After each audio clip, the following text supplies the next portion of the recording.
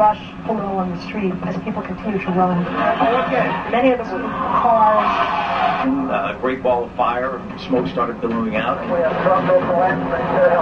There was a voice in the Secretary Rumsfeld, a huge explosion. We can see a cascade of sparks.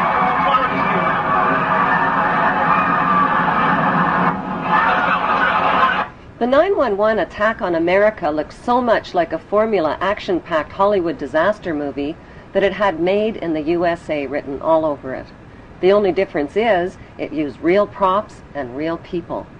It had terrorist villains, American firefighter heroes, fireball explosions, collapsing buildings, pedestrians chased by dust clouds, and it even had a God Bless America music score. Well-positioned cameras shot the action-packed drama from every conceivable angle. Just the picture of the helicopter landing and the president walking in, and then the 19 hijackers had been Saudi nationals. So in the terrible... He said that he didn't believe that Osama bin Laden... No one has blamed or accused him formally. That how many people worked in the city is confirming that some 265 firefighters are believed. None of us will ever forget this day. People who knock these buildings down will hear all of it soon. Says America Remembers, Sunday, 8th. The timing, the title, and the eerie advertisement for Harvey Weinstein's Lord of the Rings movie called The Two Towers was a prophetic and disturbing coincidence. Profits from the Two Towers movie were small change compared to the 9/11 reality disaster movie, which has become the world's top-grossing production of all time. The only thing missing are the 911 producer, writer, and director credits. But it doesn't take an Enron accountant to figure out who's cashing in. During the first week, the 911 producers made a spectacular fortune just on the stock market alone. How? By knowing in advance that the stocks in airline and insurance companies associated with the 911 crash would fall in value. Using that inside information, they made negative bets on the stock market called put options. Put options are bets that a certain stock will fall in value by a certain date. It's big risk gambling, unless you've got inside information that can turn your bet into a sure thing. But that's illegal if you get caught at it. Put option bets on the decline in 911-related airline and insurance stocks skyrocketed by a whopping 600% just before 911, which means that somebody knew about the attacks before they happened. Who exactly were those somebodies? Merrill Lynch and HSBC, Morgan Stanley Dean Witter, the Bank of America, weapons manufacturer Raytheon, the Lehman Brothers, General Motors, Swiss Re, Munich Re, and AXA Re Insurance Company, which owns 25% of American Airlines. These insiders bought put options through Deutsche Bank. Most demanding clients trust Deutsche Bank to perform. Deutsche Bank, a passion. Buzzy Krongard, the former executive director of the CIA, just happened to be the manager of Deutsche Bank. And so the profiteers from 911 were not Osama bin Laden or his band of U.S.-trained Arabs. They were blue-chip Israeli, U.S., and British businessmen. Within the first week, the 911 producers sucked up $40 billion in box office profits from U.S. taxpayers who were hypnotized, terrorized, and traumatized by the infinite reruns. Think of it as a conspiracy theory true or false test. A. When George W. Bush started his first oil company, who helped fund it? Osama bin Laden's brother and brother-in-law. True or false? B. After a terrorist bomb at a barracks in Saudi Arabia killed 19 Americans, who got the multi-million-dollar contract to rebuild? The bin Ladens. True or false? C. On the morning of September 11, 2001, who was in a meeting at the Ritz-Carlton Hotel in Washington? George Bush Sr. and Osama bin Laden's brother. True or false? Actually, the answer could be D, all of the above. Because believe it or not, as far-fetched as they sound, each and every one of those things, the bin Laden link to the Bush Oil Company, the bin Laden construction contract after the terrorist bomb, and the bin Laden-Bush meeting on 9/11, is true. Many of the facts surrounding the events of 9/11 point to a cover-up, like the fact that the Bush administration ignored all of the advance warnings of the 9/11 attacks. Warnings from FBI agents like Colleen Rowley and from the famous Phoenix memo were not only ignored, they were suppressed. FBI Deputy Director John P. O'Neill quit his job when his investigation of Osama bin Laden was blocked. According to a September 24th Newsweek article, top Pentagon officials canceled their travel plans for 9/11 because of security concerns. While the American public were sitting ducks, all of America's political, military, and corporate VIPs were kept out of harm's way. 2 Muslims accused of the 9/11 hijackings took their flight training at Rudy Decker's Huffman Aviation School in Florida. Rudy Decker's is linked to the CIA and drug smuggling through Carib Air and Britannia Aviation, which shared the same small Venice airport with Decker's. The media reported that on the night before the attacks, accused ringleader Mohammed Atta and 2 other Muslim hijackers got drunk, fondled naked dancers in a Florida strip club called Shuckums, forgot their business card and their Quran holy book at the bar, publicly bashed America, and loudly boasted about impending bloodshed the next day. Would devoted and highly secretive Muslim hijackers risk their planned mission by attracting so much negative attention? And why were they in Florida instead of Boston the night before their suicide flights? On the early morning of September 11th, 19 Muslim men well known to intelligence and security agencies supposedly waltzed past airport security checks, boarded 4 passenger planes, and turned them into deadly missiles without even a hitch.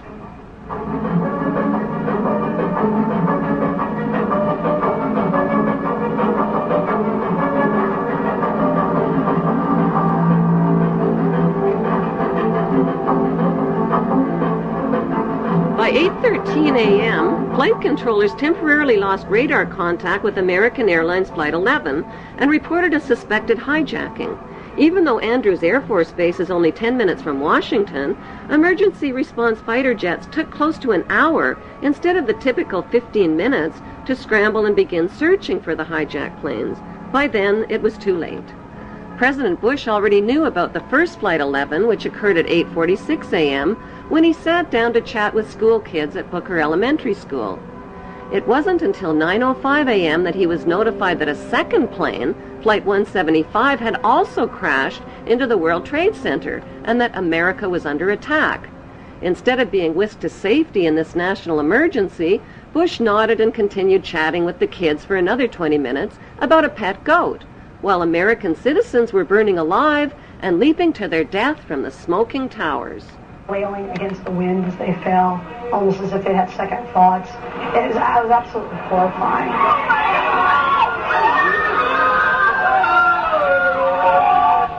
And you don't have to be a conspiracy theorist to wonder exactly what President George W. Bush knew about the attack, and when he knew it.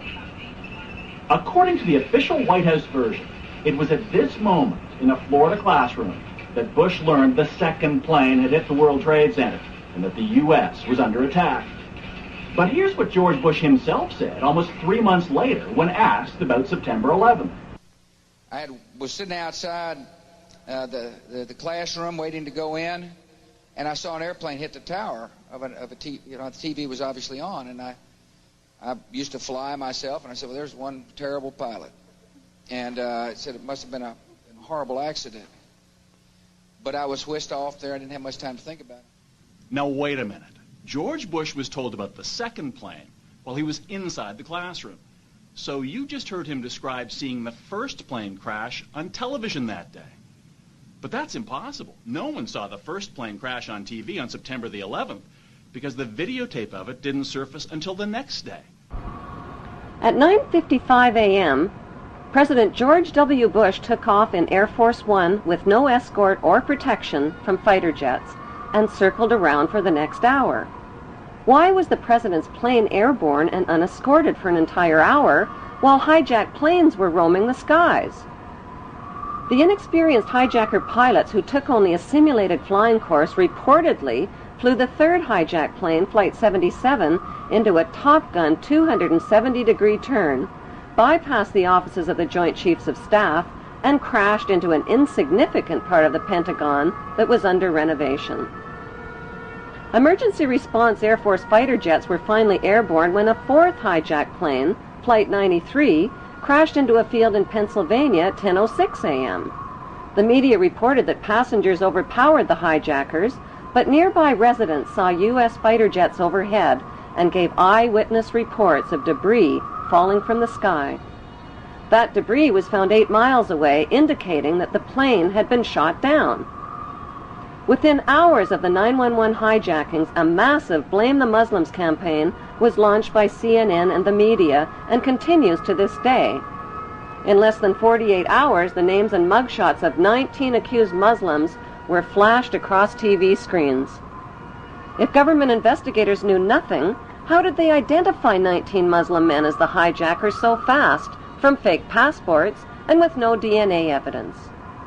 How could Muhammad Atta's passport survive the fireball explosion that supposedly cremated him, fly out of his pocket, fly out of the incinerated plane, flutter to the ground into 2 feet of debris, and end up in readable condition in the hands of investigators, all within 48 hours?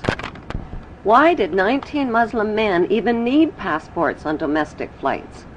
How were passports found but not the plane's voice recorders?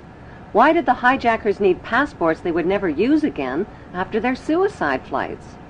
And why were the 19 accused Muslims not under surveillance on 911 if they were so easy to identify? The suitcase of accused ringleader Muhammad Atta was never loaded onto the hijacked plane and conveniently fell right into the hands of investigators. It was jam-packed with incriminating evidence, including a Quran, a how to fly a commercial airplane video, and a fuel consumption indicator. Why would a hijacker about to die on a suicide mission pack a suitcase? It seems Muhammad Atta was a very forgetful ringleader who carried around a lot of Quran holy books. He reportedly forgot one Quran in a Florida strip club, another in a rental car, and still another one in his lost suitcase at the airport. More incriminating evidence of flight manuals written in Arabic were found within hours of the attacks in parked rental cars at the airports. Why didn't the terrorists take a taxi to the airport? Can they be that smart and that stupid at the same time? The conspicuous trail of planted evidence continued 3 weeks after the 911 attacks, when anthrax letters killed 5 people and were clearly worded to throw the blame on Muslims. Death to America, death to Israel, Allah is great. It has since been proven that the anthrax came from a U.S. Army lab and was never mailed by Muslims. Were the 19 Muslims accused of the hijacking set up as patsies and framed? If so, who set them up? Right after the attacks, CNN deceptively and repeatedly showed an airport security video of Muhammad Atta. CNN neglected to tell viewers that the video showed Muhammad Atta boarding a plane at Portland, Maine, not the hijacked plane. There are no airport security videos of any of the 19 accused Muslims boarding any of the hijacked planes. Right after the 911 attacks, CNN reported that the U.S. government had a tape recording of Osama bin Laden telling his mother that something big was about to happen and that she wouldn't be seeing him for a while. CNN later acknowledged that the report was false. Osama bin Laden consistently denied being involved in 911 and claimed the Israeli Zionists were behind the attacks. According to Japanese, Chinese, and Indian news reports, Osama bin Laden was killed in Afghanistan in the fall of 2001 and was buried in an unmarked grave by his own men.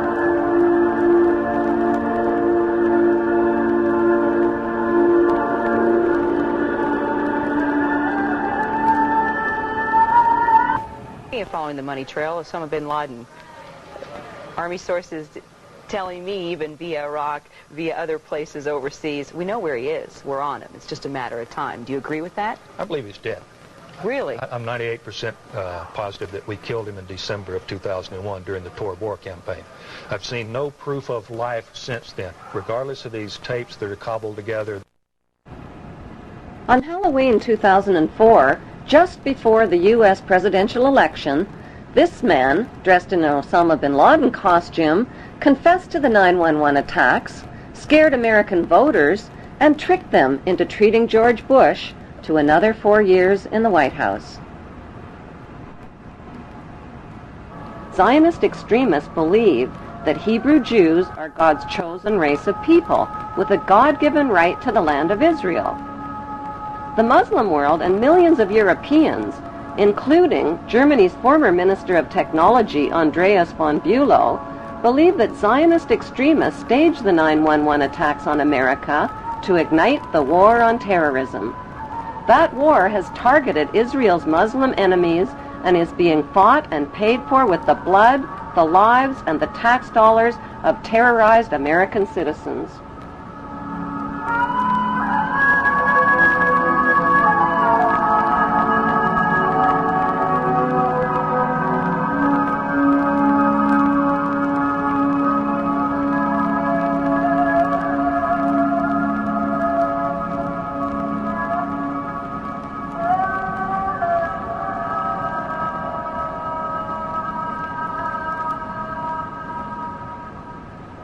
Half the world believes that 9/11 was a conspiracy carried out by Islamic Muslim extremists with financing from Muslim charities. The other half believes it was a conspiracy carried out by Jewish Zionists with financing from Jewish charities. Is there any evidence to support that belief? Since 9/11, FBI Director Mueller, BBC News, and ABC have confirmed that 7 of the 19 Muslims whose mugshots were flashed around the world did not die in the 9/11 crashes. They are alive and well and are victims of identity theft. An 8th accused Muslim died 1 year before the 9/11 hijackings even occurred. Who stole their identities, and why isn't the FBI looking for them? If the hijackers really were Muslims, why would they steal the identities of fellow Muslims and implicate them? Wouldn't they be more likely to steal Israeli identities and put the blame on Israelis? If the hijackers were Israelis, wouldn't they be likely to steal the identities of Muslims and put the blame on Muslims? Even though no one has been officially charged or convicted of the 9/11 hijackings, CNN and the 5 Western media monopolies have exclusively sold the American people on a Muslim conspiracy. Unfortunately, the only eyewitnesses capable of positively identifying the hijackers died on board the hijacked planes. Before flight attendant Amy Sweeney was killed on hijacked Flight 11, she picked up an airphone and reported that 4 Middle Eastern-looking men had hijacked the plane. The fact is that Israeli men are Middle Eastern men who just happen to be Middle Eastern-looking. The voice of the hijacker heard from the hijacked plane's voice recorder reveals that the accent of the hijacker matches an Israeli Hebrew accent. Stay quiet and you'll be okay. We're heading to the airport. The next transmission comes seconds later. Nobody move. Everything will be okay. If you try to make any move, you'll danger yourself and the airplane. Just stay quiet. After 9/11, 1,000 Middle Eastern-looking Muslim men were swept into U.S. custody, but the media kept quiet about 60 Middle Eastern-looking Israeli men who were also taken into custody and held under great secrecy. On December 11th, Carl Cameron of Fox News ran the first of a 4-part series about a group of Israelis who were among the 9/11 suspects. These detained Israelis failed polygraph tests about their surveillance activities against the U.S. and were caught videotaping the 9/11 attacks from different angles. Fox News also reported that the evidence linking these Israelis to 9/11 was classified, but a leaked 61-page report from the U.S. government's Drug Enforcement Agency revealed that another 120 Israelis, posing as artists, were also rounded up right after 9/11. Carrying counterfeit visas and green cards, the Israelis admitted that they served in the Israeli army in explosives, electronic, and military intelligence units. Did Middle Eastern-looking Israelis who were detained as suspects after 9/11 steal the identities of the accused Muslims? The leaked DEA report revealed that Israelis with Israeli military backgrounds had posed as artists and lived on Sheridan Street in Hollywood, Florida, just down the street from Mohammed Atta and 3 other accused Muslims. On August 18th, 1 month before the 9/11 attacks, a New York Times article by reporter Sheila K. Dewan described a group of 4 foreign artists who smuggled their way into the World Trade Center just months before 9/11. The artists occupied studio space free of charge on the 91st floor with 14 other artists and claimed to be writing a book called The Bee Thing. They also claimed that they constructed a temporary balcony on the 91st floor as a prank. Somehow, these so-called artist pranksters escaped the attention of the World Trade Center's heavy security companies. George W. Bush's brother, Marvin Bush, just happened to be the director of Securicom, which provided electronic security for the World Trade Center. By some mysterious coincidence, Marvin Bush's company also provided electronic security for 911's United Airlines and 911's Dulles Airport. So what were 18 foreign artists really doing living free of charge in one of the world's most expensive rental spaces? Many top engineering and demolition experts believe that the Twin Towers were rigged with explosives which caused the buildings to implode vertically in a typical controlled demolition. The reason the collapsing buildings looked like a controlled demolition, say experts, is because they were a controlled demolition. Photos and video recordings confirm that explosions occurred at the base of the 2 towers as well as in Building 7 before they fell. On September 24th, firefighter Louis Caccioli told People Weekly point blank, "We think there were bombs set in the building." That claim was echoed by many witnesses and by firefighters who heard the explosions just before Tower 1, Tower 2, and Building 7 collapsed. The steel-supported Twin Towers were built to withstand the impact of a passenger jetliner, yet the official explanation for their collapse is that the burning jet fuel heated the steel support beams and caused them to buckle. Expert independent investigators insist that it's impossible for jet fuel burning in oxygen to melt steel, and that most of the jet fuel burned up outside the buildings in clearly visible fireballs. After the crashes, the white smoke turned black, indicating cooling temperatures, not rising temperatures as reported. Why did a company called Controlled Demolition quickly haul away, melt down, and dispose of 499,850 pieces of structural steel that could have proved the temperature the steel had reached and the use of explosives?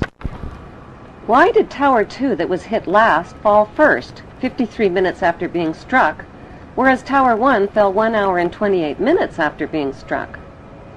An even bigger mystery is why Building 7, owned by Larry Silverstein, collapsed much later on in the afternoon, even though it had never even been hit. If these 3 World Trade Center buildings were rigged with explosives, when could the explosives have been installed, and who controlled access to the buildings? The 30-year-old World Trade Center has always been publicly owned and managed by the New York, New Jersey Port Authority. That is, until a Jewish businessman named Louis Eisenberg became the chairman. Eisenberg is an active leader in Jewish Zionist organizations. He personally oversaw negotiations that put the publicly owned World Trade Center into private hands. Those private hands belonged to 2 Jewish pro-Zionist billionaires named Larry Silverstein and Frank Lowy, even though their bid was lower than other bids. Lowy served as a commando in the Israeli army, and Silverstein just happens to be the former chairman of the United Jewish Israel Appeal.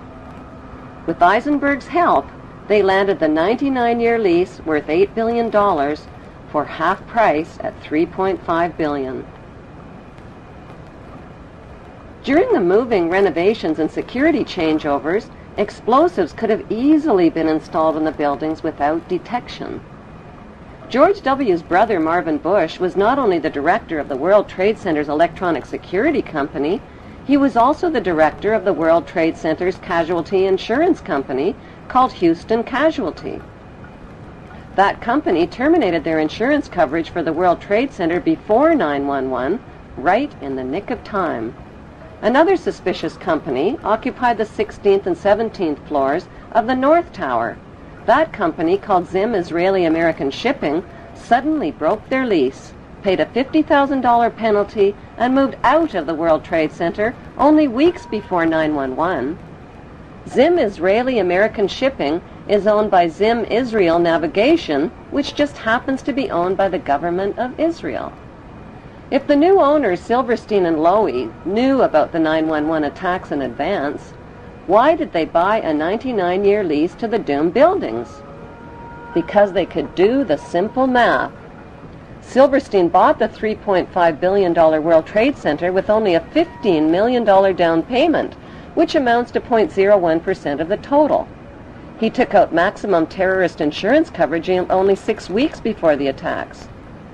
The demolition of the World Trade Center buildings on 9/11 eliminated Silverstein's cost for an $800 million facelift to update the aging 30-year-old buildings. As soon as the spanking new World Trade Center is finally built and expanded to over 11 million square feet of rental space, Silverstein stands to pocket billions of dollars per month. In the meantime, U.S. taxpayers are covering Silverstein's so-called losses. Then there's the big payouts from insurance policies with mega-terrorism insurance, which Silverstein took out just weeks before 9/11. Silverstein is demanding a 200% payout by claiming payouts for 2 separate 9/11 attacks instead of one. Silverstein's insurance companies, called Swiss Re and Munich Re, are the same companies under investigation for advanced knowledge of 9/11 and for profiting from 9/11 on the stock market. If Silverstein's insurance companies knew in advance about the attacks, why would they insure doomed buildings? Were these giant insurance companies handpicked to keep a lid on their insurance investigation findings and to ignore the evidence of 9/11 cover-ups? Silverstein has since bought out Frank Lowy, paid off investors and loan groups, put limits on victim compensation claims, and turned the publicly owned World Trade Center into the smelliest private real estate deal in American history. George W. Bush threw up permanent roadblocks to stop an independent investigation of the 9/11 events. When the 9/11 Senate Committee report was published, 27 pages that would have connected international banks to 9/11 were censored. On October 30th, 2003, a CBC television documentary investigated the 10-year friendship between the Bush family, the bin Laden family of Saudi Arabia, and the Saudi royal family. That friendship includes illegal presidential campaign contributions and partnerships in oil and weapons companies like the Carlyle Group. Since 9/11, 2,500 relatives of victims filed trillion-dollar lawsuits against 7 international banks, against the Saudi friends of the Bush family, and against the U.S. government for suppression of information. On 9/11, all U.S. flights were canceled, and desperate relatives of 9/11 victims were grounded. 48 hours later, September 13th, an update. Private flights were still prohibited. To take off required government approval at the highest level. That morning, Prince Bandar of Saudi Arabia visited the White House. And later that day, something unusual began to happen. Despite the blanket aviation ban, several private planes, from Learjets to a 747, were cleared to depart from various U.S. cities. On board were dozens of the Saudi elite, almost every one a bin Laden or a Saudi royal. Meanwhile, Elizabeth Alderman was desperate to find a way from Paris to New York, where her son Peter was missing. The bin Laden family, whoever was in the United States, got safe passage home, and I couldn't get home to be with my children. Other families couldn't get to New York, who lived far away, to even begin to look for their children. At this point, we didn't know who was alive or who was dead. I couldn't get home, and the bin Laden family were all able to get home. Since 15 of the 19 hijackers were accused of being Muslims from Saudi Arabia, why wasn't the fury of George W. Bush directed at Saudi Arabia instead of opium-rich Afghanistan and oil-rich Iraq? Before the first plane ever even hit the first tower on 9/11, A massive military buildup was organized near Afghanistan called Operation Swift Sword and Operation Bright Star. 23,000 British troops were sent to the Oman Gulf near Afghanistan, and 17,000 U.S. troops joined NATO troops in nearby Egypt. All of these forces were positioned for attacks on the Muslim countries of Afghanistan and Iraq before 9/11. The Patriot Act, which was designed to limit American citizens' democratic rights and freedoms, was also designed and written months before the first plane ever even hit the first tower. So who exactly are the producers of the 9/11 reality disaster movie that collected billions from insider stock market trades, $200 billion and counting from terrorized U.S. taxpayers, and gazillions of dollars from the conquest of Iraq's oil fields and Afghanistan's opium fields? Contrary to popular opinion, the producers of 9/11 are not practicing Jews. And contrary to popular opinion, the producers of 9/11 are not practicing Muslims.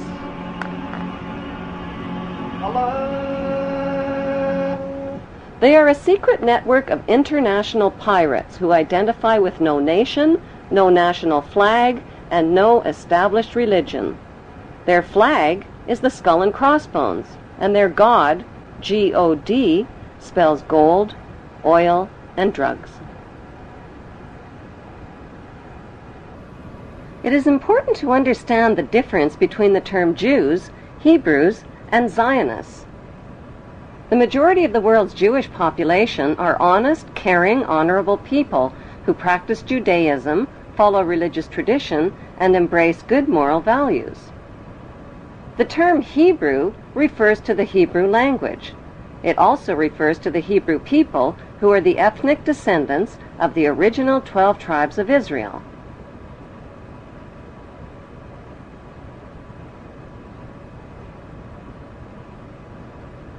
The term Zionist refers to political extremists. Zionists believe that the Hebrews are God's chosen race of people and that the Hebrews have a right to the land of the Muslim Palestinians. Why? Because according to the Bible, God said so. These Zionist extremists represent only a small minority of Jews and Hebrews. Christians who support Israel's theft of Palestinian land are called Christian Zionist extremists. Their goal is to help fulfill the prophecies of the Bible story. Countless millions of Americans are reading a series of novels called Left Behind. They're topping bestseller lists all over the country, and they're being made into movies. They chronicle apocalyptic times. The setting is the 21st century, complete with warplanes and TV correspondence. This is Buck Williams reporting live from Israel. I am standing in the middle of an all-out attack. But the plot is ripped from the pages of the Bible, so it all winds up here in Israel, where according to the book of Revelations, the final battle in the history of the future will be fought on this ancient battleground in northern Israel called Armageddon. It will follow 7 years of tribulation during which the earth will be shaken by such disasters that previous human history will seem like a day in the country.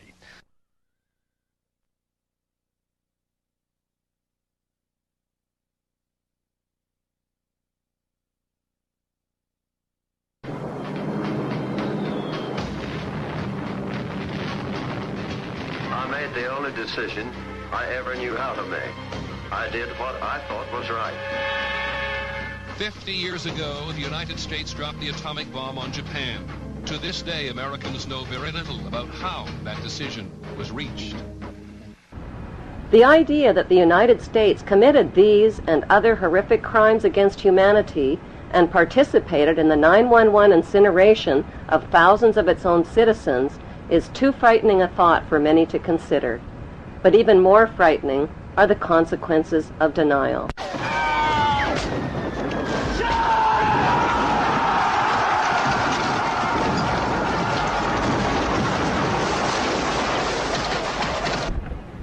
Did the world wars, revolutions, and big events of human history evolve naturally, or were they calculated and pre-planned?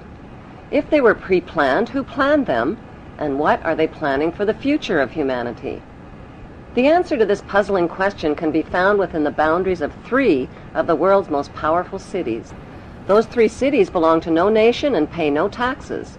They are Washington's District of Columbia, which is not part of the city of Washington or of the United States, the inner city of London, which is not part of London or England, and Vatican City, which is not part of Rome or Italy.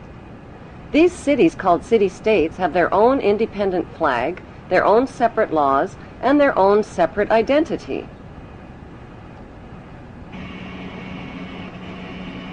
Vatican City is in fact a state, the smallest principality in the world. It lies on the banks of the Tiber, completely surrounded by the city of Rome. Its status as a separate state emerged from the Lateran Agreements of February 1929. It has its own newspaper, postal service, radio and television station, its own flag, and a population of about 1,000. The Vatican also has its own army of Swiss guards, and it even has its own prison. Gracing the walls of St. Peter's Basilica is the Vatican-approved image of God, an angry, bearded man in the sky, painted by Michelangelo. Sinners who disobey God's list of thou shalt nots risk incurring his wrath and damnation and burning in Satan's eternal hellfire. Cruel and violent images of God's tortured Son, suffering, bleeding, and dying, with thorns gouged through his skull and nails pounded through his feet and hands, are on display throughout the Vatican. These images serve as reminders that God allowed his Son to be tortured and killed to save the souls of human beings who are all born sinners. These explanations and scary images are especially difficult for children to comprehend. The Vatican rules over approximately 2 billion of the world's 6.1 billion people. The colossal wealth of the Vatican includes enormous investments with the Rothschilds in Britain, France, and the USA, and with giant oil and weapons corporations like Shell and General Electric. The Vatican solid gold bullion worth billions is stored with the Rothschild-controlled Bank of England and the U.S. Federal Reserve Bank.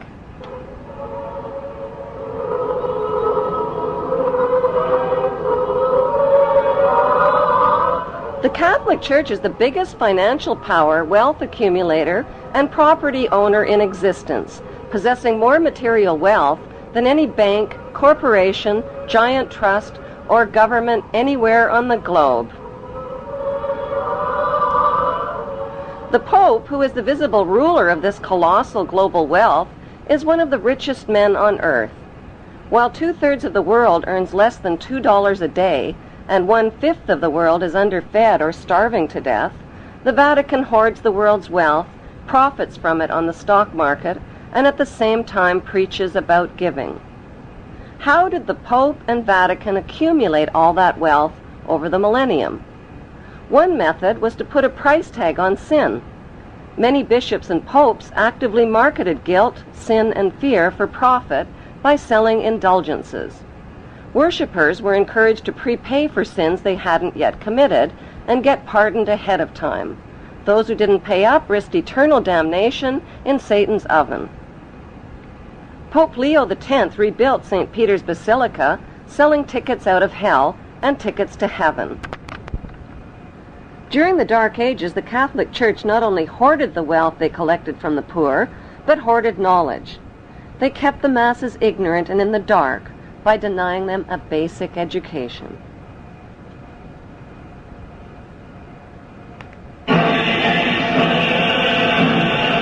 More than 60,000 armed Christians were on their way to reclaim Jerusalem from the infidel.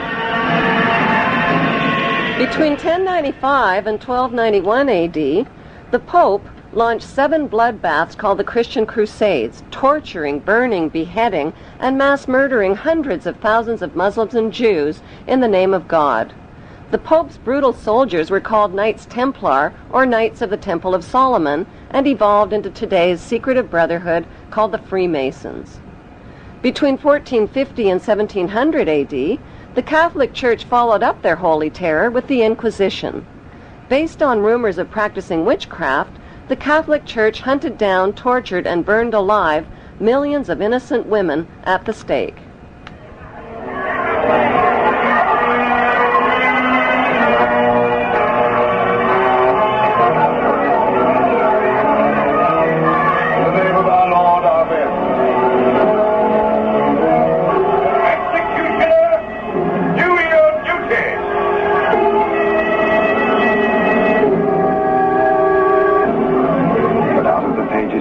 Is to emerge the one truth.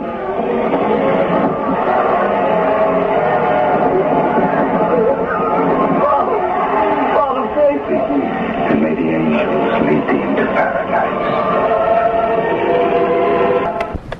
During World War II, the Vatican was criticized for supporting Hitler and his Nazi regime. To this day, the Vatican is still under investigation for plundering Nazi gold from the Swiss bank accounts of Jewish Holocaust victims. Over the past 5 decades, more than 1,500 priests and bishops have been identified in the sexual assault of tens of thousands of boys and girls in their trusting congregations and orphanages. Why is this filthy rich institution preaching spiritual values of poverty and chastity while cardinals, bishops, and priests cover up their crimes of sexual abuse?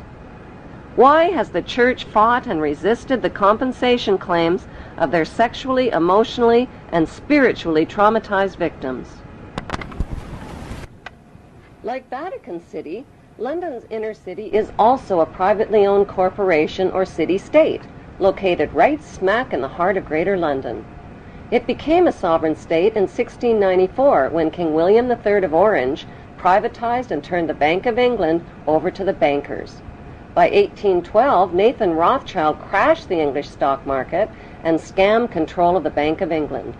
Today, the city-state of London is the world's financial power center and the wealthiest square mile on the face of the earth.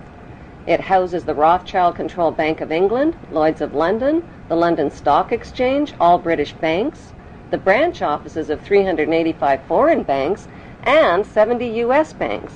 It has its own courts, its own laws, its own flag, and its own police force. It's not part of Greater London or England or the British Commonwealth and pays no taxes. The city-state of London houses Fleet Street's newspaper and publishing monopolies. It is also the headquarters for worldwide English Freemasonry and headquarters for the worldwide money cartel known as the Crown. Contrary to popular belief, the Crown is not the royal family or the British monarch. The Crown is the private corporate city-state of London. It has a council of 12 members who rule the corporation under a mayor called the Lord Mayor. The Lord Mayor and his 12-member council serve as proxies or representatives who sit in for 13 of the world's wealthiest, most powerful banking families. This ring of 13 ruling families includes the Rothschild family, the Warburg family, the Oppenheimer family, and the Schiff family. These families and their descendants run the Crown Corporation of London. The Crown Corporation holds the title to worldwide Crown land in Crown colonies like Canada, Australia, and New Zealand.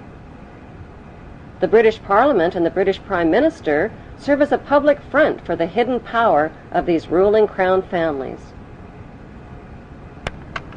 Like the city-state of London and the Vatican, a third city-state was officially created in 1982. That city-state is called the District of Columbia and is located on 10 square miles of land in the heart of Washington. The District of Columbia flies its own flag and has its own independent constitution. Although geographically separate, the city-states of London, the Vatican, and the District of Columbia are one interlocking empire called Empire of the City.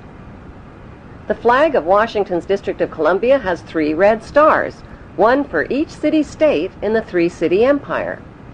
This corporate empire of 3 city-states controls the world economically through London's inner city, militarily through the District of Columbia, and spiritually through the Vatican.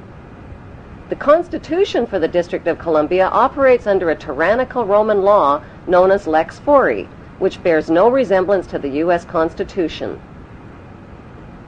When Congress passed the Act of 1871, it created a separate corporate government for the District of Colombia. This treasonous act allowed the District of Columbia to operate as a corporation outside the original Constitution of the United States and outside of the best interests of American citizens.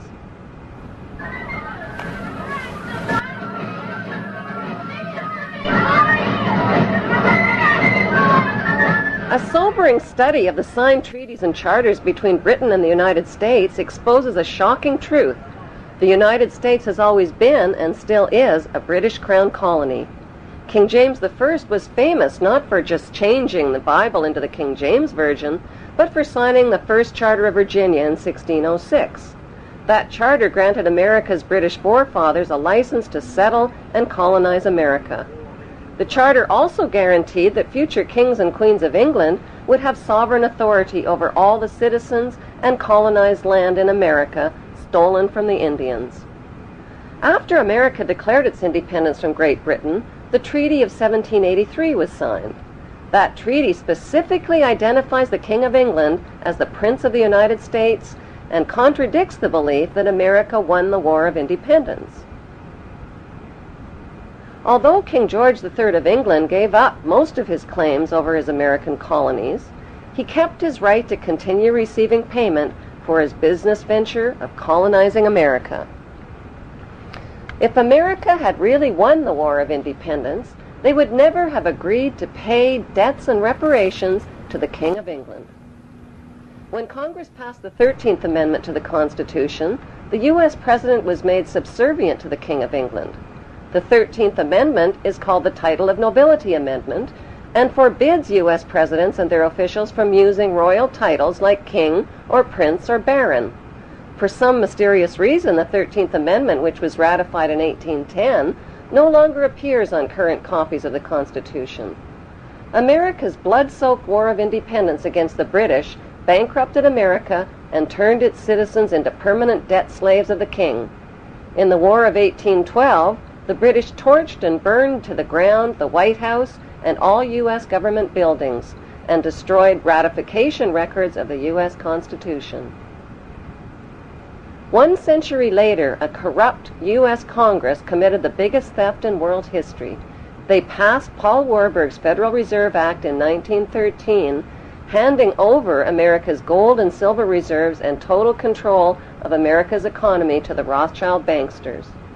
Most Americans still believe that the Fed or Federal Reserve is the government. It is not. The Fed is a privately owned banking system whose majority Class A shareholders are the Rothschilds, Warburgs, Kuhn and Loeb, J.P. Morgan, Rockefeller, Israel Seif, and the Lehman Brothers.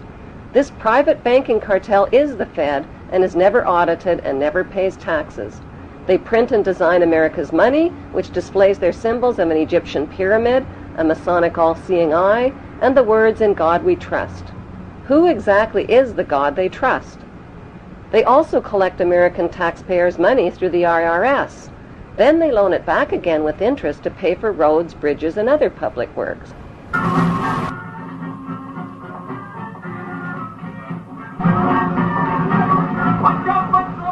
American presidents are handpicked and financed by these special interest power groups.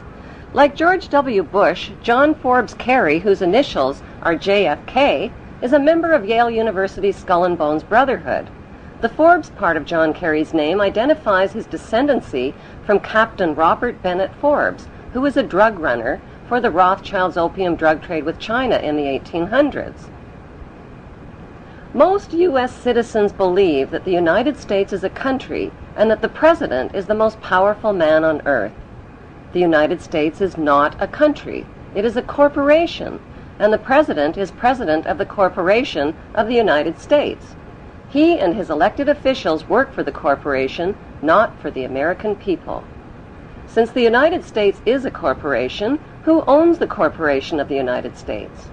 Like Canada and Australia, whose leaders are prime ministers of the Queen, and whose land is called Crown Land, the United States is just another Crown colony. Crown colonies are controlled by the empire of 3 city-states. At the center of each city-state is a towering, phallic-shaped stone monument called an obelisk that points skyward. In D.C. city-state, the obelisk, known as the Washington Monument, was dedicated to Freemason George Washington by the Freemason Grand Lodge of the District of Columbia. The secretive Brotherhood of Freemasons laid the Washington obelisk's cornerstone in 1848 and contributed 22 Masonic memorial stones. 250 Masonic lodges financed the Washington Monument obelisk, including the Knights Templar Masonic Order. At the heart of London city-state is a 187-ton, 69-foot-tall Egyptian obelisk called Cleopatra's Needle. It was transported from Egypt and erected on the banks of the River Thames. In Vatican City, another Egyptian obelisk towers high above St. Peter's Square.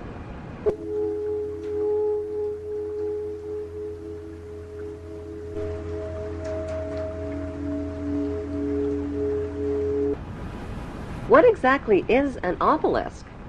Obelisks are phallic-shaped monuments honoring the pagan sun god of ancient Egypt called Amun-Ra. The spirit of this pagan god is said to reside within the obelisk. Obelisks symbolize the phallus and fertility. At the base of the obelisk is a sunwheel circle symbolizing the vagina. Together, they depict male and female sexual union.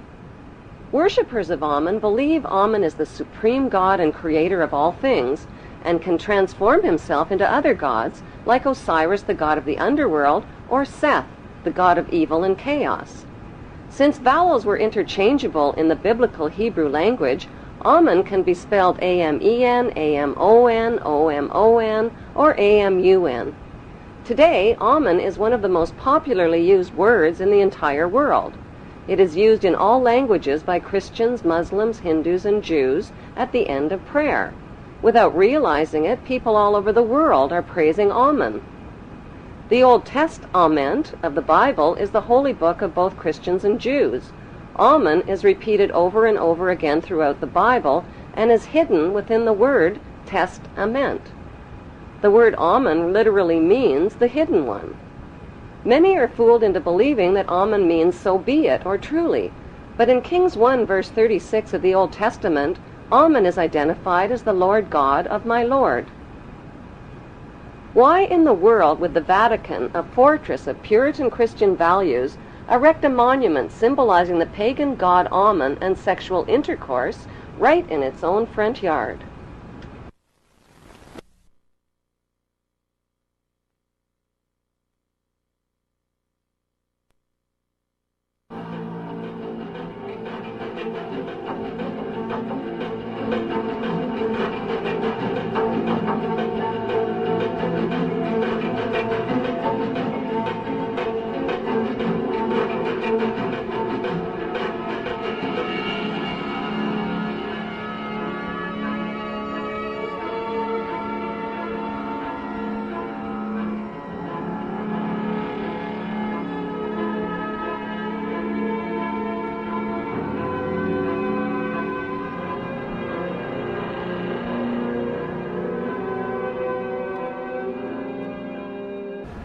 Bloodshed between the Israeli Jews and the Palestinian Muslims is routinely reported by the Western news media. But how much does the general public really know about what's going on in Israel? And why should they even care? Why? Because Israel has written human history, and it is also writing the future of humanity. It is important to know that the land now called Israel was originally called Canaan in ancient times. Canaan was populated by the Canaanite people, who were the ancestors of today's Palestinians imprisoned in refugee camps in Israel. About 3,500 years ago, the Semitic Hyksos kings ruled Egypt for 100 years, but were expelled from Egypt into Canaan. The Egyptians called these Hyksos people the Habarus, which means Hebrews. These expelled Hebrews invaded and conquered the land of Canaan and changed the name of the land from Canaan to Israel.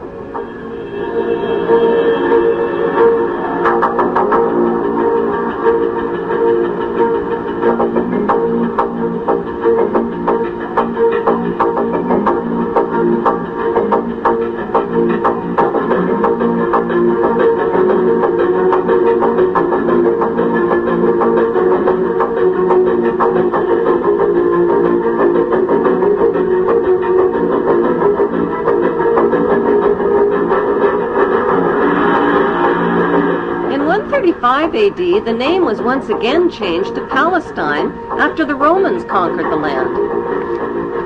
As recently as 1948, the name was officially changed back to Israel again by the Hebrew Zionists, who slaughtered and drove the Palestinian people from their homes, land, and villages after World War II.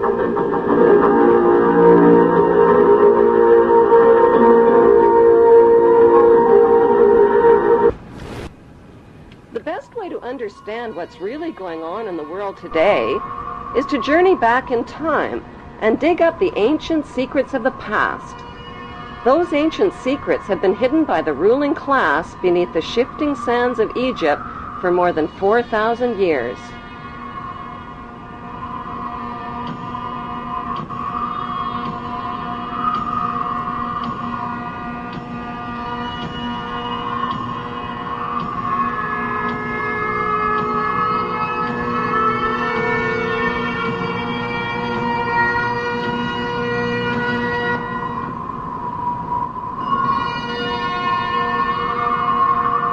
Historian travel guides like Josephus, Herodotus, and Manetho, as well as writers like David Rohl, Ralph Ellis, and Niels Peter Lemke, provide flashlights into the past. The earliest remains of human life on Earth were discovered in Africa. The ancient Egyptians kept detailed records of their culture and history in tombs, in temples, and on pottery, using pictures and writings called hieroglyphics. Archaeology experts have found absolutely no evidence whatsoever that Hebrew Jews lived as slaves in Egypt or of their exodus from Egypt. The plain truth is that Moses didn't lead Hebrew slaves out of Egypt any more than Charlton Heston did. So who was that bearded man with a magical staff named Moses?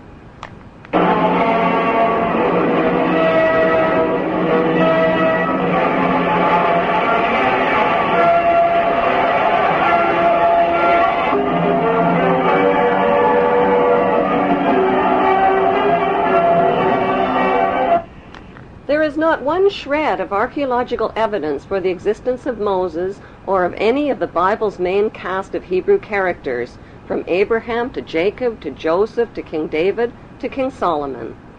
There is, however, plenty of evidence for the existence of Egyptian pharaohs who these biblical characters are based on.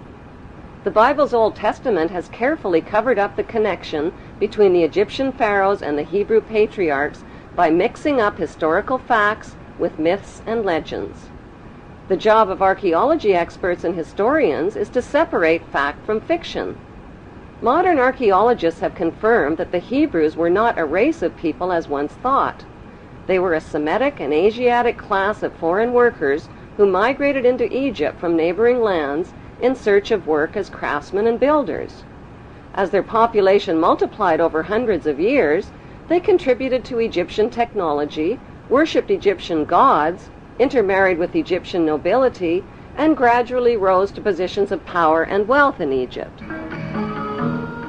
The Bible story of the Hebrew Jews begins with Abram, who was born north of Canaan in the town of Ur around 2055 BC. Abram married his beautiful sister Sarai. At God's command, the incestuous couple changed their names to the Egyptian names of Abraham and Sarah and migrated to Egypt. Once in Egypt, Abraham turned his sister wife Sarah over to the Pharaoh as his harem sex slave and was rewarded with gold and silver. Abraham received covenants or promises from God. God promised to make his name great and to make a great nation for him. God also made a circumcision covenant with Abraham, commanding him to mark the flesh of his people and slaves by cutting off the protective foreskin of their penises. Circumcision was a painful barbaric custom that was introduced into Egypt near this same time and has survived to this day. It is the unnecessary mutilation of the genitals of little boys and implies that God made a mistake in design. This mutilation custom has more to do with a mark of Hebrew ownership than with hygiene. In the continuing Bible story, Abraham married an Egyptian woman named Hagar because his sister wife Sarah couldn't conceive. But at age 90, Sarah finally gave birth to a son named Isaac. Following God's order to sacrifice his son, Abraham hog-tied Isaac and picked up a knife to kill him. Just as Abraham was about to plunge the knife into Isaac, he learned God was only kidding.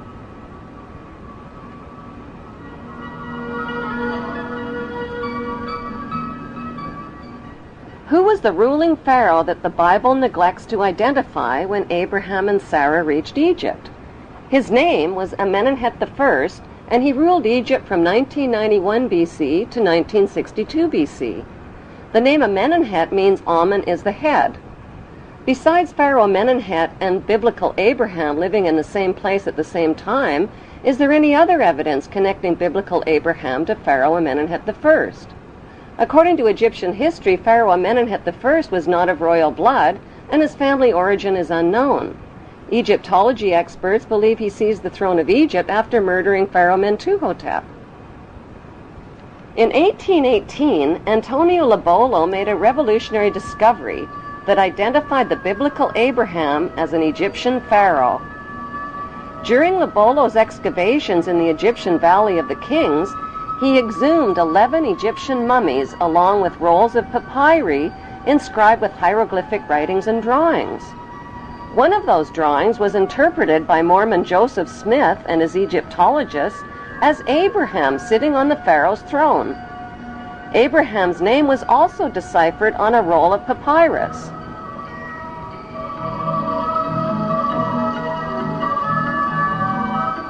Joseph Smith published his controversial findings in the Book of Abraham in 1842 and was murdered 2 years later. Today, the only Egyptian pyramid tomb forbidden to the public is the tomb of Pharaoh Amenemhet I, who many researchers now believe is the biblical Abraham. Why have Egyptologists never found the remains of Pharaoh Amenemhet I or of biblical Abraham?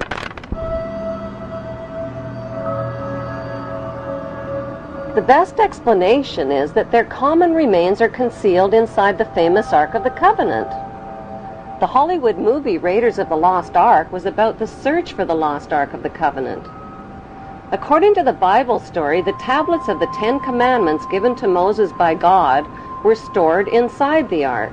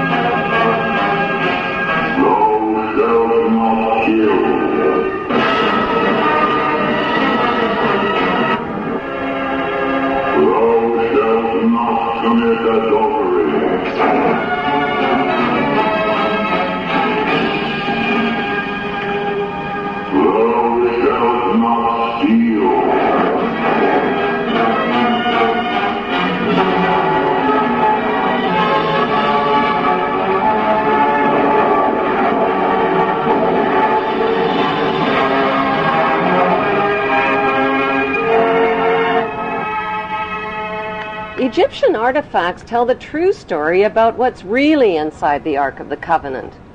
The Ark of the Covenant is, in fact, an Egyptian canopic chest, where the dried organs of royal kings and pharaohs were stored, not the 10 Commandments. Why did the Hebrews call their royal canopic chest the Ark of the Covenant? Because the name signifies the covenants or promises that God made with Abraham. Would the Hebrews carry the Ark of the Covenant into battle to kill and steal if it really contained commandments like, "Thou shalt not kill or steal"? The best explanation is that the Ark contained the remains of their ancestral leader who led them into battle. Biblical Hebrew rulers like King Solomon broke all of the commandments, just like today's rulers who make and break laws and commandments to exploit the obedient masses. The evidence shows that the ancestral patriarch of the Hebrew Jews is Amenemhet I, and that his biblical name is Abraham. Since Pharaoh Amenemhet worshipped the god Amen, are Amen and the biblical God the same God? Michelangelo's Vatican painting of God depicts God as an angry, bearded white man. God's words, actions, and deeds in the Bible's Old Testament show God's extreme favoritism for the Hebrews generally and for Hebrew males in particular. By today's standards, that behavior is considered both racist and sexist. God admits to being a jealous God who approves of ritual human and animal sacrifice as proof that he is obeyed and worshipped above all other gods. He terrorizes, punishes, and kills the enemies of the Hebrews.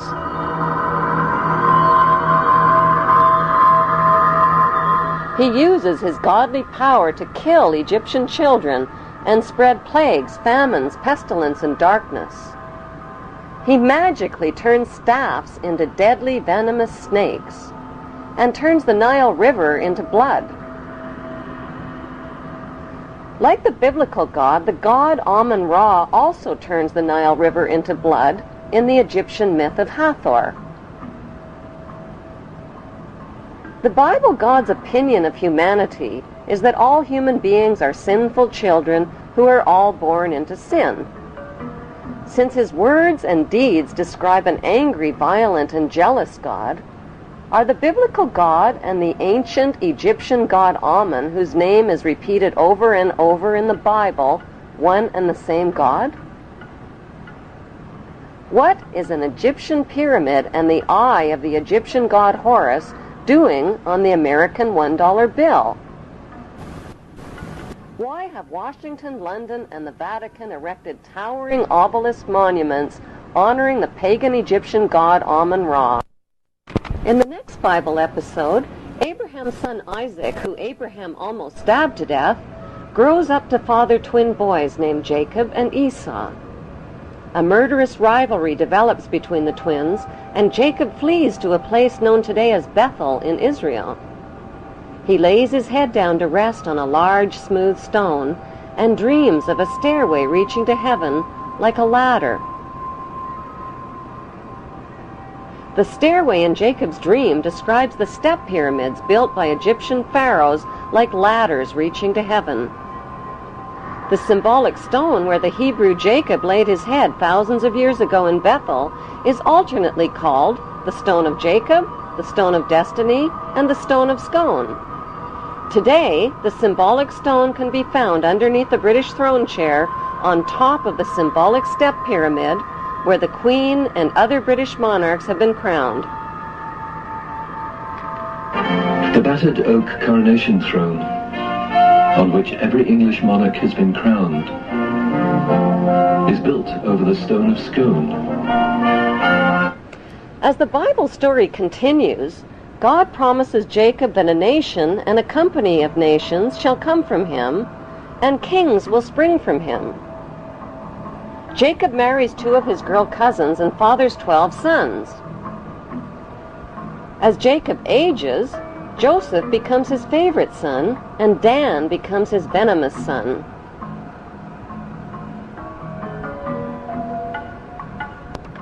Jacob eventually takes his sons and his Hebrew clan and migrates from Canaan into Egypt. This Hebrew migration into Egypt closely parallels Egyptian history when the Semitic Hyksos migrants overthrew the Egyptian pharaohs and seized the throne of Egypt. One of the Semitic Hyksos leaders who became king of Egypt was Yacuber. Since Yacuber is the Aramaean name for Jacob, Egyptology experts interpret this as factual evidence that the biblical Jacob and the Hyksos king Yacuber were one and the same. Historical records show that the Semitic Hyksos kings ruled Egypt for over 100 years. The Egyptian people rebelled against these Semitic kings and pushed them into northern Egypt. By 1500 BC, a peace agreement was reached between the Egyptians and the Semitic Hyksos, which allowed the Hyksos people to leave Egypt peaceably and move to Palestine and Jerusalem in the Egyptian-controlled land of Canaan, up into 12 tribal states, which they named after the sons of Jacob. Jacob's favorite son, Joseph, stayed behind in Egypt. Joseph hid his Hebrew identity by marrying an Egyptian wife and changing his name to the Egyptian name Zaphanath-Paneah, which means he who can reveal secrets. According to the Bible, Joseph ruled Egypt as the Pharaoh's top vizier and bought up all the private land in Egypt from the starving people. Then he taxed them out of 1/5 of their income. Was Joseph the chief vizier of Pharaoh and Moses, who negotiated the peace agreement allowing the Semitic Hebrew Hyksos people to settle in the Egyptian-controlled land of Canaan? The Hebrew connection to the Egyptian pharaohs is further revealed in the biblical story of Moses. And a non-royal Hebrew mother who hides her identity as Moses' Hebrew mother gets a job as a servant at the palace. Their historical identities can be found by comparing the dates and events of the Bible story with factual Egyptian history.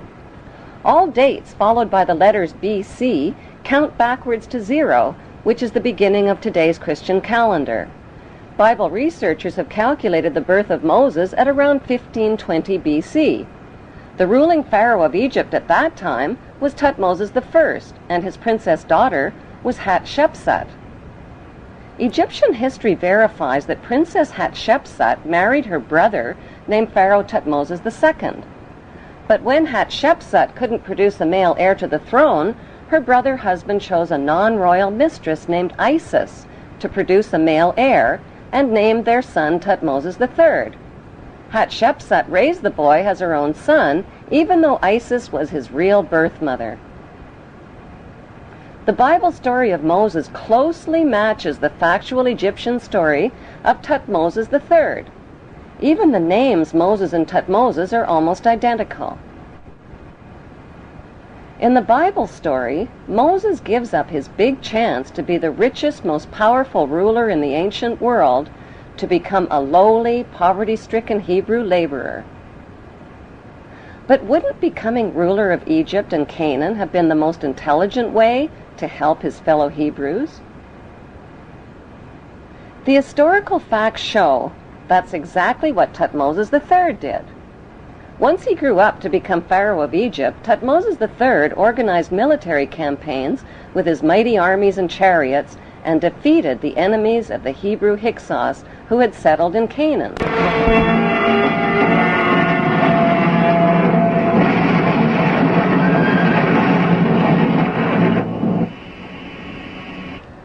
After his famous Battle of Megiddo in Canaan in 1479 BC, Thutmose installed district governors in garrison cities throughout Canaan. Did Thutmose choose his district governors from the 12 Hebrew tribes named in the Bible?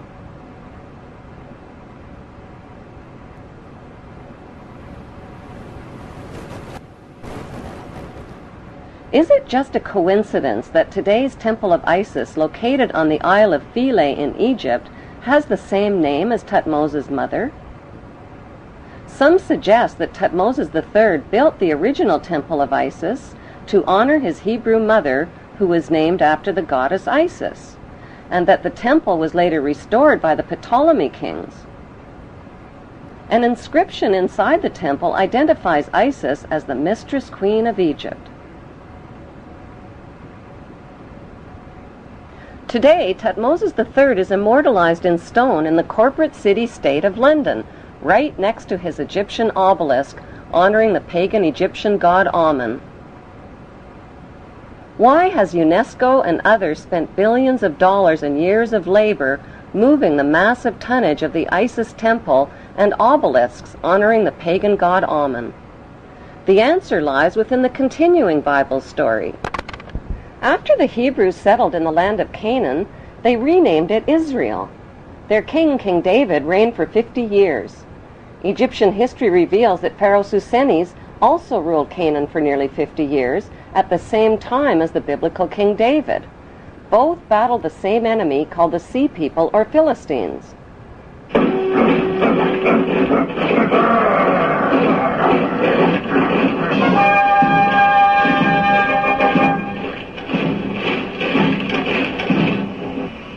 Both King David and Pharaoh Susenes had sons with almost identical names, Solomon and Simon. The name of biblical King David's son, Sol-Amon, means son for Saul, and O-M-O-N is an alternative spelling of Ammon. The name of Pharaoh Susenes' son, Si-Amon, means son of Ammon. Simon and Solomon reigned at exactly the same time and fought the same enemies in Canaan, called the Mitanni, the Hittites, and the Philistines. Pharaoh Simon's documented battle with the Philistines in Palestine and his capture of the Canaan city of Gezer clearly proves an ancient alliance between the Egyptians and the Hebrews.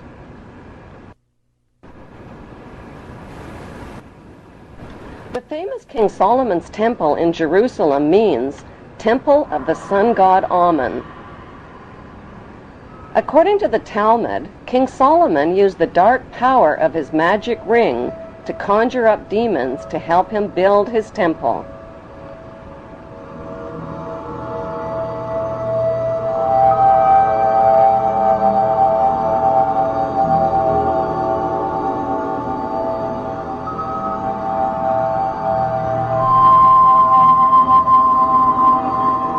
The temple became the center for sexual orgies, the worship of golden idols, and for animal and human sacrifices, including the sacrifice of infants and children.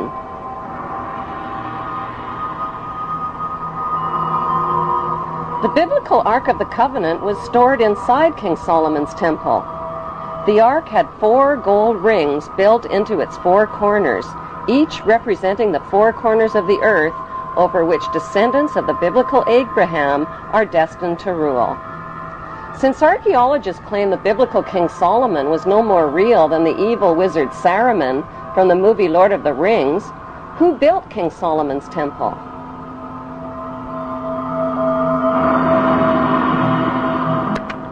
The temple was most likely built by Pharaoh Simon, who King Solomon's fabled character was based on. Today, all that remains of the temple is the Wailing Wall, where Israel's Jews still gather to worship in Jerusalem. Did the Hebrew authors of the Bible's Old Testament really expect readers to believe that Abraham lived to be 175? That his sister wife Sarah gave birth at age 90? That Moses turned staffs into snakes and rivers into blood? Why did the Hebrew authors of the Bible omit all of the important historical names of Egyptian pharaohs? Why did they mix up historical fact with myths and legends? The big question is, what did they have to hide? Researchers of both Bible and Egyptian history have concluded that the Hebrew authors of the Bible covered up the fact that the Hebrews and the Egyptians shared the same royal bloodline. But why? Why the cover-up? Because after the Egyptian people forced the Hebrew Hyksos kings out of Egypt, the only way the Hebrews could continue ruling Egypt was to hide their Hebrew identity from the Egyptian people. They did that by changing their Hebrew names to Egyptian names and intermarrying with Egyptian royalty, just like the biblical Joseph did. By hiding their Hebrew identity, the Hebrews continued to rule Egypt secretly as Egyptian royalty. They worshipped Egyptian gods, followed Egyptian laws, and violated Jewish Hebrew laws. This meant they had to hide their Hebrew identity not just from the Egyptian people, but from the Hebrew people as well. They had to keep their royal Hebrew Egyptian identity and their worship of Amun hidden within royal power circles and secret societies, just as they have done to this day. The world's biggest and best-kept secret is that the descendants of the Hebrew pharaohs of Egypt have ruled throughout history. Over the millennia, they have left oceans of blood in their wake. They have murdered, cheated, slaughtered, robbed, colonized, and enslaved to fulfill their biblical covenants for an eternal throne and one world empire.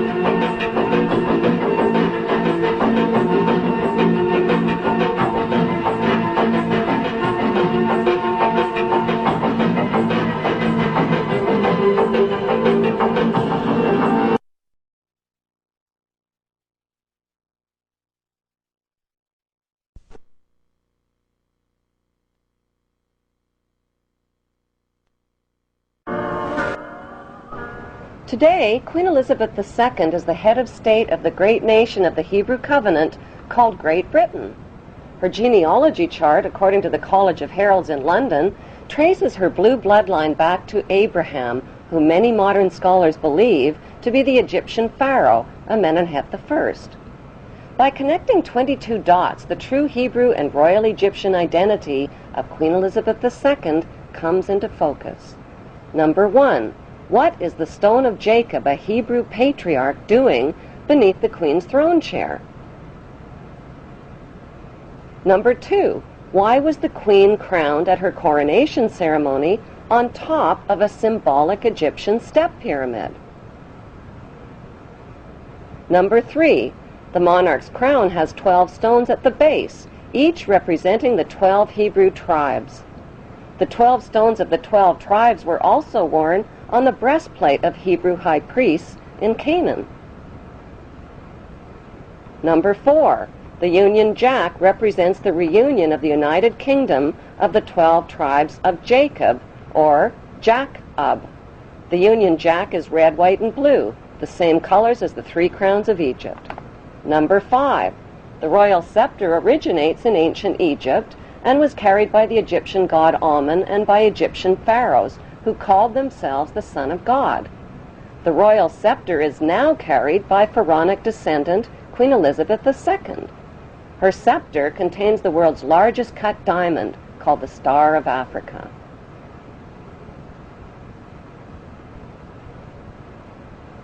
Number 6. The Queen's punishing flail or whip is partially hidden under her arm. The flail or whip also originates with the pharaohs of ancient Egypt. Number 7. The symbol of the bee can be found within the Queen's royal wardrobe. In ancient Egypt, bees were the symbol of Egyptian royalty as well as the symbol of Egypt. Number 8. The symbols on the British coat of arms reveal Britain's Hebrew origin. According to the Bible, the harp symbolizes the Hebrew King David. The biblical lion and unicorn holding up the shield symbolize the nation of Israel. The motto, Dieu et mon droit, means God and my right, indicating the divine right of the British monarch to an eternal throne. Number 9. The headdress worn by judges and the Queen's high-ranking officials originate in ancient Egypt.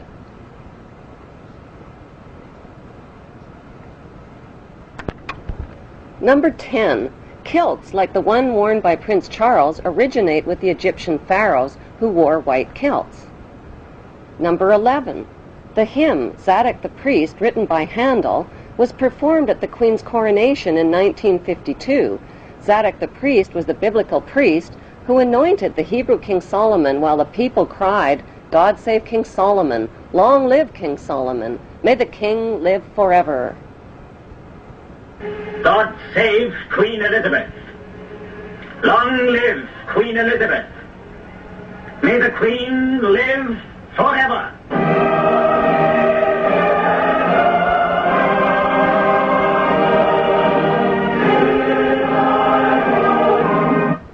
Number 12. During the coronation ceremony, the Queen turns to face the 4 corners of the globe. The orb carried by the Queen represents the globe over which the monarch rules. Number 13. The monarch's coronation gifts of a rod, bracelets, and a ring are a reenactment of the Bible story of the Hebrews, Judah, and Tamar. Number 14. Royal jubilees originate in ancient Egypt. Egyptian pharaohs celebrated their jubilees after 30 years of rule. In pharaonic tradition, the Queen has celebrated both silver and golden jubilees.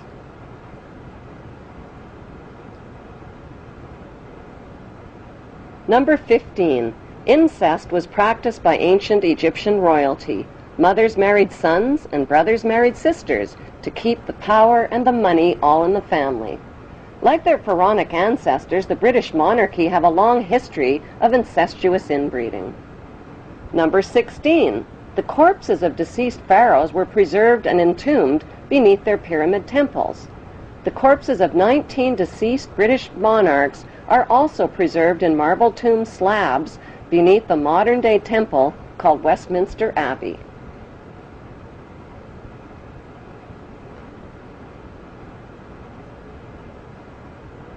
Number 17. The ancient pharaohs advertised their power with their image on coins and stone monuments. The power of the queen worldwide is advertised with her image printed on more coins and stamps than any other head of state in history.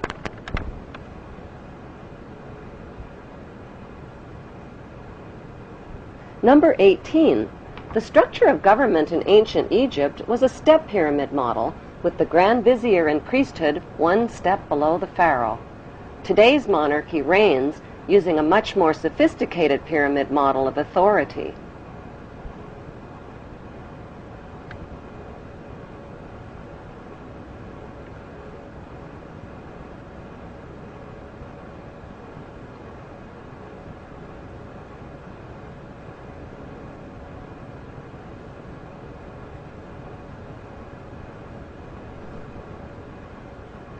Number 19.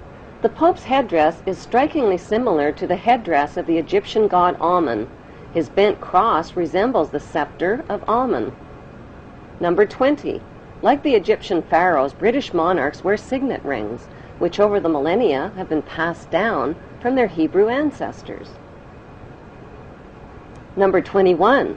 The British Mint recently printed legal tender coins called the One True Ring and the Ring of Power. On one side of the coin is Queen Elizabeth II. On the flip side is the ring from Lord of the Rings. These legal tender coins printed by the British Mint raise the disturbing question, who is the real Lord of the Rings? One ring to rule them all. The inscription on the ring reads, "One ring to rule them all, one ring to find them, one ring to bring them all, and in the darkness of their ignorance, bind them." Number 22. The covenant that the biblical God gave to Abraham was a promise to make his name great and to make for him a great nation. Today, Great Britain is the only nation called great. In Hebrew, the word Britain literally means land of the covenant, and British means man of the covenant. How on earth did the Hebrew throne of ancient Egypt and Canaan end up in Great Britain under Queen Elizabeth II?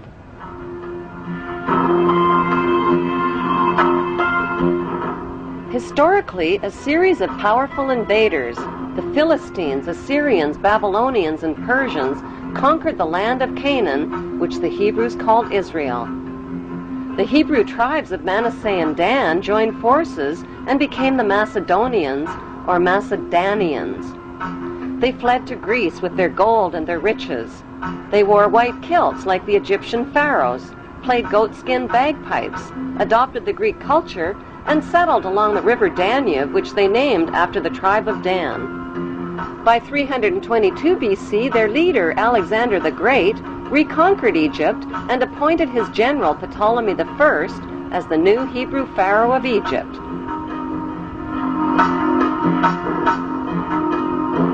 Cleopatra was the last in a succession of Hebrew Ptolemy kings.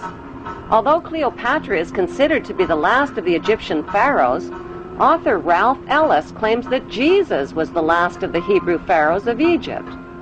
Jesus, a pharaoh? How is that possible?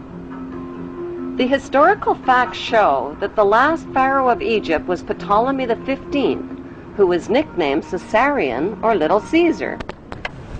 Born in 47 BC, Caesarion was the son of two of the most famous parents in world history, Roman ruler Julius Caesar and Egyptian pharaoh Cleopatra. When Caesarion's mother, Cleopatra, proclaimed herself to be the reincarnation of the virgin goddess Isis, Caesarion became the son of a virgin mother goddess. When Caesarion's father, Julius Caesar, was elevated to the status of God by the Roman Senate, Caesarion was recognized as the son of God and heir to God's kingdom, the Roman Empire. Caesarion was also recognized as the son of God in Egypt, after his mother named him co-ruling pharaoh of Egypt. Cleopatra declared Caesarion to be the king of kings at the age of 13 during the donations of Alexandria ceremony in 34 BC.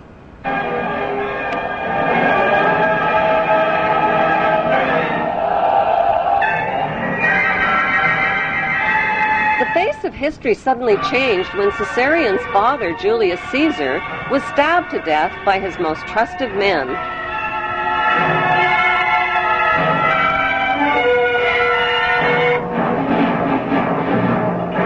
Octavian, the adopted son of Julius Caesar, swiftly seized power as the new Roman emperor. After Caesar's death, Cleopatra became romantically involved with a married commander from Caesar's army named Mark Antony. Mark Antony and Cleopatra parented 3 children, a twin boy and girl, followed by a second boy. Since Caesarion was Julius Caesar's son and the rightful heir to the Roman Empire, Cleopatra feared for his safety. When Octavian's mighty Roman army invaded Egypt, Cleopatra arranged for Caesarion's safe passage out of Egypt with her most trusted servants. Historians confirm that Cleopatra sent Caesarion to India.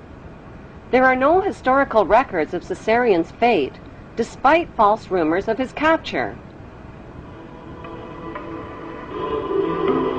Cleopatra's trusted servants who traveled with Caesarion became the boy's parent guardians. But who exactly were these parent guardians who Cleopatra entrusted her son to? Were their names Mary and Joseph by any chance? While Caesarion fled from Egypt with his parent guardians, Cleopatra and Mark Antony's 3 children were placed in the care of Mark Antony's wife.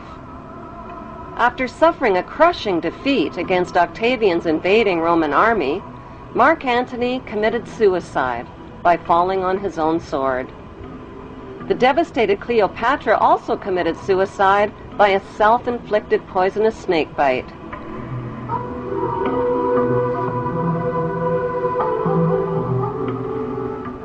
While traveling undercover through Egypt with his parent guardians, Caesarion was forced to hide his identity and change his name. The Egyptian name for Jesus is Isu, which means the son of Isis. It can be found in Egyptian hieroglyphics.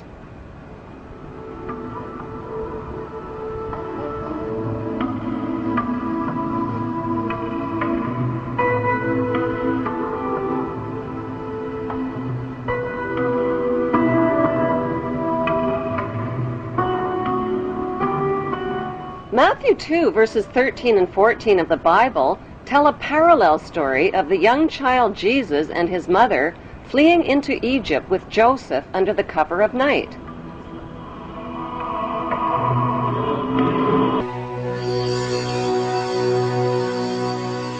In the year 1887, a book was published in Russia which rocked the Christian world.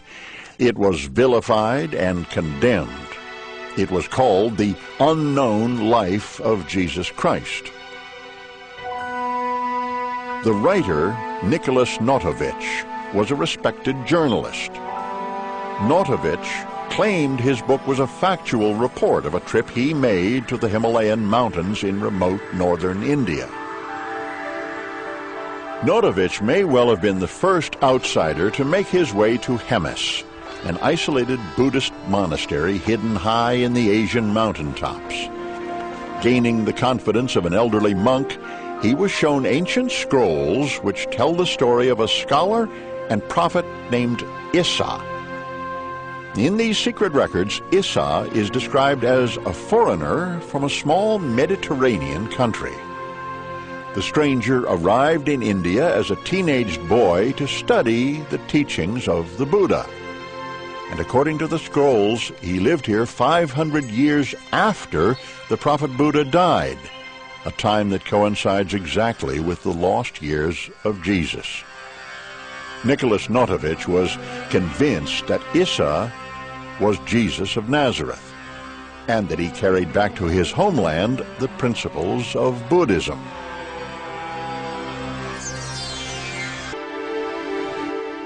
Half a century after Notovich was in Hemis in 1902, a Hindu priest sought refuge in the same remote Indian monastery.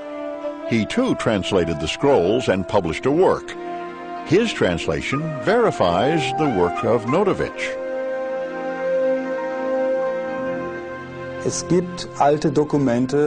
Ancient writings do exist from both Persia as well as India that Jesus did indeed travel to India, but we do not have 100% proof that he was there. The proof, however, does lie in his teachings when compared to sacred Buddhist writings.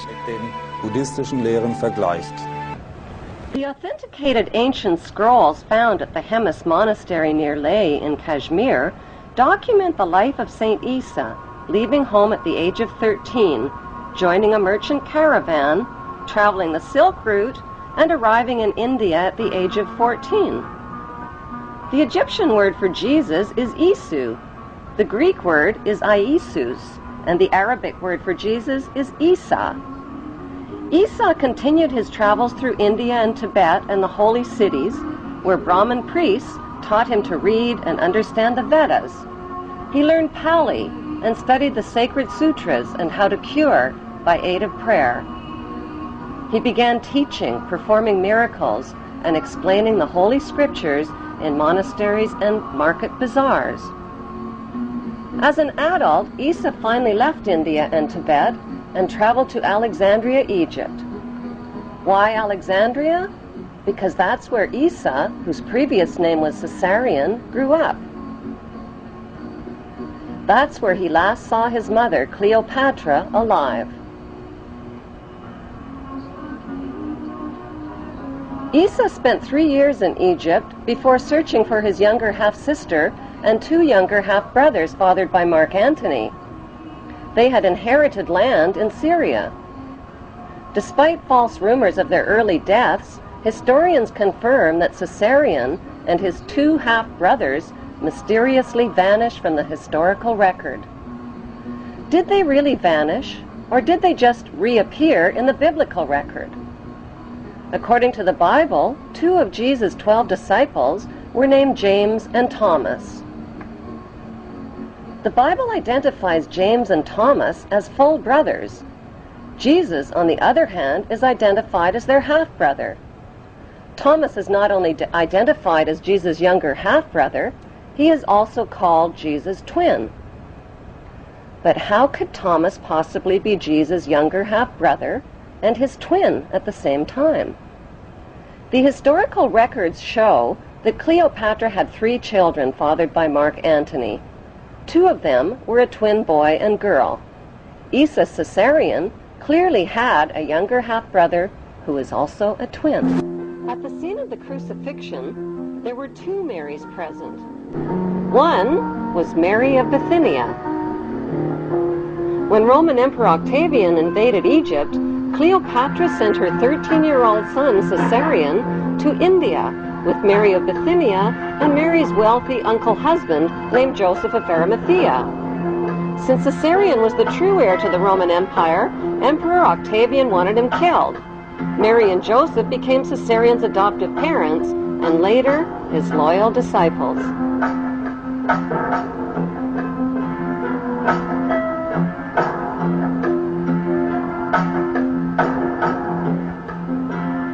The second Mary present at the crucifixion was Jesus' younger half-sister, Mary Magdalene, whose birth name was Selene.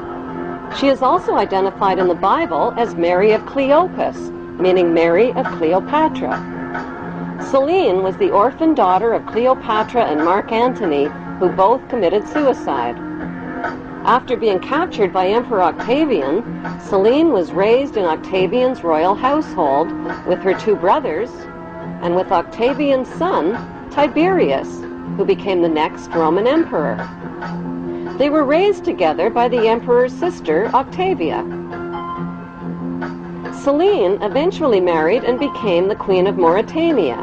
Like her mother, Cleopatra, Selene wore the headdress of the goddess Isis.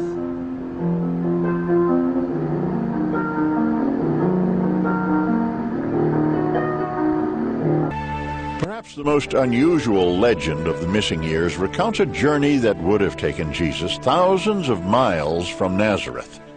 He would have traveled across 2 seas to England, a land whose history would become intertwined with Christian mythology.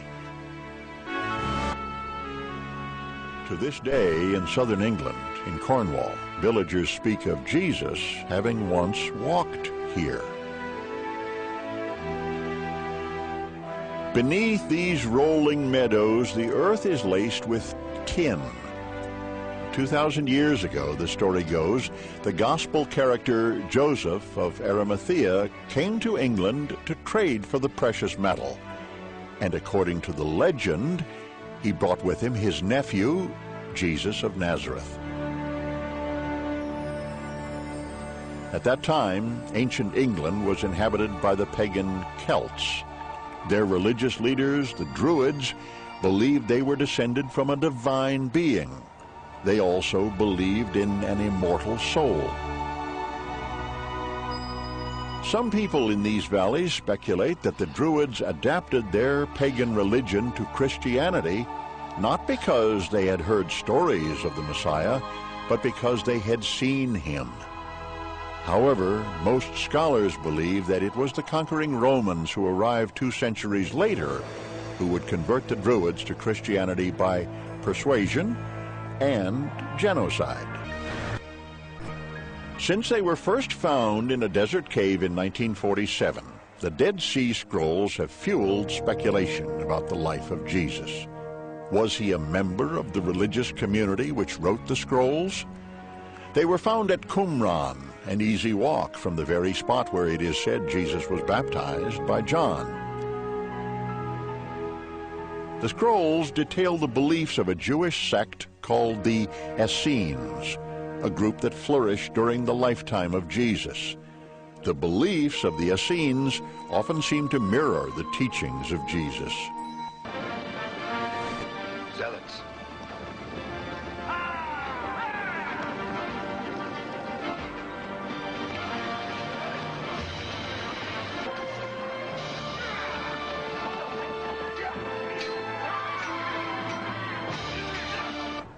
Jesus' band of revolutionaries included not only the Essenes, but a violent Hebrew terrorist group called the Zealots, who evolved into today's Zionists. We're going to a wedding.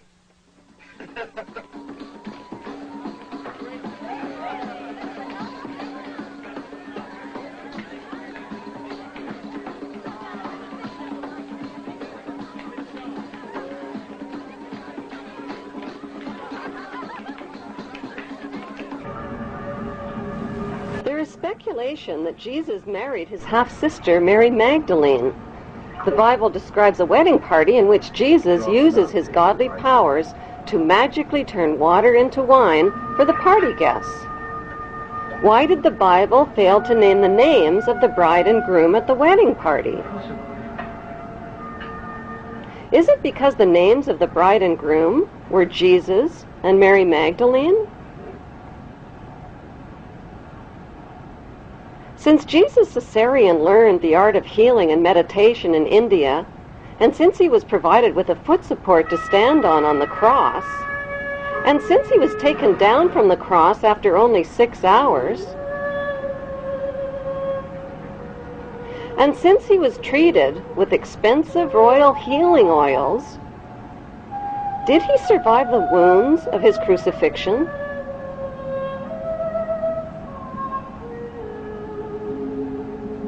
Since Jesus and his wealthy Hebrew relatives all knew about Jesus' arrest and crucifixion in advance, was it planned, along with stories of his resurrection, to convert the Roman Empire into the Holy Roman Empire? My Lord, my God! Like his father Julius Caesar, who was officially elevated to the status of God, Jesus Caesarean was not only elevated to the status of God, he recaptured his father's kingdom and expanded the Holy Hebrew Empire all the way to Great Britain and the United States of America. What then, little king? A review of royal genealogy charts confirms that today, Israel, Great Britain, and the United States are all ruled by descendants of the Hebrew tribes of Israel. The big question is, if Caesarion was born in 47 BC, how could Caesarion possibly be Jesus? Jesus was born in the year 0, wasn't he? To begin with, the year 0 does not exist on today's Gregorian Christian calendar, which jumps from 1 BC to 1 AD. Experts confirm a 7-year error was made in converting from the Egyptian to the Roman to the Christian calendar. The only way to calculate Jesus' real age is from a Bible quote which states that Jesus was baptized in the 15th year of the reign of Emperor Tiberius. Since Tiberius grew up in Octavia's royal household with Caesarion's half-sister and brothers, that means Caesarion was very close in age to Tiberius, who was born in 3 BC. By comparing important dates in the Jewish, Muslim, and Christian holy books, there is a margin of error of at least 30 years. So what proof is there that Caesarion's half-sister Celine is in fact Mary Magdalene? They were both wealthy, they both shared the same names, they were both Hebrew, and they both lived in the same place at the same time under the same Roman rulers.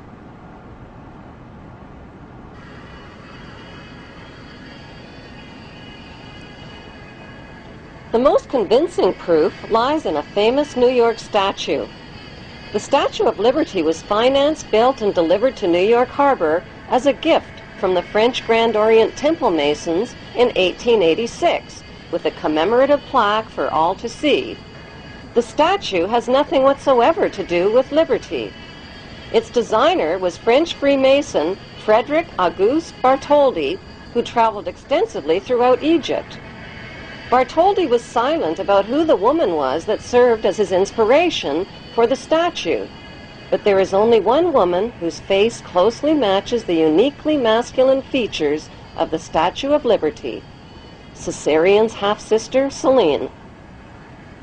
Bartholdi used the ancient busts and minted coins of Cleopatra Celine as his models in designing the Statue of Liberty.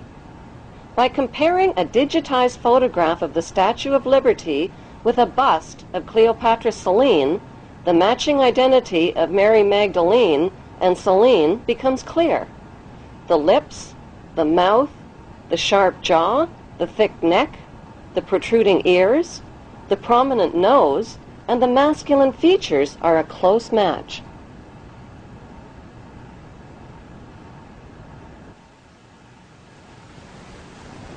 An ancient minted coin of Cleopatra Celine reveals that even her hairstyle and hair tie ribbons are an identical match with the Statue of Liberty's hairstyle and ribbons. The Statue of Liberty was intentionally designed to appear pregnant beneath the folds of her robe. The implication is that Mary Magdalene had children. Their names were Tamar and Jesus the Justice, whom the Merovingians, British royalty, and elite brotherhood of Freemasons claimed to be descendants of.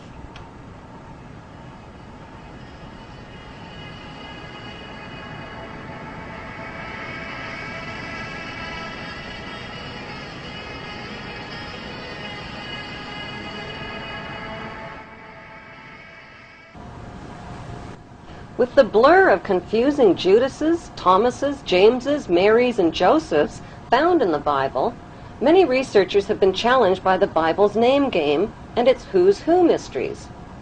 One way of decoding the Bible is to profile the main cast of characters and create a royal genealogy chart. The connection between the lives of the main Bible characters and the lives of real historical figures line up like answers in a crossword puzzle. Far from being poor and uneducated, Jesus' inner circle of family and disciples were well-educated and well-off descendants of royalty. The disciple called Nicodemus of Bethany was in reality the son of Nicomedes IV of Bithynia. Joseph of Arimathea was in reality Joseph of Judea, an extremely wealthy tin merchant and descendant of King Zedekiah and Mattathias. The Virgin Mary of Bethany was in reality Mary of Bithynia and wife of her rich uncle Joseph of Judea.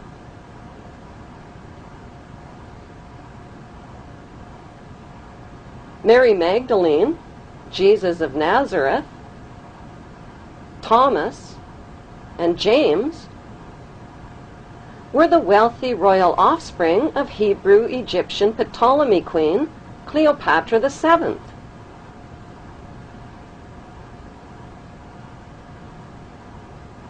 Why did the Bible alter and even omit key historical names and dates? To cover up the real Hebrew identities of the royal ruling families of Egypt and the Holy Roman Empire, whose secret religion was and still is the cult of Amun. Why in the world did first-century Jews living at the time of Jesus threaten to punish by death anyone who dared to copy, sculpt, or draw the face of Jesus and his graven image? What were they afraid of? Were they afraid perhaps he might be recognized for who he really was?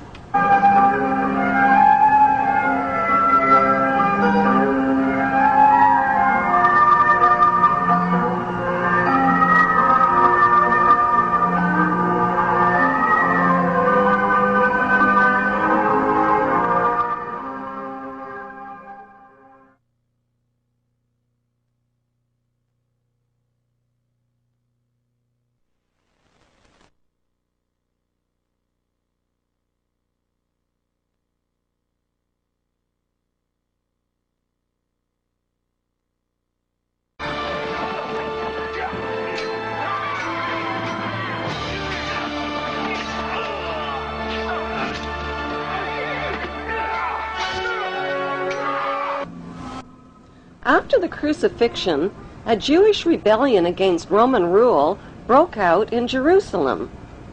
The Roman soldiers destroyed Solomon's temple, burned Jerusalem, and eventually renamed the land of Israel Palestine. The Hebrew tribes dispersed from the land of Israel and joined together into a ferocious force of brutal seafaring warriors. They named themselves after their 6 great ancestors, the 6 Hebrew Hyksos kings who once ruled Egypt. The VI in their name, Vikings, is the Roman numeral for 6. 6 kings. Was the largest tribe of Israel and the first to replace the god of Judaism with pagan fertility gods. The tribe of Dan became seafaring pirates, looting their way from Greece along the Mediterranean, leaving evidence of their migration route. Like signposts, they incorporated the name of Dan into the names of mountains, towns, and rivers, like the mighty river Danube. They raided their way up the coast of Europe and built settlements in the British Isles and in Scandinavia. The country of Denmark literally means the mark of Dan. Carvings of snakes and dragons on their ships, the red and white stripes on their sails, and archaeological relics reveal that the tribe of Dan became none other than the dreaded Vikings. The pagans arrived like stinging hornets, and spreading on all sides like fearful wolves, robbed, tore, and slaughtered not only beasts of burden, but even priests and monks and nuns. They came to the church of Lindisfarne and destroyed everything, trampled and polluted the holy places. Their mouths froth, their eyes stare, they howl like wild beasts.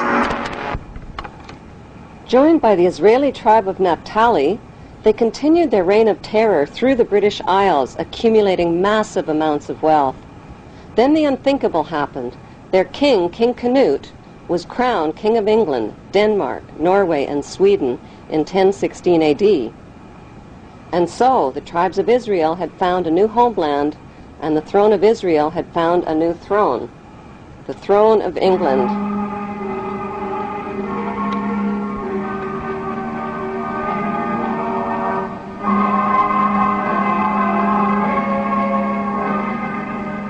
Danish royalty from the tribe of Dan intermarried and became related to almost all of the monarchies of Europe, including Queen Elizabeth of England. The bloodline of the tribe of Dan was firmly established in royal power circles. A unique Viking genetic disease called Dubitraz contracture, causing tightening of the tendons in the hand, give it a claw-like appearance. U.S. President Ronald Reagan and British Prime Minister Margaret Thatcher contracted the Viking genetic disease and are believed to be descendants of the Vikings, and thus descendants of the tribe of Dan.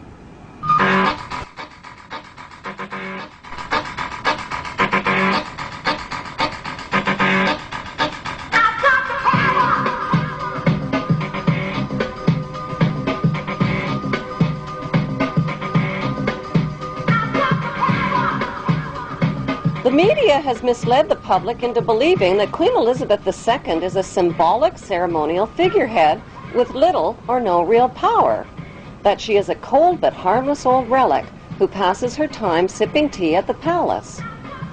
Nothing could be further from the truth. As British monarch, Queen Elizabeth II is the wealthiest, most powerful person on earth. She embodies the crown and supreme world power. Presidents of the United States are forbidden any title of nobility and are subservient to the monarch. The U.S. President is Commander-in-Chief of the Armed Forces based at Camp David, which is known to insiders as Camp King David. Prime Ministers in Commonwealth nations like Canada and Australia are also subservient representatives of the British King or Queen. They are her spokesmen. The Governor-Generals of the Queen's Commonwealth nations represent and exercise the Queen's power on her behalf.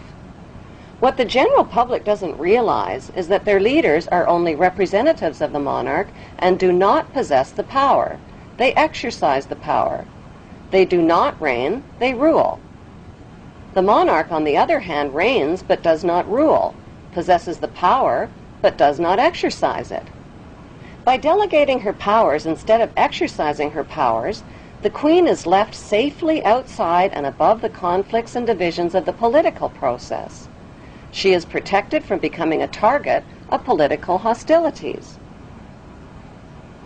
Meanwhile, the general public is kept in the dark about the true powers that the Queen actually possesses, powers that she delegates but has not yet chosen to exercise. So what exactly are these powers that the Queen possesses but has not chosen to exercise? Her powers include the power to choose the Prime Minister and to dismiss the Prime Minister through her Governor-General, the power to dismiss ministers and the government, the power to dissolve Parliament and call new elections, the power to refuse legislation passed by Parliament, the power to command the armed forces and raise a personal militia. She has the power to read confidential government documents and intelligence reports, the power to declare a state of emergency and issue proclamations. She has the power to call elections and enact laws in Her Majesty's name. Few people realize that not a single law is passed without the Queen's consent. She has the power to exercise Crown prerogatives, which means the Queen can declare war through her Prime Minister without even the agreement of Parliament. She has the power to grant and bestow titles and honors like Sir, the power to pardon convicted criminals. So why has the Queen been allowed to legally possess all of these supreme powers? For the sake of tradition? What exactly is the meaning of the term the Crown? The Crown is defined as executive powers exercised in the name of the monarch. The actual crown itself, worn by the monarch, is a symbol of the Queen's executive powers. The Parliamentary Oaths Act of 1866 requires all leaders of 54 Commonwealth nations to swear an oath of loyalty to the Queen, not to the people who elected them. I swear by Almighty God that I will be faithful and bear true allegiance to Her Majesty Queen Elizabeth, her heirs and successors according to law, so help me God. Those who do not swear allegiance to the Queen are deemed unfit for office, including the Prime Minister, police, military, judges, legislators, lawyers, and public servants. New citizens to the Queen's Commonwealth nations must swear allegiance to Her Majesty the Queen. Public land in the Queen's colonies like Canada is called Crown land and includes Aboriginal land. Government corporations are called Crown corporations. The Central Bank of Canada and the Canadian Mint are Crown corporations independent of most government controls. Neither Canada nor Australia, two huge and independent countries in their own right, has dispensed with her services as their head of state. Forms, stationery, and printing are printed by the Queen's printer. Canadian warships are called HMCS, Her Majesty's Canadian Ship, and in Australia they're called HMAS, Her Majesty's Australian Ship. Canada's National Police Force is called the Royal Canadian Mounted Police. All government contracts are between a company or individual and Her Majesty. Court summons are issued in the name of the Queen, and all public inquiries are called royal commissions. Commonwealth money carries the Queen's image worldwide as a reminder of her authority. The Queen is the lifetime hereditary head of state of Great Britain and her colonies and is unelected and unaccountable. It is against the law to advocate the abolition of the monarchy. After the revolution, the French started calling her the lady, but in English, the Queen is still the Queen. Move, I tell you. Originally in India, Persia, and Arabia, she was male and weak. Checked, Your Grace. But she changed sex in Europe in the Middle Ages and became the strongest of all chess pieces. I fear the Queen is powerless now. The Queen is never powerless. For example. What is the cost to British taxpayers to support the Queen and her blue blood entourage? The Public Accounts Committee and National Audit Office are forbidden to examine Queen Elizabeth Windsor's family finances, but the civil list payments are reviewed every 10 years. So for the year ended March 2002, the running expenses of the Windsor household were £7.9 million. Family spending, $35.3 million. Security, $30 million. And the list goes on. How much is the Queen actually worth? The Queen's wealth is divided into three categories. Her wealth as the monarch, her visible personal wealth, and her invisible personal wealth. The Queen's wealth as the monarch includes 54 Commonwealth nations worldwide, millions of acres of Crown land and resources, thousands of Crown corporations, and the corporate city-state of London, which is the capital of world finance. The Queen's visible personal wealth, which was accumulated tax-free until 1992, includes royal yachts, Rolls-Royces, racehorses, 5 castles, the world's largest collection of jewels, 20,000 old masterpieces, and billions of Class A shares in blue-chip stocks and bonds, which have been invested and reinvested over and over again tax-free. Most of the Queen's family fortune was inherited from her ancestors' illegal opium trade with China and the black slave trade. In 1977, the Bank of England Nominees was established to hide the Queen's personal portfolio of wealth. As the British monarch, the Queen has access to privileged information, state secrets, and the world's top financiers. She is immune to accusations of insider trading or conflicts of interest. Her financial portfolio includes Rio Tinto, General Electric, Royal Dutch Shell, British Petroleum, Archer Daniels Midland, and the list goes on. The Queen's visible billions are but a tiny fraction of her invisible wealth accumulated through the black nobility. What is the black nobility? The black nobility is a wealthy aristocracy of elite ruling families who solidified their power in the 12th century by intermarrying with the wealthy godfather families of Venice, Italy. During the bloodbaths of the Christian Crusades, this brutal Italian oligarchy captured the trading monopolies.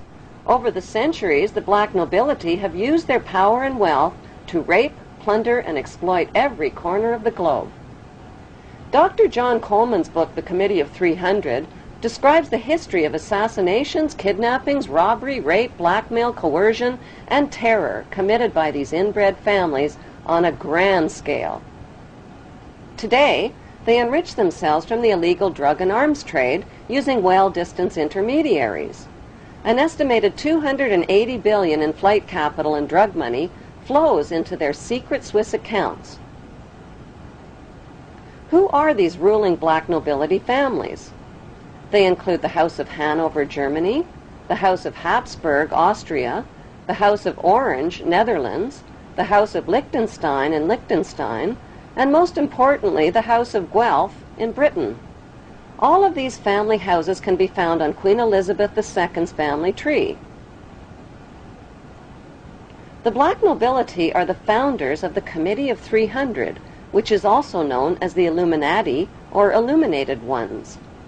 Queen Elizabeth II is head of the committee of these 300 ruling families. The Illuminati was formed to achieve one main objective: one world government called the New World Order. NWO spells own, backwards. All of today's think tanks originate from the Committee of 300 and include the Round Table, the CFR Council on Foreign Relations, the United Nations, the Bilderbergs, the Club of Rome, the RIIA, and the Trilateral Commission founded by David Rockefeller. Since the British colonization of America, many powerful American families have formed secret societies that cooperate with the black nobility, like the Skull and Bones fraternity at Yale University, which is rooted in German Freemasonry. Its exclusive members are some of America's most powerful and wealthy men, including 2 United States presidents, President George W. Bush and his father, President George Herbert Walker Bush. The Order of the Skull and Bones is located on the campus of Yale University. John Pogue is a Yale graduate and the producer of a Hollywood movie called Skulls, based on the chilling radiation night. Chosen members enter a windowless hall on campus where they strip naked and lay inside a coffin. During the rituals, they reveal their innermost secrets, including the intimate details of their sexual history. Senior bonesmen dressed in robes chant over the new member in a symbolic death and rebirth ceremony. Each new member takes a vow, swearing a lifetime commitment to the brotherhood, secretly known as the Brotherhood of Death. The crossed bones symbolize the right of new members to double-cross and use any means possible on their rise to power.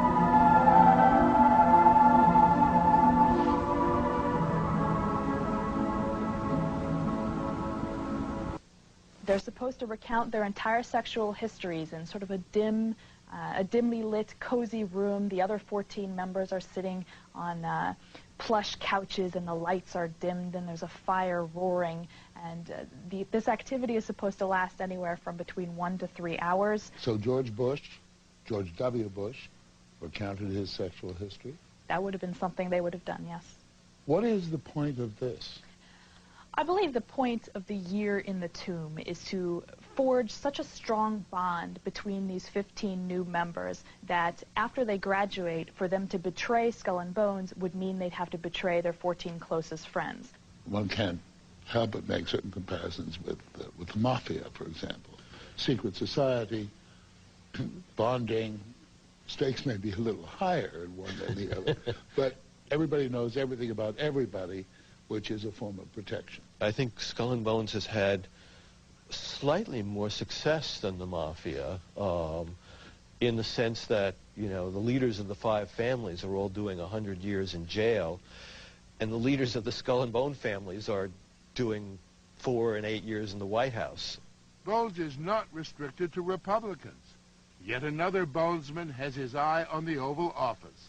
Senator John Kerry. Skull and Bones is so tiny, that's what makes this staggering. There are only 15 people a year, which means there are about 800 living members at any one time. We know that a lot of Bonesmen have gone to positions of great power. That's what Skull and Bones' purpose is, to get as many members as possible into positions of power. Though there is this mythology about Skull and Bones pulling the strings of government. you're saying the fact is Skull and Bones are pulling the strings of government. They do have many individuals in influential positions, and that's why this is something that we need to know about.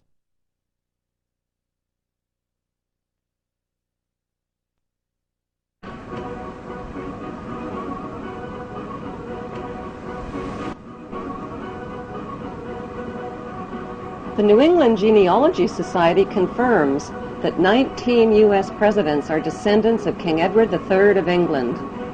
Like European royalty, America's blue bloodlines are maintained through intermarriage. George W. Bush is descended from several kings of England and Scotland. He is also a distant cousin of Queen Elizabeth II of England.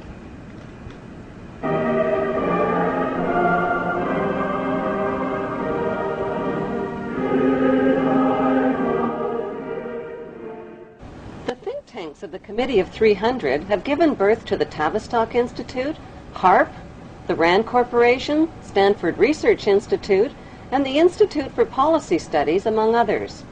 One study group at the RAND Corporation specializes in predicting the timing and direction of thermonuclear war.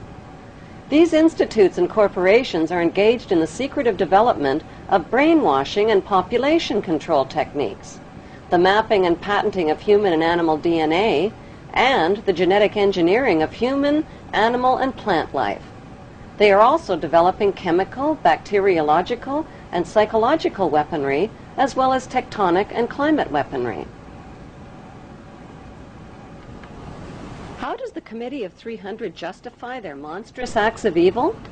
Their common philosophy is that the end justifies the means, no matter how diabolical. That end is to fulfill their biblical covenant using apocalyptic weaponry for an eternal throne and one world empire. Was the timely earthquake in Iran triggered by natural causes or by man-made causes? In the late 1800s, Serbian-American inventor Nikola Tesla developed tectonic weaponry capable of triggering earthquakes. He claimed the technology could split the earth in half with the press of a button. Tesla sold the patents for his earthquake technology to U.S. weapons manufacturer Westinghouse in 1885. Today, the U.S. military controls and uses the technology at their high-frequency active auroral research project called HARP, located at Gacona, Alaska. In his book, Angels Don't Play This Harp, Dr. Nick Begich claims the U.S. military has developed tectonic and climate weaponry that can trigger earthquakes, manipulate weather systems, and cause floods, droughts, and hurricanes that threaten the economies of other nations.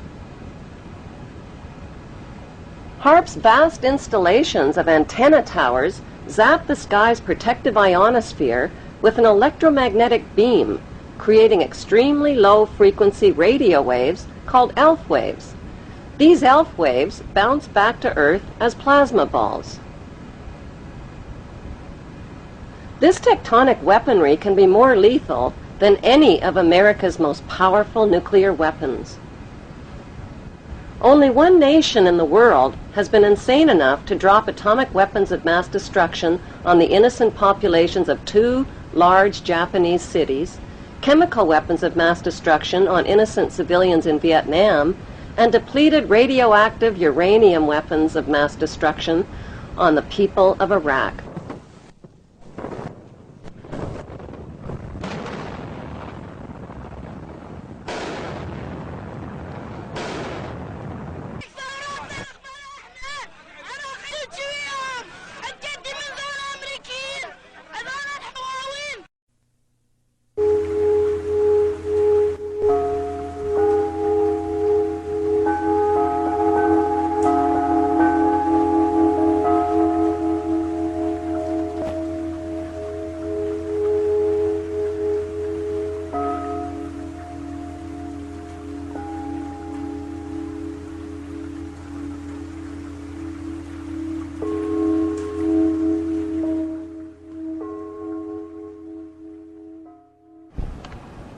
Like the pharaohs of ancient Egypt who built their empire with the help of a grand vizier, Queen Elizabeth II also has a grand vizier who serves as her most trusted advisor. His name is Lord Evelyn Rothschild, and he is the second wealthiest and most powerful person on earth. He is also Lord of the world's financial capital, the city-state of London. Lord Rothschild and his ring of power hide their identities behind 13 city council members who stand in as their representatives. On November 30th, 2000, Lord Rothschild, now in his 70s, got married in London to a wealthy Zionist businesswoman named Lynn Forrester. The couple then jetted to Washington and spent their wedding night in the White House. Just months before 9/11, they moved to New York and settled into their 18th floor luxury palace at River House, where 2 private terraces offered them front row seats for the scheduled 911 show.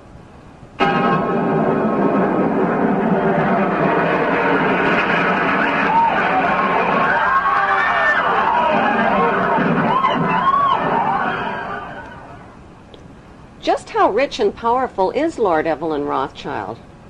Historically, the Rothschild family wealth was hidden in underground vaults. The Rothschilds' secret financial records were never audited and never accounted for. Their family commissioned biographies give the illusion that their family fortune has dwindled, but researchers estimate their wealth at close to $500 trillion, more than half the wealth of the entire world.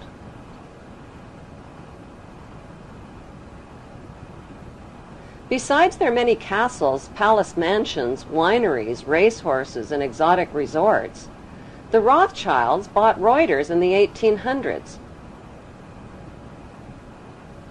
Reuters then bought the Associated Press, which selects and delivers the same news stories to the entire world, day after day.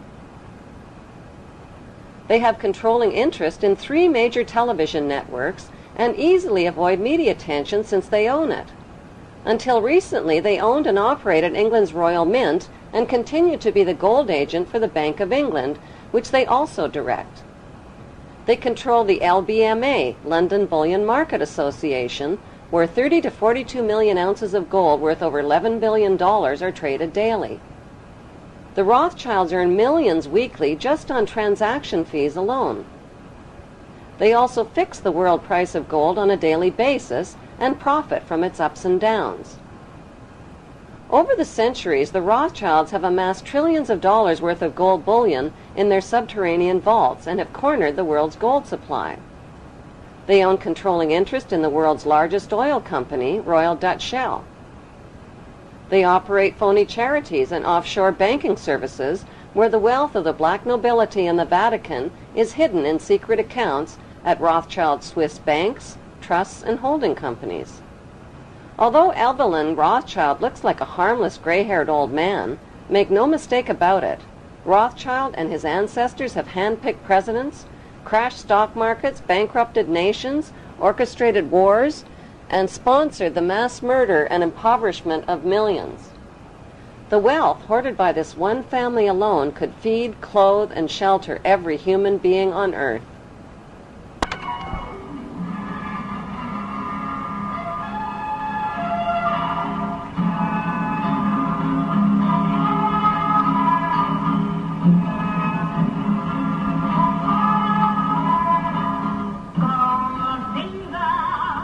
How did Evelyn Rothschild become the filthy rich Grand Vizier to Queen Elizabeth II and godfather of the black nobility? By birth, Evelyn Rothschild is the great-great-great-grandson of Mayer Rothschild and is passing the godfathership down to David de Rothschild.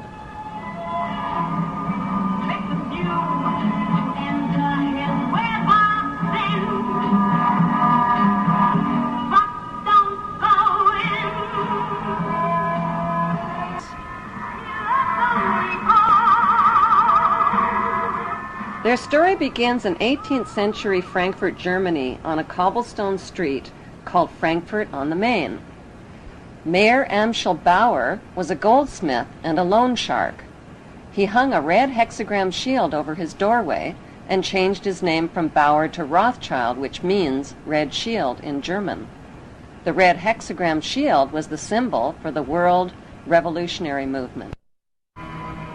Family biographers describe Mayer Rothschild as a poor man who lived with his family above his goldsmith shop and sold rare coins to royal customers. Contrary to appearances, Mayer stashed a big supply of gold, precious coins, and jewels in special hiding places inside his house.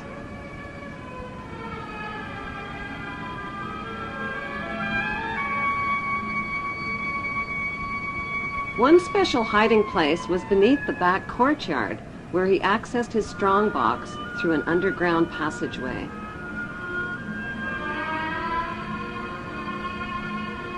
Mayer taught his 5 sons the tricks of the trade. To them, he wasn't just their father, he was their lord and master. To them, he was Lord Mayer. In 1773, Mayer Rothschild invited 12 wealthy, revolutionary-minded men to his goldsmith shop. Together, they formulated a plan to seize control of the world's wealth. They made a pact to secretly pool their money and influence to bankrupt the nations of the world and create a new world order. Using his connections, Mayer teamed up with Prince William, who was the ruler of Germany's Hesse-Kassel district. William had a reputation as a cold-blooded loan shark who trained and rented out his Hessian soldiers as mercenary troops.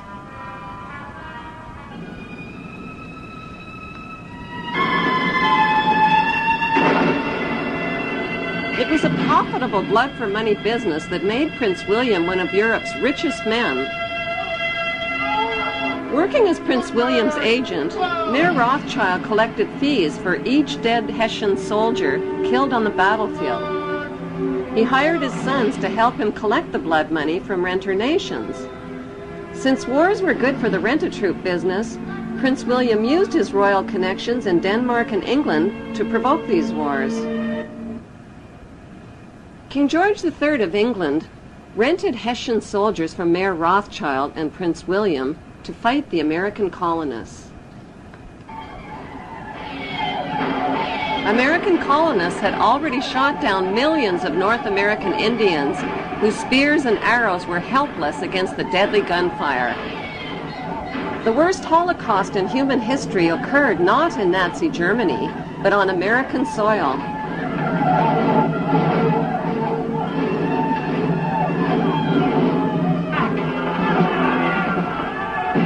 By 1776, British and Hessian troops arrived on American shores ready to fight the American colonists.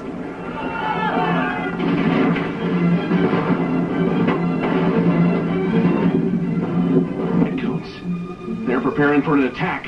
And we won't have long to wait either. See there? Hessian troops to the north.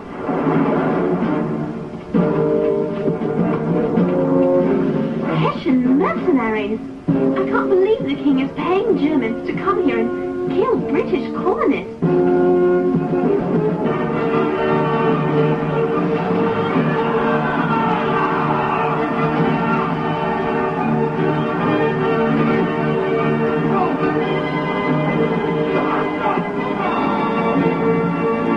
The colonists won their independence, and Mayer Rothschild won his blood money for the heads of each and every Hessian soldier killed on the battlefield. Back in Europe, Napoleon, with his mighty French army, became master of Europe.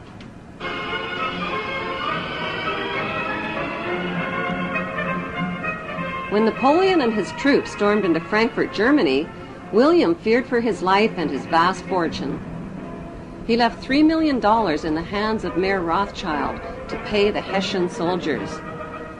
Then he escaped to Denmark to stay with his royal relatives, all of whom were descendants of the tribe of Dan.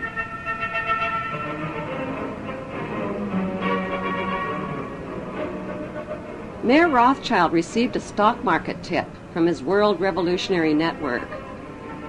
Instead of paying the Hessian soldiers with the $3 million that was left to him by William, he bet the money on his insider stock market tip.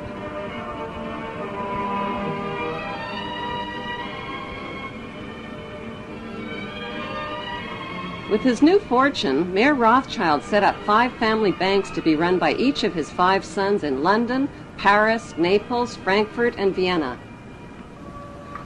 On September 19, 1812, Mayer Rothschild died at the age of 68.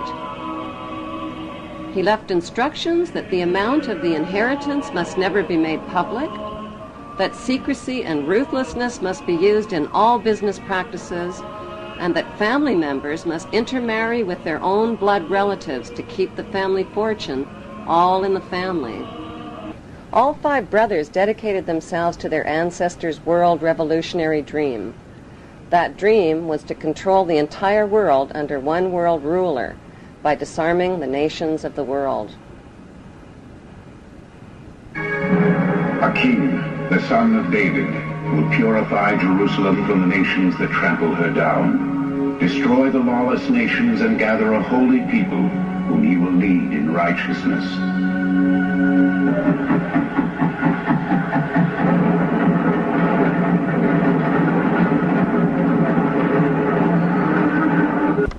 Mayor Rothschild's most successful sons were Nathan, who ran the London Bank, and James, who ran the Paris Bank. Together, they changed the face of history and became known throughout Europe as the Demon Brothers. Their father had given them a detailed New World Order plan for world control. Adam Weishaupt wrote and completed the plan on May 1st, 1776, with Rothschild financing. It was a futuristic plan that would put New World Order members over the next centuries into political power positions.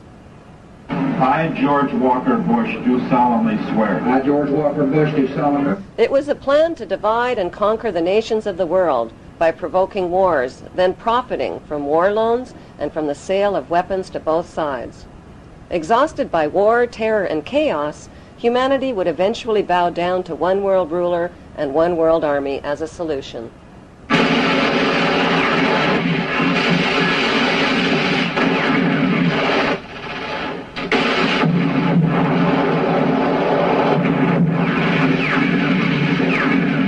It was a plan to control public opinion by purchasing the controlling shares in TV networks, newspapers, publishing houses, and film studios. Briefings and updates from Washington and around the world every 15 minutes throughout the business day. As influential leaders, global markets, and your money take center stage. On CNBC. Completely on the stage, but he was on the scaffold. Sports, games, and alcohol would be used to distract the masses. Laws would be changed, banks would be monopolized, and people and nations would be made into obedient debt slaves. With Rothschild financing, Adam Weishaupt formed a secret world revolutionary group called the Illuminati.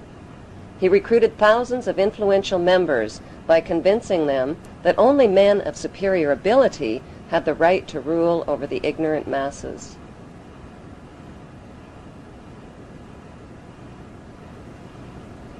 French police exposed the plan when they found documents on an Illuminati courier who was struck by lightning while traveling from Germany to France. The Illuminati was forced underground. They took refuge in the lodges of a secret brotherhood called the Freemasons, who practiced death and rebirth rituals and whose history dates back to the construction of Solomon's Temple.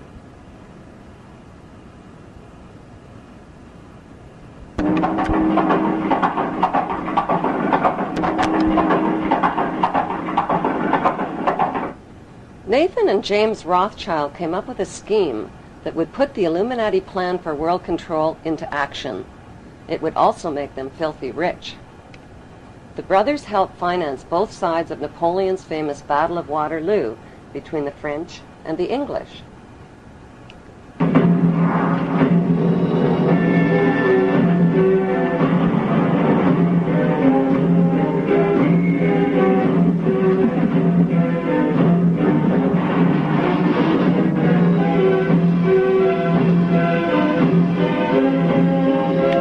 With advanced knowledge of the British victory, Nathan Rothschild spread lies that the British had been defeated, which caused a stock market crash.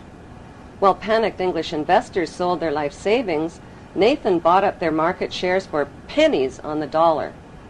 When official news of the British victory over Napoleon was announced, the English stock market skyrocketed, and so did Nathan's wealth.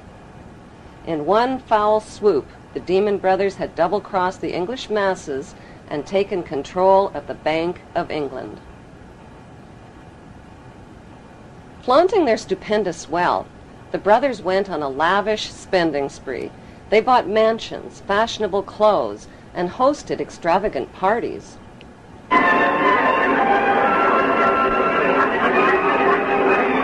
By 1818, they had picked the pockets of French investors by crashing the French government bond market. According to plan, the brothers formed the world's first international bank and named it N.M. Rothschild and Sons. The Pope became their most famous customer. The Catholic Church, which had financed the wholesale slaughter, torture, and looting of hundreds of thousands of Muslims during the Christian Crusades, were now doing business with the Demon Brothers. By 1823, the Rothschilds were guardians of the entire papal treasure and took over the financial operations of the Catholic Church.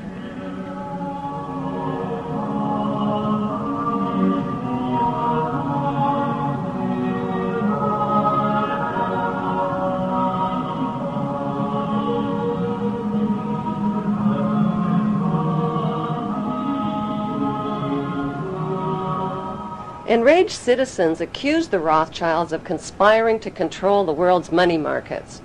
Fearing for their lives, the Rothschilds retreated into the shadows and cast their eyes on the youthful United States of America. To avoid publicity, the Rothschilds made themselves invisible by creating and hiding behind two front companies, J.P. Morgan and Kuhn and Loeb. More and more power was becoming concentrated in fewer and fewer hands. By 1906, J.P. Morgan's bank controlled 1/3 of America's railways and almost 70% of the steel industry. He eventually had a stake in the major companies of the 20th century, among them AT&T, ITT, General Electric, General Motors, and DuPont. At one point, Morgan made the offhanded comment, "America is good enough for me."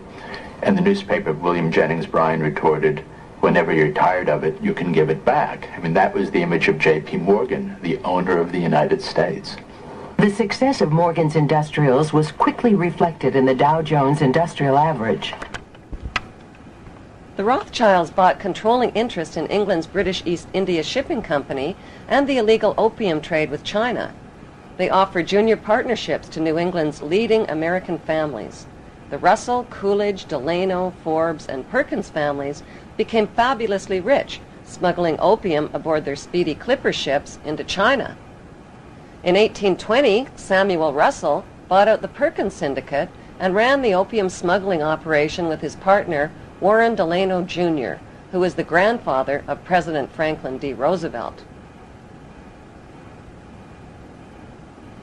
The United States flag was designed after the British East India Company flag with 13 red and white stripes. Both flags copy the red and white striped sails of the Viking ships, which were the color standard for the tribe of Dan. Finally, Britain found a commodity that China would take: opium. Imported from India.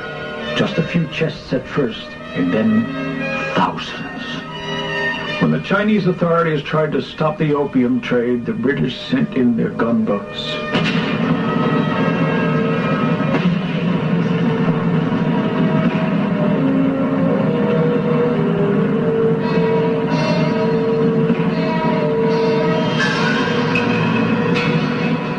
After nearly 20 years of turmoil, the Treaty of Tianjin in 1858 not only allowed opium to be imported, but handed over China's ports and all her international trade to Western control. After the war, opium poured into China on an even greater scale, and her emperors were powerless to stop it. In 1842, the British stole Hong Kong from China in an opium drug deal called the Treaty of Nanking. The Russell family, who controlled the U.S. arm of the Rothschild drug smuggling operations, set up the Skull and Bones fraternity at Yale University. America's big money families formed the fraternity's inner power circle. Taft, Russell, Schiff, Harriman, Bush, Warburg, Guggenheim, Rockefeller, Stimson, Weyerhaeuser, Vanderbilt, Goodyear, and Pillsbury were all members. These families intermarried over the generations to form America's big money aristocracy. Skull and Bones member Alphonso Taft catapulted his son, William Taft, right into the top job at the White House. President Taft's 17th Amendment to the United States Constitution guaranteed the right of big money insiders to hand-pick senators and buy control of the United States Senate. Today, the most influential members of the CIA, the U.S. government, and big finance are Skull and Bonesmen.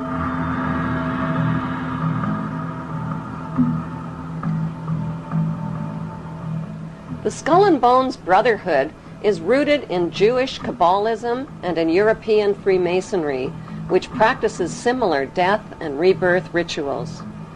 Freemasons are blindfolded, symbolically slain with a noose around their neck, and lowered into an open grave. Once raised from the grave, they must look towards a light called the morning star. The Latin translation for morning star is Lucifer. The phoenix bird and double-headed eagle are important symbols in Freemasonry. In Egyptian mythology, the phoenix bird is a god who rose to heaven in the form of a star like Lucifer after his fire immolation of death and rebirth. Death and rebirth themes in satanic witchcraft are marketed to youth in movies like Harry Potter and Lord of the Rings.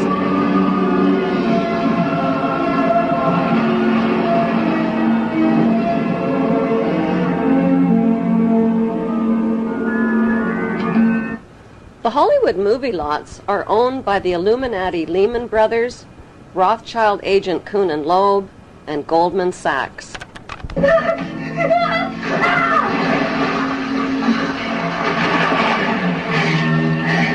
Freemasonry has a pyramid structure. The highest level is a 33rd degree Mason. Solomon's Temple in Israel was located at the 33rd parallel.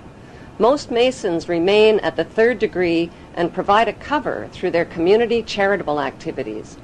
The Illuminati at the top of the pyramid is the all-seeing eye. At the bottom are the unthinking, hard-working, law-abiding, tax-paying, God-fearing debt slaves called the Goyim, or sheep. Giuseppe Mazzini of Italy was a 33rd degree Mason who replaced Adam Weishaupt as head of the Illuminati in 1834. Mazzini was a member of the Italian Carbonari and created the Mafia's blood rituals and secret oath. He gave the dreaded Cosa Nostra the name Mafia. Mafia is an acronym spelling the names of the original mafiosa godfathers: M for Mazzini, A for Otto Riza, F for Ferti, I for Incendi, and A for Avaligmenti. The Mafia arrived on American shores in the 1890s with Illuminati financing to establish underground networks and the black market system.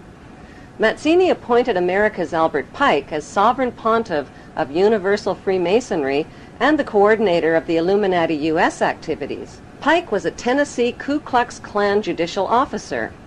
A known Satanist, Pike indulged in phallic worship and the occult. He wore a satanic Baphomet symbol around his neck and used his bracelet to summon Lucifer. Pike used the KKK to keep blacks out of the Masonic lodges.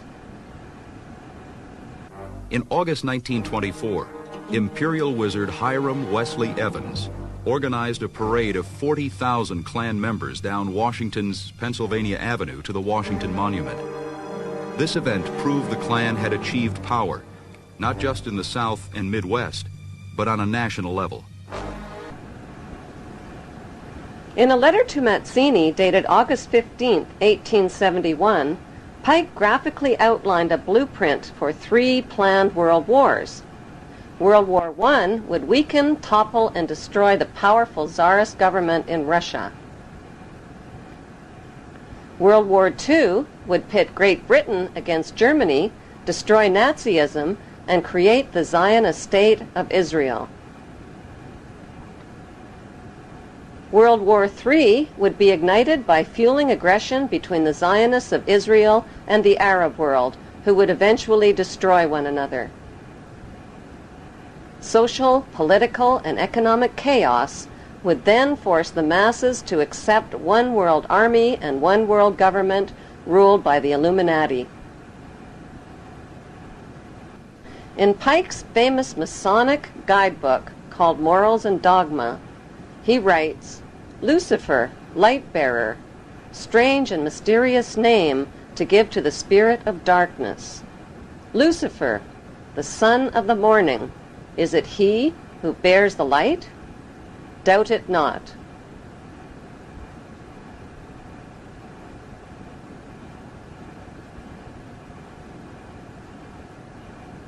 Albert Pike was a Confederate general in the American Civil War. The Rothschilds sent British agents to conspire with Pike and with U.S. politicians and provoke the rebellion that started the American Civil War. Albert Pike was convicted of treason and sent to prison, but President Andrew Johnson, a 33rd-degree Mason, pardoned him. One of Johnson's first acts as president was to veto the Civil Rights Act for blacks, who had been shipped in chains to their wealthy American slave owners. Stealing slaves was a crime, but torturing and beating them was not.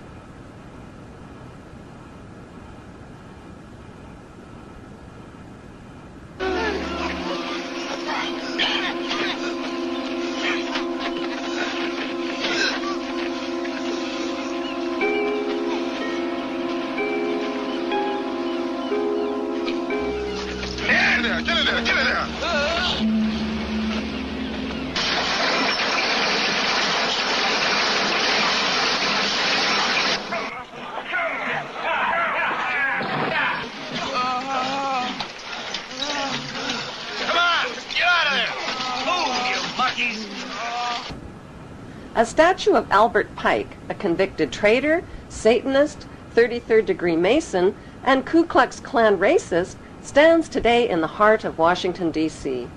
On the opposite side of America stands an honorary statue of Giuseppe Mazzini, the Illuminati mafia boss who put the letter M for Mazzini into the name Mafia.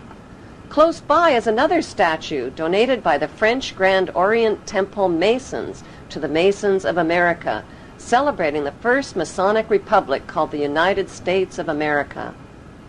14 U.S. presidents, including George Washington, are known to be 33rd-degree Masons.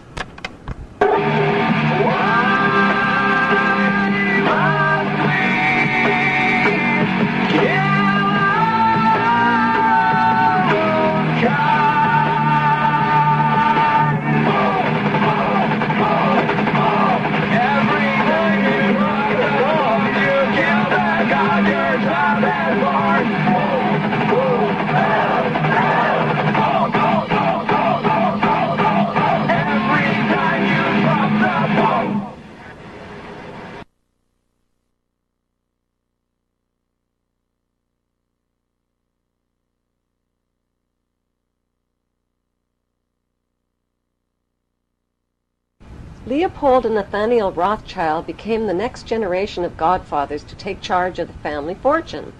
They were like the Parker brothers of Monopoly, and they played the game like they invented it. The brothers were the world champions, and that's because they knew the secret to winning. The secret to winning was to cheat, and the best way to cheat was to become the banker and rewrite the rules, so that's exactly what they did. Since the U.S. Congress was already in charge of the rules in the Federal Reserve Bank, winning the U.S. version of Monopoly meant they would have to outsmart Congress. So they sent Jacob Schiff, their trusted lifelong friend and neighbor from Frankfurt, Germany, to New York City, and they put him in charge of their front company called Kuhn and Loeb. Then they ganged up with other big players by investing in Rockefeller Oil, Harriman Railroads, Carnegie Steel, and Brown Brothers Investment Banking. By 1901, the Rothschilds had amassed $22.2 billion in U.S. assets. The mayor of New York, John Hylan, called them the invisible government, while Congressman Louis McFadden called them a dark crew of financial pirates who would slit a man's throat to get a dollar. When Woodrow Wilson became President of the United States in 1912, he sold out America. Wilson was backed by Jacob Schiff and Paul Warburg, who worked in the United States as German immigrant agents for the Rothschilds. In 1913, Paul Warburg rewrote the U.S. monopoly rules with the help of Senator Nelson Aldrich. They called the new rules the Federal Reserve Act. With President Woodrow Wilson's blessing, the U.S. Federal Reserve Bank became a privately owned central bank, free of government control.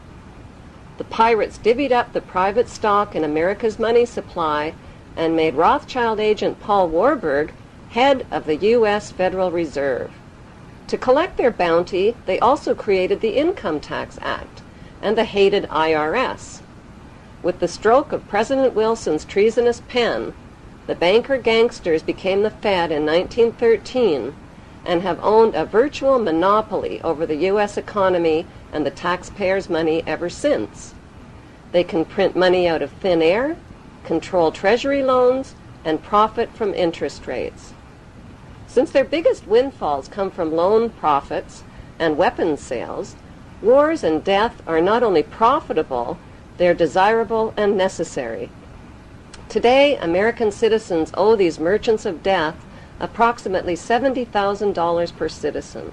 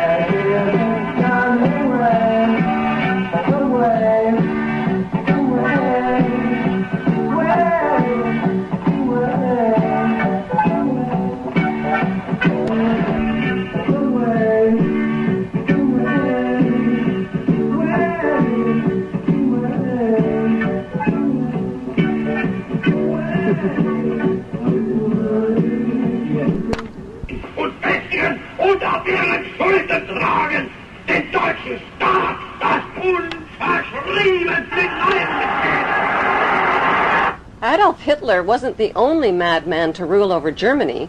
Kaiser Wilhelm II led Germany to its destruction in World War I. Crippled since birth with a useless arm, Kaiser Wilhelm was the grandson of Queen Victoria and the great-uncle of today's Queen Elizabeth II.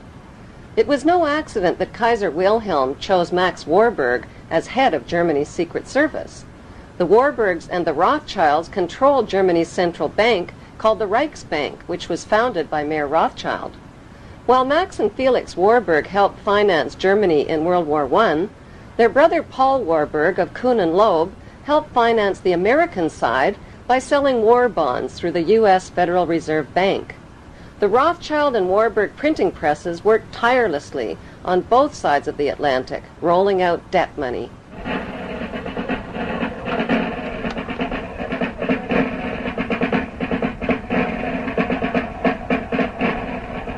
Germany won the First World War by 1916 without a single shot being fired on German soil. British convoys were blown out of the Atlantic by German subs, the French army mutinied, and the Russian army was defecting. With British Prime Minister Lloyd George up against a wall, Lionel Rothschild and the Jewish Zionists offered the British a deal they couldn't refuse. "We'll bring the United States into the war as your ally and win the war for you," they said, "if you'll promise us Palestine." In April of 1917, President Wilson got the green light and declared war on Germany. Because of overwhelming opposition to the war, Wilson invoked the draft and passed the Espionage Act, forcing Americans to fight or be thrown in jail. Billions of U.S. taxpayers' money was delivered to the British war machine, money that was never repaid. In return, the British government wrote the famous Balfour Declaration and addressed it to none other than Lord Lionel Rothschild. The declaration promised Palestine and Israel to the Rothschild Zionists. The Zionists believe that they are entitled to the land of Israel because, according to the Bible, Israel was promised to the Jews by God, and according to the Bible, the Jews are God's chosen race of people, a race favored by God above all others. 1817, Lord Allenby conquered the Holy Land, and the Jews were promised a national home in Palestine by the Earl of Balfour, a policy endorsed by Woodrow Wilson and by the League of Nations, which made Palestine a British mandate.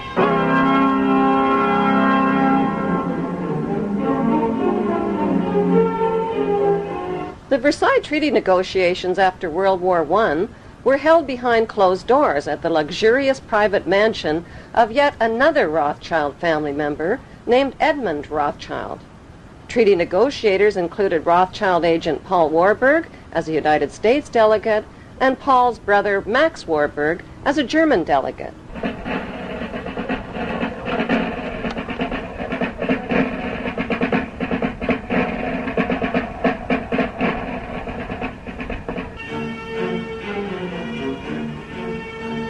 Clemenceau, Lloyd George, and President Wilson have pulled up armchairs and crouched low over the map. It is appalling that these ignorant and irresponsible men should be cutting Asia Minor to bits as if they were dividing a cake. During the afternoon, there is the final revision of the frontiers of Austria. Hungary is partitioned, indolently, irresponsibly partitioned. Then the Yugoslav frontier. Then tea and macaroons. The Versailles Peace Treaty forced Germany to accept guilt for the war. As punishment, Germany lost its army, navy, and colonies and had to pay the cost of the war through a debt to the gangster banksters that could never be repaid. World War I killed 9 million soldiers, injured, crippled, and impoverished millions, and collapsed 4 empires with large parts of France, Belgium, and Russia left devastated. Wars throughout history have always been waged by the ruling master class for conquest, power, and profit, and the subject class have always fought their battles. It wasn't until the close of World War I that soldiers began to ask why they were killing and being killed.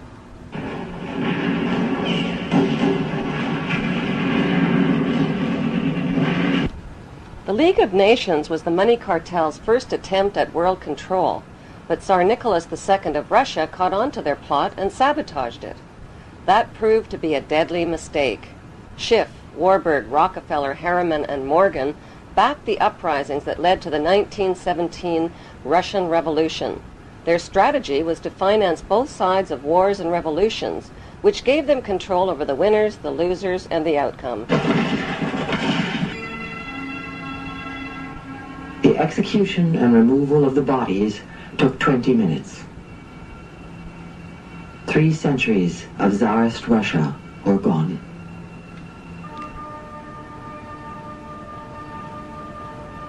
Between 1918 and 1921, 14 million Russians died from war and starvation under Lenin's Bolsheviks. By 1919, Lenin ran up a national debt to the Rothschild banksters of $60 billion, which put Russia firmly under their control. As Mayor Rothschild once said, "Give me control of a nation's money and I care not who makes her laws." To this day, the Rothschilds have stopped the heirs to the Tsar's fortunes from claiming their deposits held in Rothschild banks. Those fortunes are now worth an estimated $50 billion.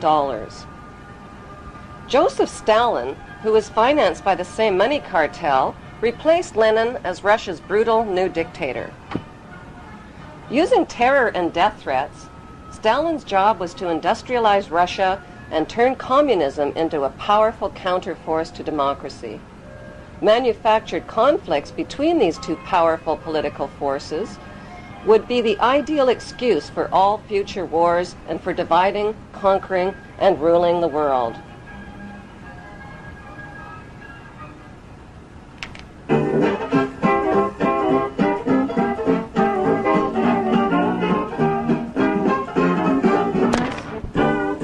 The Roaring '20s was a decade of peace and prosperity in the United States.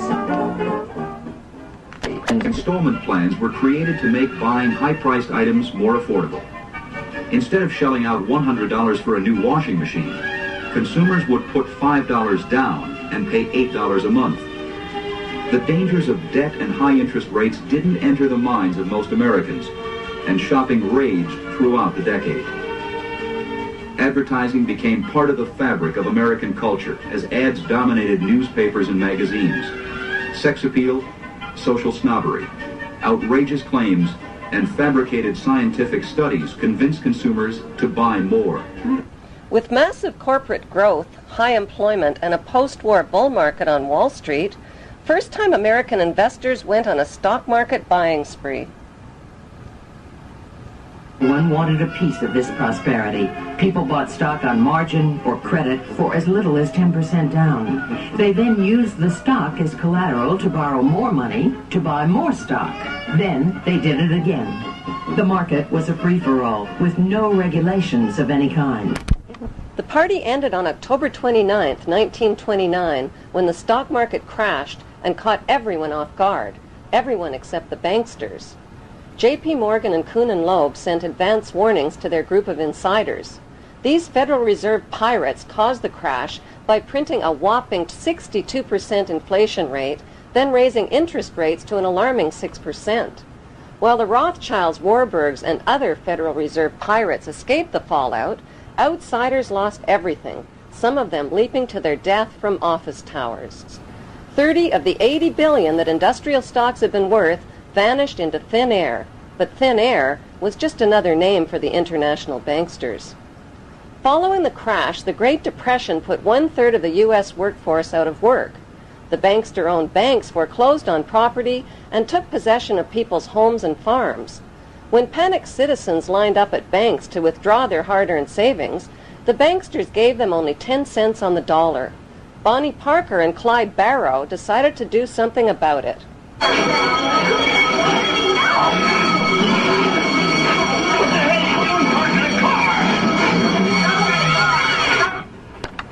Homeless and desperate, many Americans said, a paradise to live in or see. But believe it or not, you won't find it so hot if you ain't got the do-re-mi.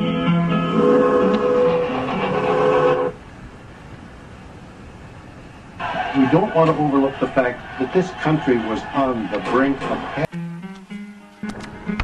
Congressman Louis McFadden, chairman of the House Banking Committee, claimed the crash was planned by the international bankers who sought to become rulers of us all. In his famous 1932 congressional address, he said, "Mr. Chairman, we have in this country one of the most corrupt institutions the world has ever known. I refer to the Federal Reserve Board and the Federal Reserve Banks. The Federal Reserve Board has cheated the people of the United States out of enough money to pay the national debt 3 times over. This evil institution has impoverished and ruined the people of the United States through the defects of the law which it operates and through the corrupt practices of the moneyed vultures who control it. Some people think the Federal Reserve banks are government institutions. They are not government institutions. They are private credit monopolies which prey upon the people of the United States for the benefit of themselves." Following a series of death threats, McFadden died from food poisoning followed by a heart attack under suspicious circumstances. In his book, Wall Street and the Rise of Hitler, Professor Anthony B. Sutton shows documented evidence that U.S. corporations supplied money, gas, vehicles, and weaponry that helped Hitler launch World War II. Prescott Bush, father of George Bush and grandfather of George W. Bush, supplied raw materials and funneled vast sums of money and credit to Hitler's Third Reich.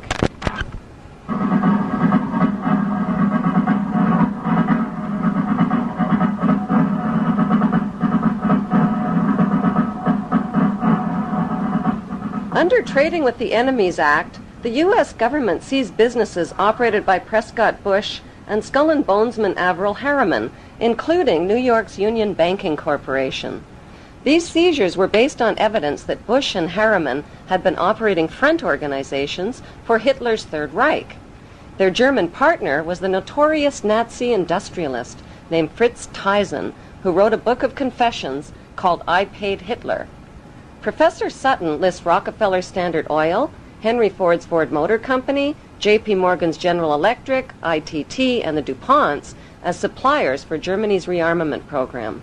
But why on earth would Jewish bankers and corporations finance a monster like Adolf Hitler? It is a well-known fact that Adolf Hitler went to great lengths to cover up his family history, even arranging for the assassination of Austrian Chancellor Dollfuss, who investigated Hitler's family. The Dollfuss file, now in the hands of the British Secret Service, revealed that Adolf Hitler's grandmother, named Maria Anna Schicklgruber, worked in Vienna as a live-in housemaid at Solomon Rothschild's manor next to his hotel. The information was traced through her compulsory registration card. Solomon Rothschild was one of Mayor Rothschild's 5 banker sons. Separated from his wife, Solomon had a reputation with police as a lecherous womanizer. When Maria Anna Schicklgruber's pregnancy was discovered, she was dismissed.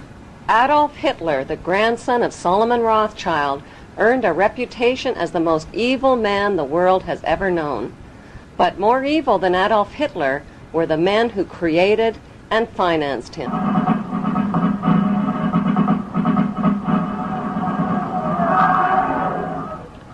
Hitler's revolutionary activities in Germany landed him in prison for 5 years.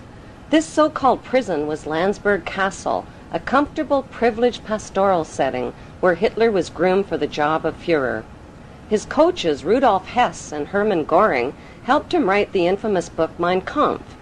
Upon his release, the book was widely circulated, and Hitler traveled throughout Germany, delivering prepared speeches with Rothschild Warburg financing via the secret Thule and Veril societies. The Jews were to blame, shouted Hitler, for the humiliation of the Versailles Treaty and for Germany's financial ruin. What possible explanation could there be for Jewish businessmen supporting an anti-Semitic madman like Adolf Hitler and the extermination of millions of innocent Jews? One of the world's dirtiest secrets is that the exterminated Jews in Nazi Germany were not considered real Jews. They were considered Khazar Russians and Eastern Europeans whose ancestors converted to Judaism in 740 AD under their king, King Bulan. Their bloodline dates back to the Turkish tribes and to the powerful empire of Khazaria that once controlled all of Russia.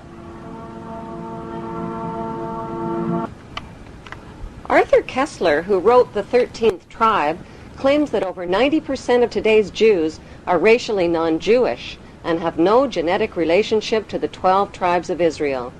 Today's Jews, says Kessler, are more related to Attila the Hun than King Solomon of Israel. 2,000 years ago, when the Roman conquerors evicted the 12 tribes from Israel, the largest tribes, called Dan and Naphtali, settled in Denmark and Norway. Their Viking king, called King Canute, was crowned king of England, Denmark, Norway, and Sweden. Kessler calls the majority of today's Jews the 13th tribe because they are racially not Jewish. The Rothschilds' incestuous bloodline can be traced through their ancestor, Naphtali Hertz, who is named after their tribe of Naphtali. Over the centuries, the Rothschilds have intermarried with authentic Jewish royalty, ensuring their bloodline back to King Solomon of Israel. Denmark, which literally means the mark of Dan, maintained a truce with Germany's Nazi occupying forces for nearly 3 years. When Hitler's SS moved to arrest the Jews of Denmark, the Danish government helped ferry them to safety in Sweden and Britain. But why were the Jews of Denmark, Norway, and Sweden spared, while Jews from Russia and Eastern Europe were captured, interrogated, and thrown into slave camps and death camps? But death camps were not an accident. The seeds of hatred were planted long before the war began, and the extermination was carried out with some German industry in compliance, while the world looked on. While the German subsidiaries of U.S. corporations made fortunes from the war industry and from the free slave labor of non-ethnic Jews, America also looked on. Masonic U.S. President Franklin Delano Roosevelt, who was the grandson of opium smuggler Warren Delano Jr., was too busy bombing the Japanese and developing weapons of mass destruction. Roosevelt chose Skull and Bonesman Henry Stimson as his Secretary of War. Roosevelt and Stimson ordered massive firebombing raids on Japan's 6 largest cities, killing and burning alive 250,000 Japanese men, women, and children. In the United States, innocent Japanese-American families were thrown into internment prison camps. Japanese assets were frozen, Japan's oil lifeline was cut off, and crippling trade sanctions were imposed.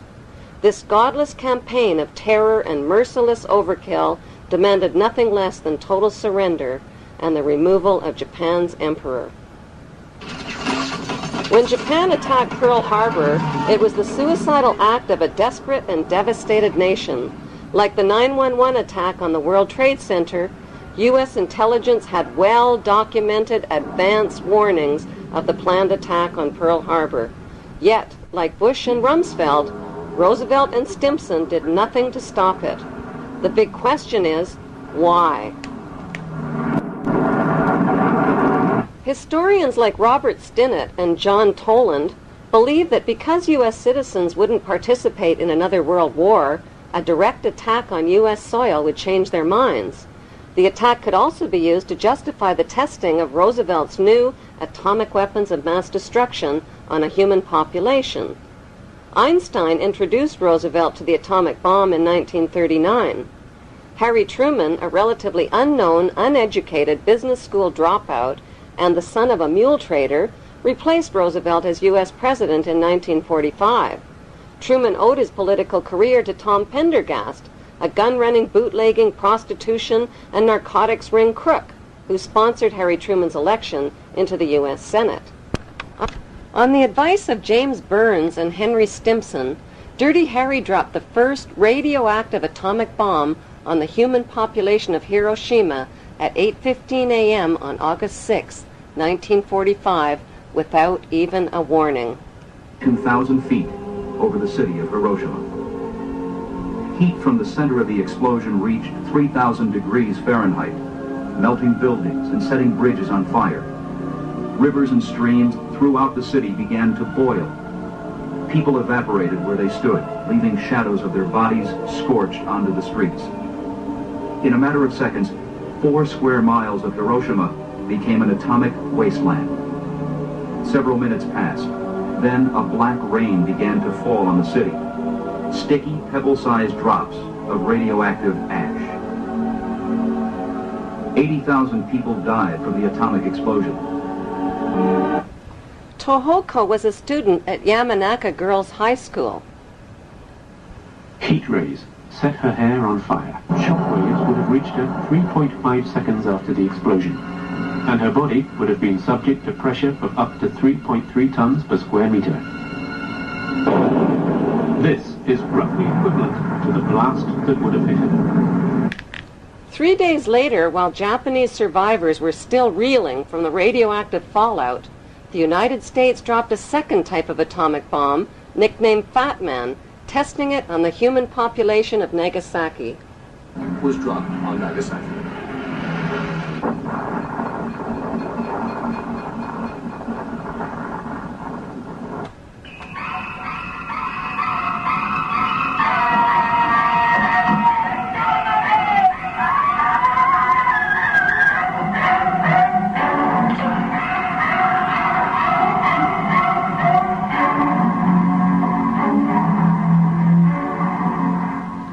In retaliation for 2,400 American military deaths at Pearl Harbor that could have been prevented because of advance warnings, 2 U.S. atomic bombs evaporated 130,000 Japanese civilians and their families and another 90,000 in the horrendous aftermath. To this day, Japanese survivors and their offspring suffer related genetic deformities, cancers, nightmares, and permanent environmental destruction.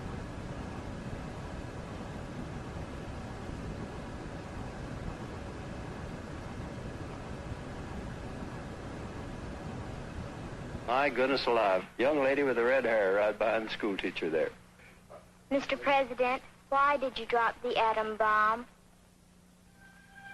Mr. President, the future wants to know, was it right to drop the atom bomb?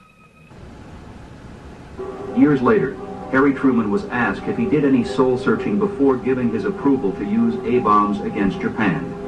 His reply was, "Hell no, I made it like that." And he snapped his fingers in the air. In May 1952, Harry Truman was awarded an honorary plaque, and a village in Israel was named in his honor. I'm very touched and grateful, and a little bit overwhelmed. They have a village named for me, but when they're talking about a statue, want me to join George Washington, Andrew Jackson, Abraham Lincoln, and Cham Weissman, I have about come to the conclusion that I'm not ready yet to go into a piece of marble. World War II took the lives of 35 million trusting, patriotic, flag-waving people willing to die for their country or die for freedom or die a hero. But what they really died for was the lies and the propaganda.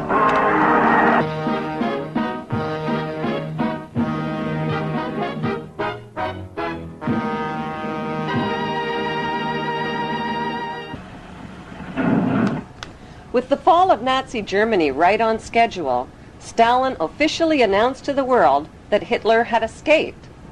U.S. and British spin doctors quickly changed the story, claiming that Hitler had committed suicide and that his body had been burned beyond recognition by his own officers. The key words are beyond recognition. While people were busy celebrating the end of World War II and believing what they wanted to believe, the international banksters who had sponsored the genocide, torture, and suffering of non-ethnic Jews stole their wealth from Swiss bank accounts just as they had stolen the wealth of the Russian czars after financing the Russian Revolution. The Vatican was also tied to plundering Nazi gold, which had been stolen from the Jews. It is a well-documented fact that Pope Pius XII lent his support to the anti-Semitic Hitler and his Nazi regime.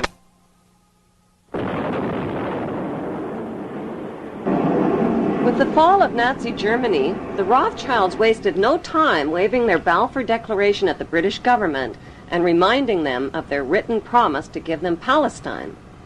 But how could the British promise the Arab land of Palestine to the Jews? In 1917, the British parachuted free opium and hashish to the Turkish troops and stole Palestine from them. One ingenious stratagem was to parachute hashish and opium to the Turkish troops to try to keep their minds off the fighting. Allenby's strategy worked brilliantly. During World War II, the British needed Arab oil and signed an agreement with the Arabs which forbid Jewish immigration into Palestine. Then at the end of the war, the British broke their agreement with the Arabs and allowed the Rothschild Jewish Zionists to smuggle hundreds of thousands of Jews from around the world into Palestine.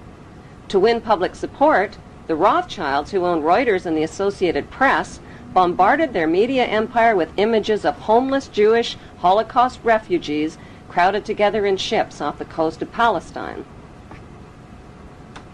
On October 24, 1945, the bankster pirates gave birth to their most powerful weapon of global control, the United Nations. According to plan, the British pulled out of Palestine and gave the land to the Jewish Zionists. These Zionist extremists call themselves God's chosen race of people and believe they have a God-given right to the land of the Palestinians. It is important to know that the land now called Israel was originally called Canaan in ancient times. Canaan was populated by the Canaanite people who were the ancestors of today's Palestinians imprisoned in refugee camps in Israel. About 3,500 years ago, the Semitic Hyksos kings ruled Egypt for 100 years, but were expelled from Egypt into Canaan. The Egyptians called these Hyksos people the Habarus, which means Hebrews. These expelled Hebrews invaded and conquered the land of Canaan and changed the name of the land from Canaan to Israel.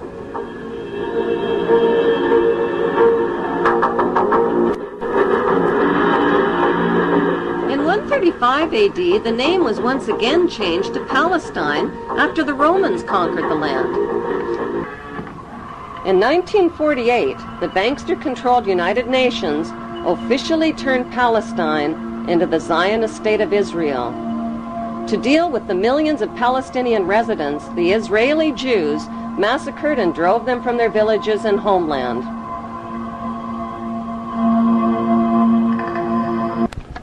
The Jews herded the Palestinians into two separated regions called the West Bank and the Gaza Strip.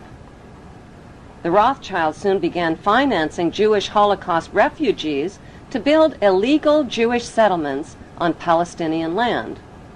These illegal Jewish settlements set the stage for Israel's Prime Minister Ariel Sharon's reign of terror against Palestinians who dared to defend what was left of their stolen homeland. Like Saddam Hussein, Sharon violated dozens of UN resolutions by using hundreds of tanks and American-supplied gunships and planes in an unrelenting campaign of bombing, murdering, bulldozing, starving, and terrorizing the Palestinians off of what remained of their land. In violation of international law, Israel also secretly developed over 100 nuclear weapons of mass destruction capable of vaporizing the entire Middle East. Defenseless against Israel's U.S.-backed military and media campaign, the Palestinian Muslims fought back with sticks and stones and suicide as their only means of defense against the wholesale theft of their ancient homeland.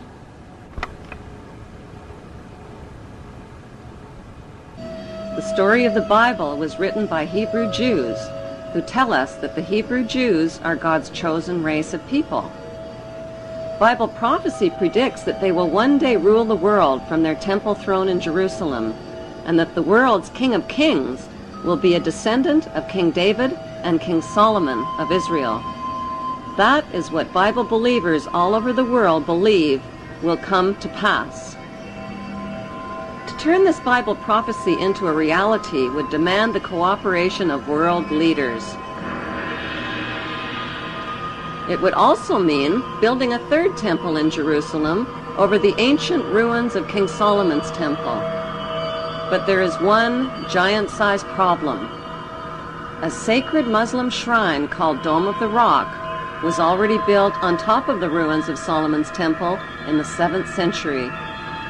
It still stands majestically today in the heart of Jerusalem, and it would have to be destroyed.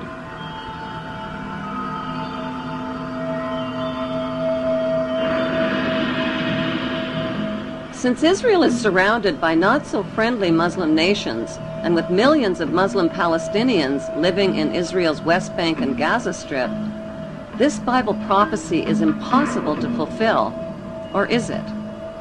Like a screenplay for a movie, the Bible story was written by Hebrew Jews. But who is the director and the producer? Is it God, or is it a special interest group of the world's wealthiest men?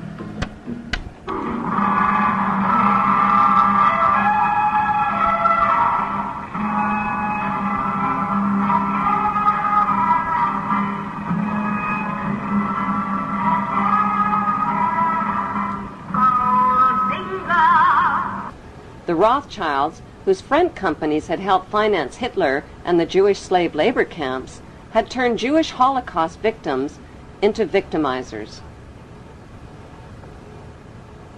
Imprisoned inside barbed wire refugee camps, the Palestinians began to resemble the victims of Nazi concentration camps. According to author Simon Schama, the Rothschilds own 80% of the land of Israel. Even the flag of Israel flies the hexagram symbol from the Rothschild family's red shield. The hexagram has 6 points, 6 triangles, and 6 sides on the central hexagram. The numbers 666 are associated with the biblical prophecies that predict an apocalyptic Third World War. In their national bestseller, Secret War Against the Jews, authors Loftus and Ahrens reveal indisputable evidence that Hitler's top Nazi general, General Reinhard Gehlen, transferred his entire network of Nazi spies and double agents to Fort Hunt, Virginia, to join America's newly formed CIA. This highly secretive operation was codenamed Operation Paperclip and included Holocaust mastermind Otto Skorzeny, Hitler's personal friend and favorite SS colonel.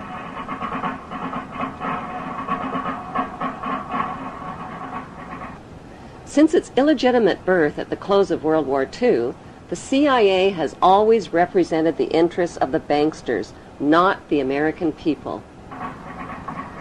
Nelson Rockefeller, who became U.S. Vice President, and Allen Dulles, who became CIA Director, erased the Nazi pasts of hundreds of Nazi spies and scientists who they smuggled into the United States. Others were smuggled into Canada and South America along Rockefeller's rat line, using Vatican passports and money.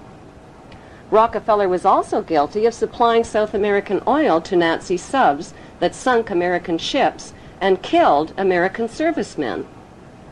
The Jewish Zionists spied on Rockefeller's treasonous activities and then blackmailed him. In exchange for Jewish silence, Rockefeller agreed to arrange for enough votes from Latin American nations to guarantee Israel's membership into the United Nations. The sad truth, say Loftus and Ahrens, is that the Jewish Zionists bought those extra votes with the blood of millions of Jewish Holocaust victims. Christopher Simpson's book called Blowback exposes recently declassified information on America's recruitment of Nazi war criminals into the CIA. Nazi rocket scientist Werner von Braun, who built German rockets and dropped them on London, was also put on the new CIA payroll. Von Braun and his team of Nazi rocketeers were sent to Huntsville, Alabama. Hollywood honored von Braun as a collaborator on an American sci-fi movie and series of Walt Disney shows.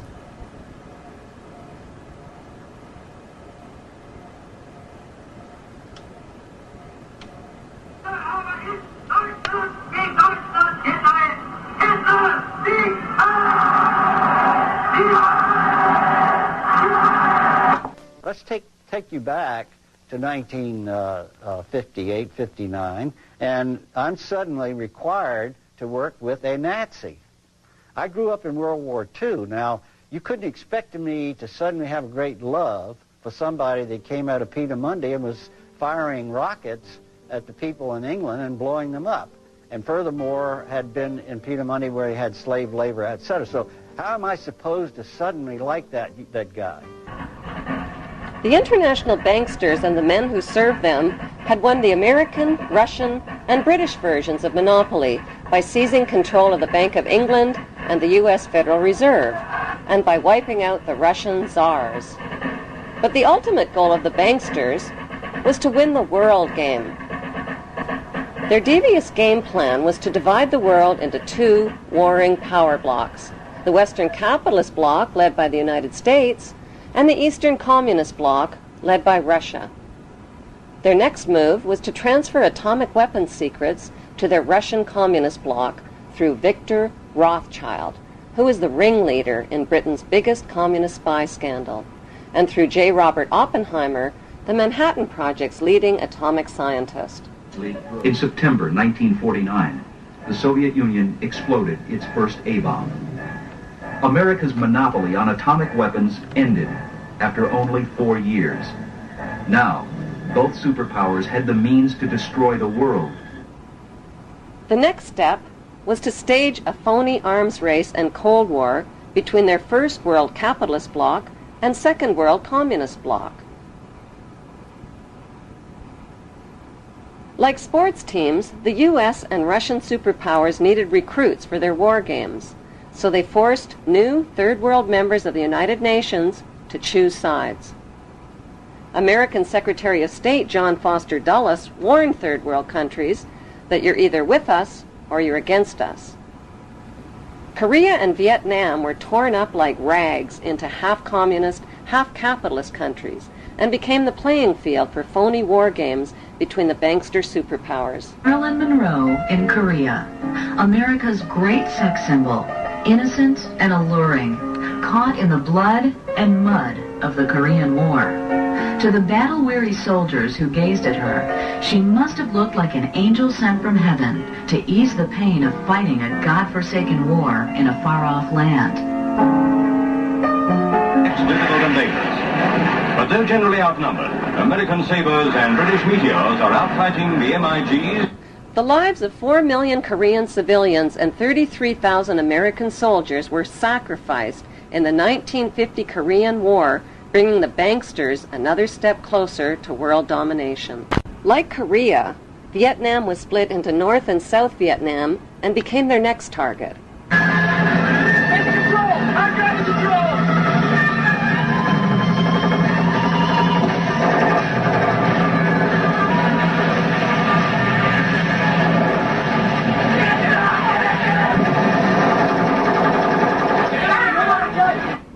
In 1954, the U.S. military dropped millions of tons of bombs on undefended Vietnamese civilians and turned their lush green countryside into blood-red killing fields.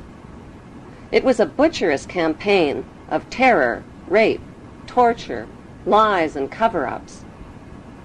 The U.S. military, who had already tested 2 radioactive atomic weapons of mass destruction on the people of Japan, decided to test their chemical weapons of mass destruction on the people of Vietnam.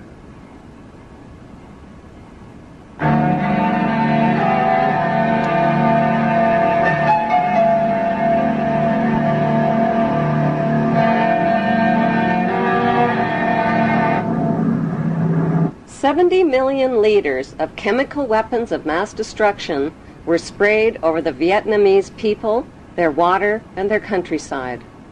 The most lethal was Agent Orange, which defoliated, killed, and contaminated everything in its path like a radioactive atomic bomb.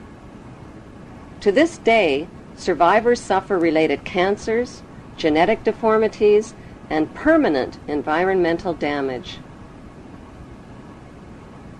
Many U.S. servicemen publicly confessed to their crimes and suffered haunting flashbacks. Novel from New York, I have Vietnamese campaign ribbon, Vietnamese service ribbon, National Defense ribbon, and Purple Heart.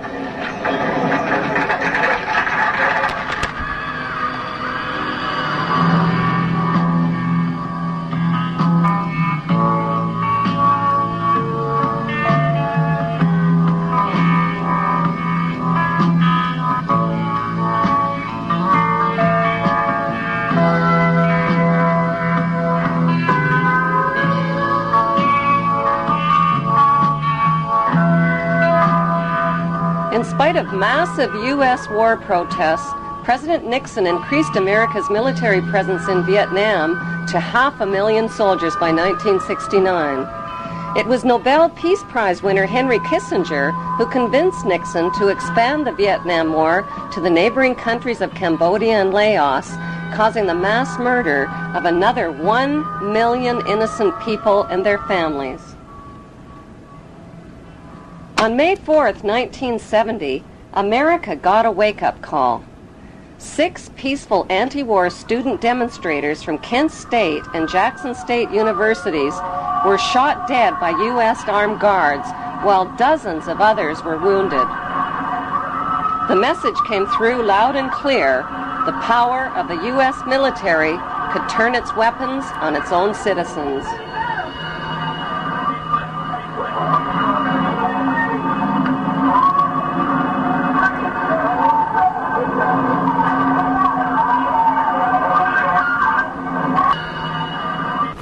In 1947, the United States played host to an international conference at Bretton Woods to put an end to world poverty and starvation caused by World War II.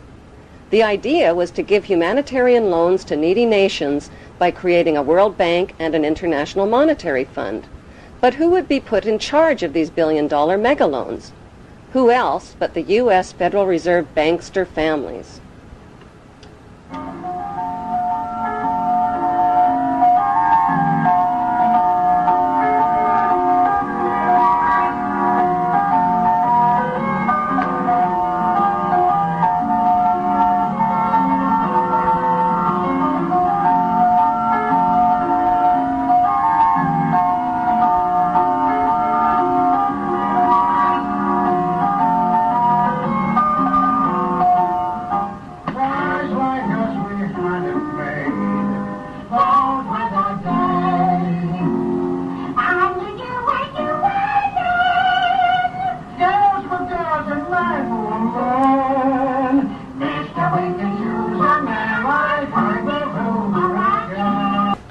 Putting the U.S. Federal Reserve banksters in charge of humanitarian loans is like putting pedophiles in charge of daycare centers.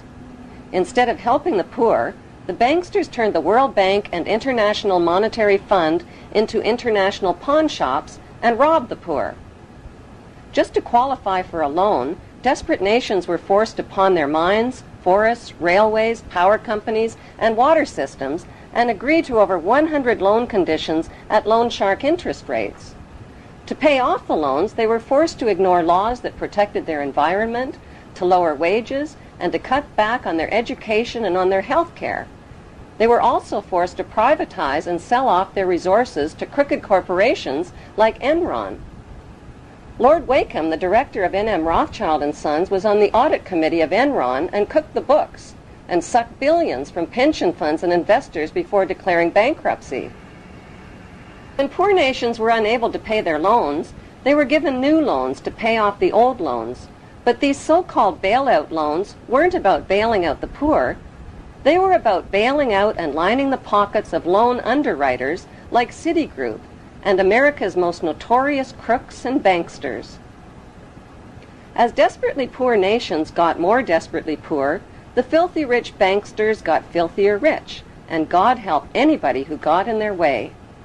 Davison Buddu, senior economist for the International Monetary Fund, resigned to, quote, wash my hands of the blood of millions of poor and starving people.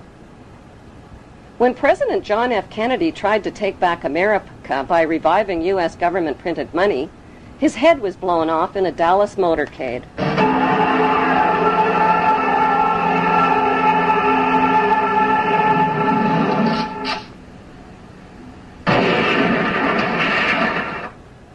When his son planned to expose the ugly truth about his father's assassination, his small plane plunged into the ocean, killing all on board.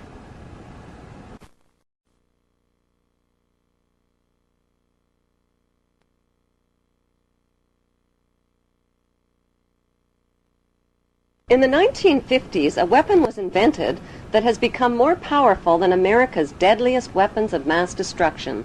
It is the weapon of mass deception, and it is right in our own living rooms. The hypnotizing world of picture television brings us the news of the world through two central news agencies called Reuters and the Associated Press.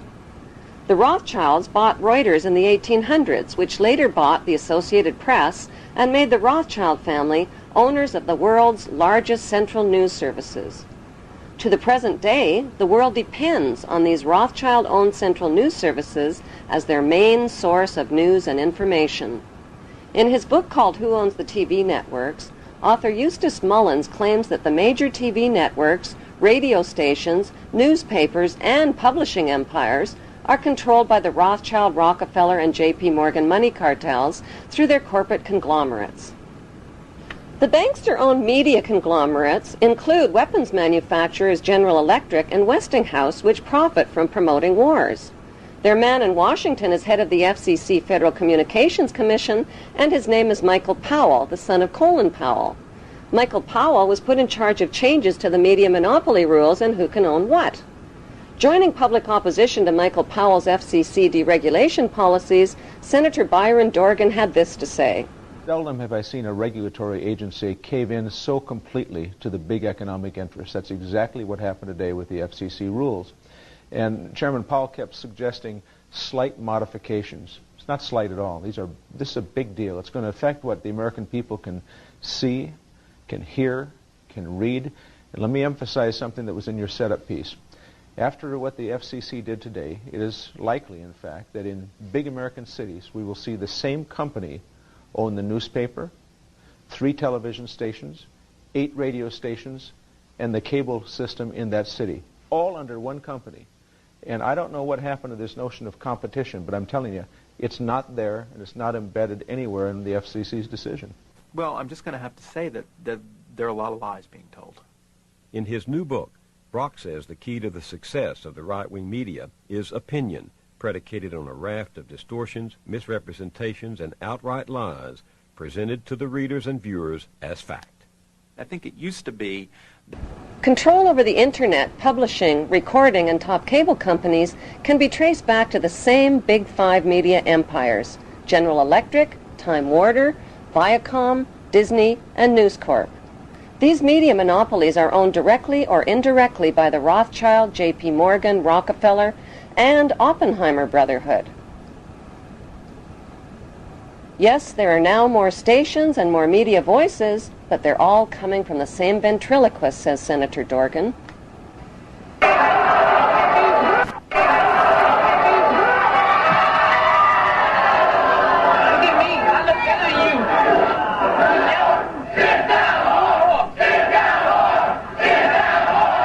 Every TV show needs corporate sponsors, and corporate sponsors sponsor pro-business, pro-government programming, and journalists who support the agenda of the Big Five media owners.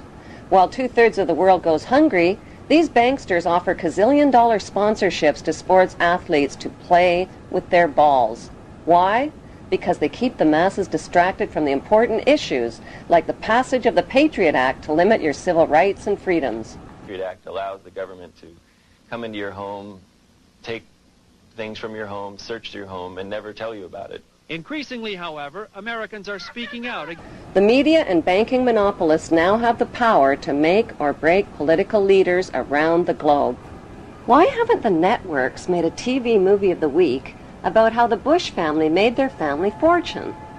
The movie could be called The Awful Truth, starring George W.'s great-grandfather, Samuel P. Bush, whose Buckeye Steel Castings Company supplies parts for Edward Harriman's railroads, who in turn provides rail shipments for John D. Rockefeller's Standard Oil, who in turn gets monopoly financing from the Rothschilds. The movie could be made into a TV series starring Samuel's son, Prescott Bush, as the managing director of a Nazi steel manufacturing plant in Poland called Silesian Consolidated Steel. In Episode 1, Prescott Bush forwards American financing to his German partner Fritz Thyssen through the Union Banking Corporation in New York. Fritz Thyssen arranges a contract with Nazi Germany's IG Farben Company for free Jewish slave labor in Bush's steel manufacturing plant at the Auschwitz concentration camp. Episode 2 shows Skull and Bonesman Prescott Bush and Averell Harriman getting caught under Trading with the Enemy Act, as the U.S. government moves in and seizes all of their shares in Union Banking Corporation.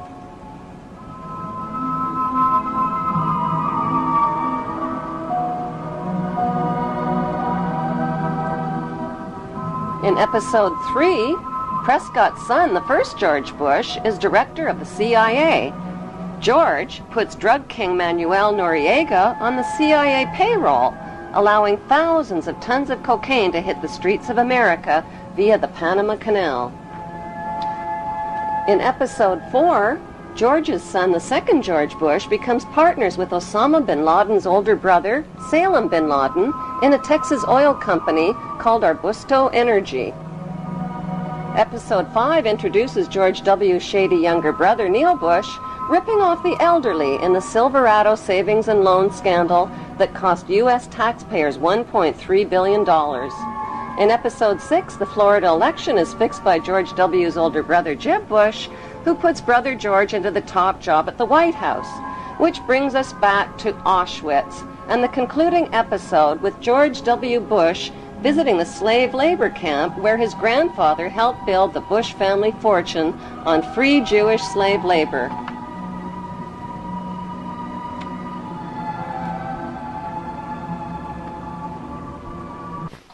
The sites are a sobering reminder of the power of evil and the need for people to resist evil.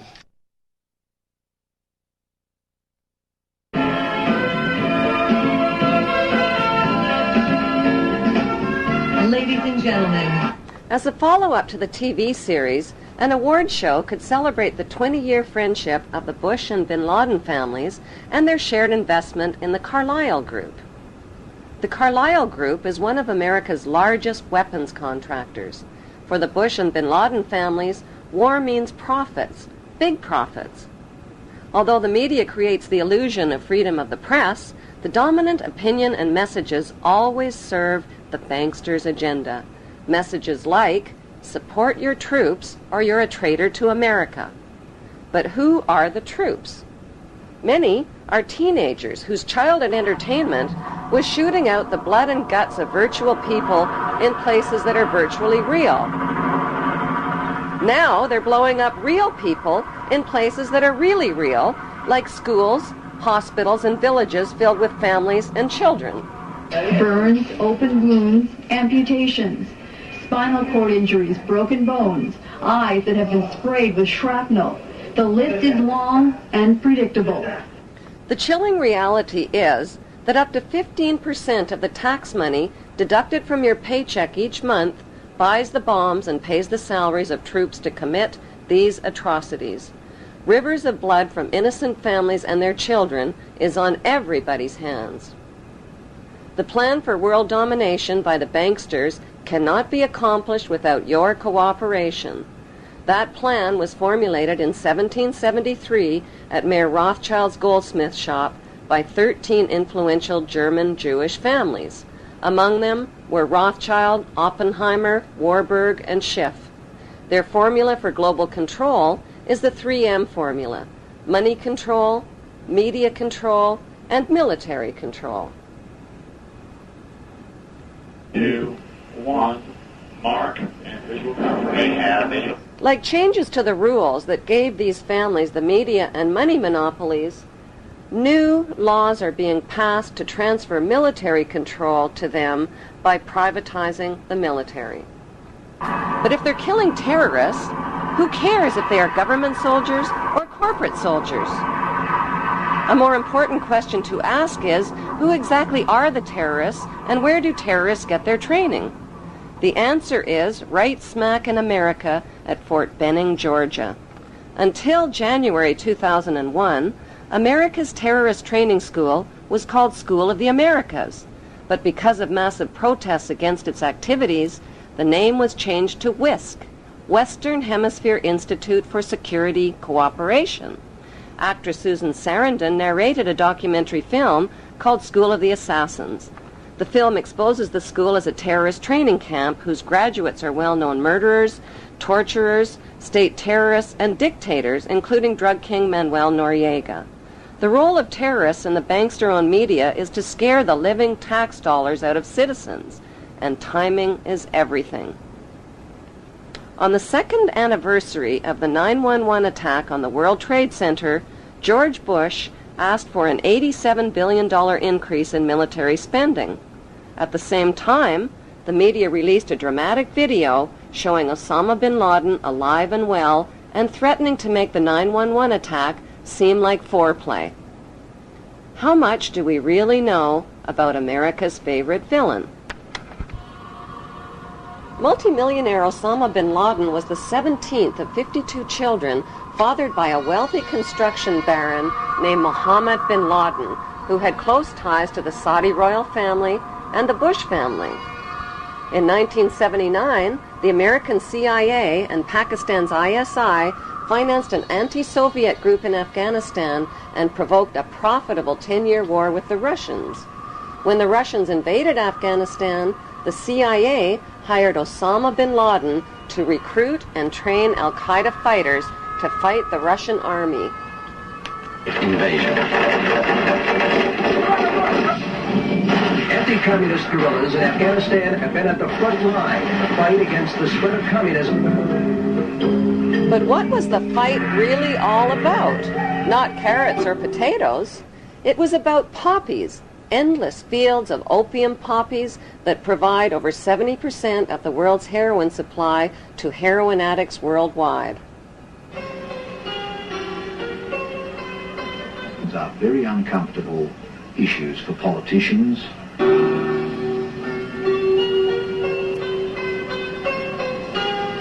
It was a dramatic story, but the media failed to tell us the less heroic side of Afghanistan's freedom fighters.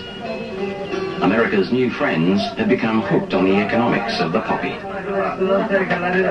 During the war, many of the mujahideen radically increased the production of opium, the raw ingredient of heroin.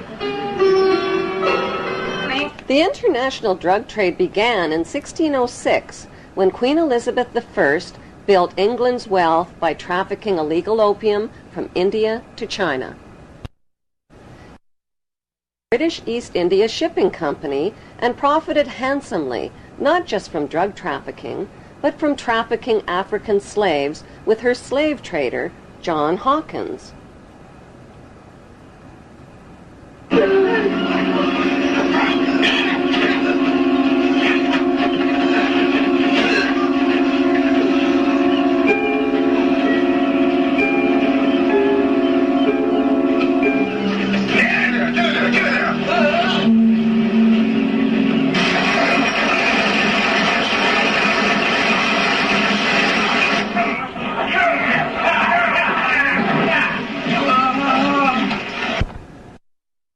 First, knighted her slave trader with the noble title of Sir John Hawkins.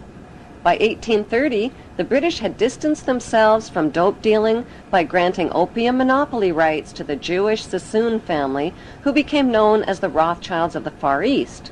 As an agent for the Crown, David Sassoon shared his dope profits with Queen Victoria. The British East India Company built a major factory to process the opium here at Gazipur. It's still a lucrative earner for the Indian government, which sells opiates to the world's pharmaceutical industry. When the Chinese banned opium and destroyed 600 chest loads of the addictive drug, Sassoon and the British retaliated. It was a financial disaster for the British. With huge profits at stake, they retaliated with the Opium Wars of 1843 and 1858. The forces of the market were to defeat China's moral prohibition. Sassoon and the British forced drug addiction onto an entire nation, stole the island of Hong Kong, and made Hong Kong the capital of the British international drug trade. In 1872, Queen Victoria knighted David Sassoon's son, Albert Sassoon, who spread the illegal opium trade throughout China and Japan. In 1887, Sir Albert Sassoon married Aline Carolyn Rothschild and joined the pirated fortunes of the Sassoon drug cartel with the Rothschild money cartel. Today, it's business as usual for the descendants of the Sassoon and Rothschild families, who socialize with Queen Elizabeth II and Prince Charles as elite members of Britain's inner power circle. Many have been granted royal titles, like Sir, Countess, Baron, and Marquis, but their many victims aren't fooled by the crowns, the titles, and the tuxedos. They have very different titles for them. Titles like liars, thieves, dope dealers, and mass murderers for the crown.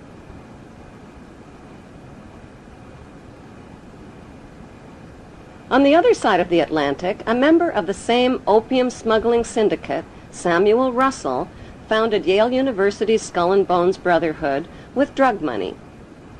Exclusive members were financed into political power positions in the CIA, the U.S. Supreme Court, and the White House. When Skull and Bonesman George Bush Sr. became CIA director in the 1980s, the CIA recruited Osama bin Laden to train al-Qaeda and Mujahideen fighters in Afghanistan. The job of Osama's trainees was not just to fight the Russian communists, it was to run Afghanistan's multi-billion-dollar opium trade. Heroin, manufactured from Afghan opium, supplied $250 to $300 billion annually to Wall Street and the U.S. banks.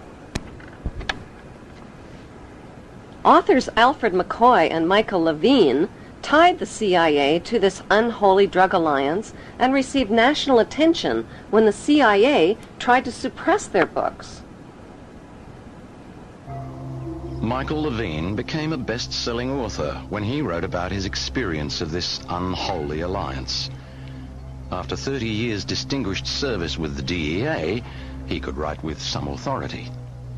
You could look at what they did to me as an example in microcosm of Central Intelligence's actions and the State Department in completely subverting the drug war.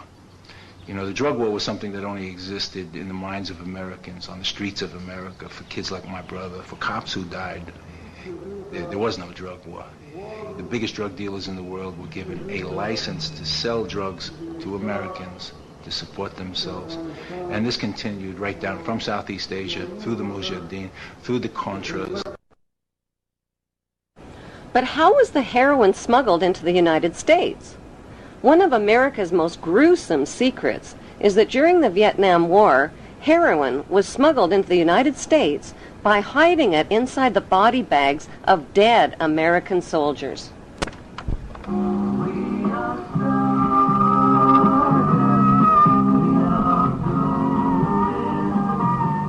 By the end of the 1960s, 1/3 of U.S. soldiers in Vietnam and close to 1 million United States citizens were hooked on heroin. Drugs like LSD, mescaline, marijuana, and hashish also swamped the streets and college campuses of America. Who or what turned America's youth onto these illegal drugs? Celebrity anti-war activists like Aldous Huxley, Timothy Leary, Allen Ginsberg, and Bertrand Russell sold America's youth on acid rock, tripping out, and one world government. Their financing came from the Warburg Banksters and IPS, Institute for Policy Studies. Over 100 million doses of LSD that hit the streets of America were purchased by Timothy Leary and Alan Dulles through S.G. Warburg's Sandoz AB Pharmaceutical Company in Switzerland. Free sample-size packages of acid were handed out not only on college campuses, but at rock concerts, where musicians persuaded millions of fans to get high.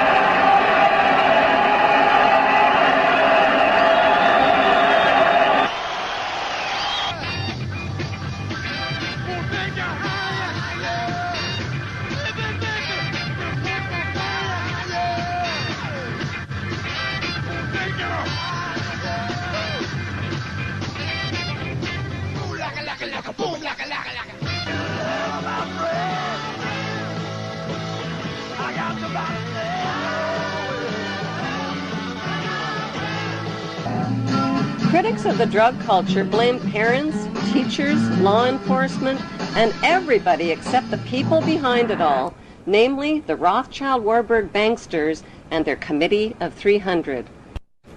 According to Dr. John Coleman, who wrote the story of the Committee of 300, the Beatles rock group were brought to America by the Tavistock Institute. Tavistock launched the drug culture revolution in America to popularize and normalize social drug use. Through their record companies and advertising monopolies, the banksters have packaged and financed their celebrity salesmen to anesthetize, addict, and enslave billions of people worldwide with dependencies on both prescription and non-prescription, legal and illegal drugs. Those drugs range from alcohol, nicotine, and caffeine to Prozac, crack cocaine, and heroin. Like the phony war on terrorism, the phony war on drugs is a cat and mouse game being fought with one hand and fed with the other. The peace symbol adopted by the drug flower children of the 60s was designed by Gerald Holtham, who was commissioned by One World Government salesman Bertrand Russell. The symbol was never designed as a symbol of peace, but as a symbol of death. It is actually a cross turned upside down with the arms broken and is used by Satanists and in Druid witchcraft.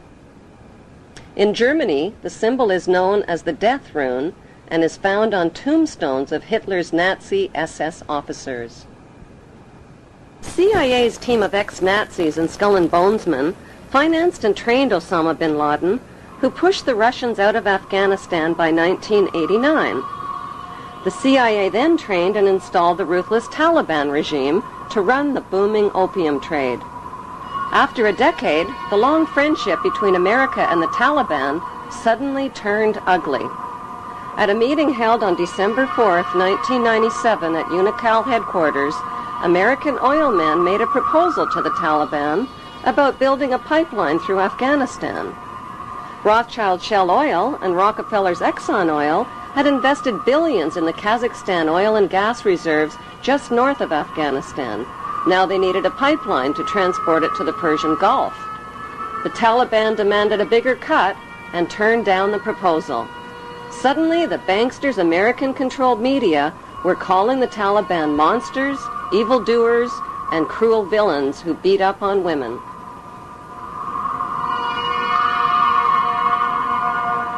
On July 4th, 1999, President Clinton froze the Taliban's U.S. assets and bank accounts and imposed trade sanctions on Afghanistan. By February 2001, the Taliban destroyed most of Afghanistan's opium crops.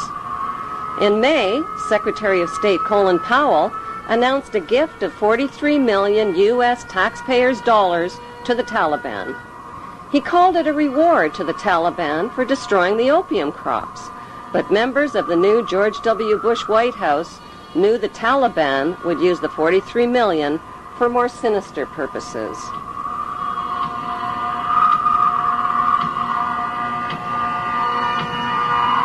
The larger issue is not just not connecting the dots, but not getting the dots. Why was it that CIA was unable to collect information for years inside Afghanistan? When they had authority to kill bin Laden for over 2.5 years, why were they unable to kill him or his lieutenants? Why didn't they have a better capability to do something about it at the source? Could it be that the bankster-supported U.S. administration is controlling both sides of the war on terror?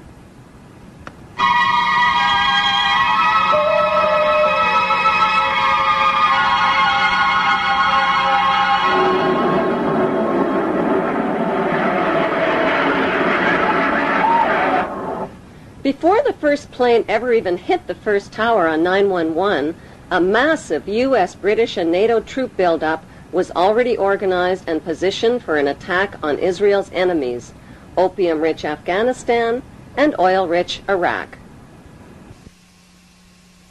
And there's an old poster out west, as I recall, that said, "Wanted, dead or alive."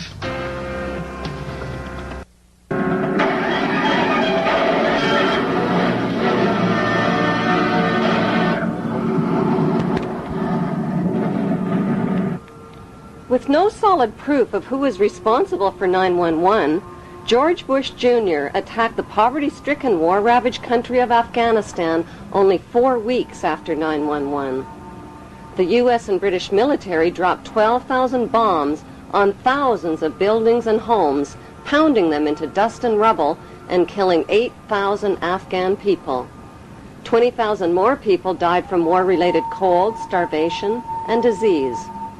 Nobody made a big-budget TV production out of the massacre with a God Bless Afghanistan movie score. The U.S.-British war on Afghanistan left behind millions of starving people and thousands of women who are still veiled, still homeless, and still penniless. Afghanistan is the world's largest producer of opium and now the world's largest producer of heroin.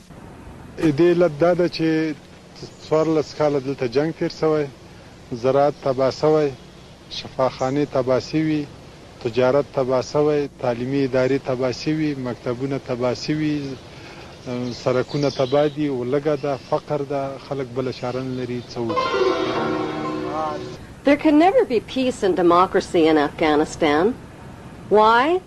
Because peace and democracy would expose and cut off corporate America's opium and heroin trade at the source. So what was the payoff for the U.S.-British war on Afghanistan? 1, the uncooperative Taliban warlords got kicked out and replaced by the cooperative Northern Alliance warlords. 2, opium and heroin production and revenues skyrocketed. 3, Afghanistan got a new leader named Hamid Karzai, who just happens to be an ex-employee of Unocal Oil. 3, America got permission to build their oil and gas pipeline through Afghanistan. And 4, the Bush administration's favorite excuse for war, Osama bin Laden, was allowed to escape. America's second favorite excuse for war, Saddam Hussein, has always been America's patsy. In the 1980s, the United States supported Iraq's invasion of its neighbor, Iran, to stop the spread of Iran's Islamic Revolution.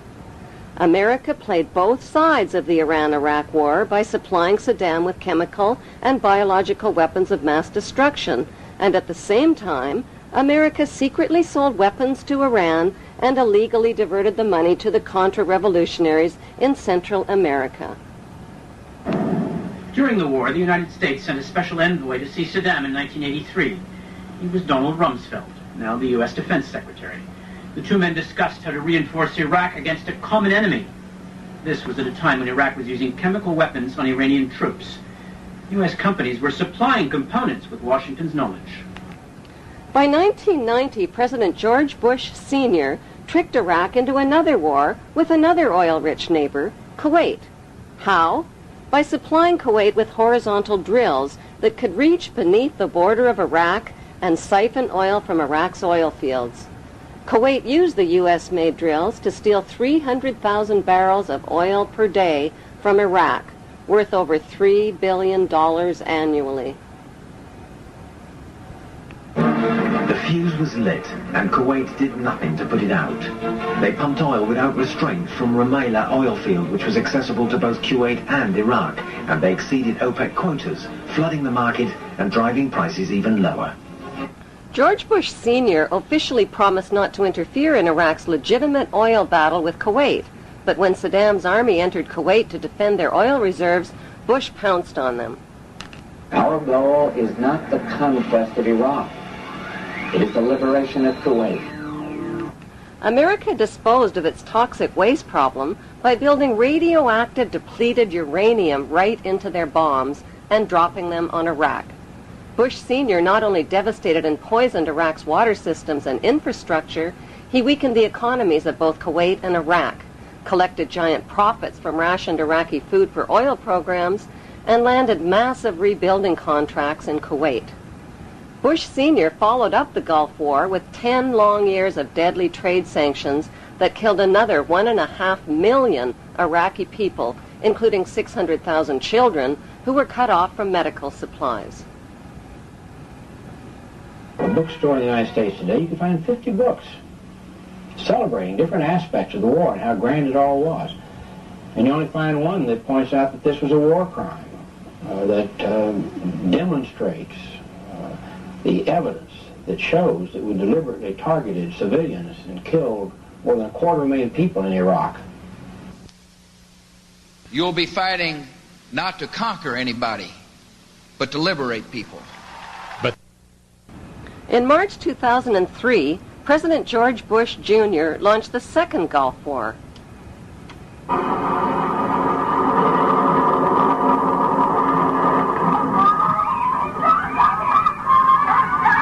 The war on Iraq wasn't about revenge for 9/11, since not one of the 19 accused terrorists were Iraqi citizens. It wasn't about weapons of mass destruction, which inspectors hadn't found. It wasn't even about Saddam Hussein, who had been financed into power by the U.S. in the first place and who got his chemical and biological weapons from American companies. No, the U.S. wars against Iraq and against Afghanistan were about mass murder and piracy. They were about big weapons sales, big oil, big pipelines, big drugs, and big rebuilding contracts. They were about colonizing the Middle East and moving 2 giant steps closer to world domination. اشتريها ب6 أنفار.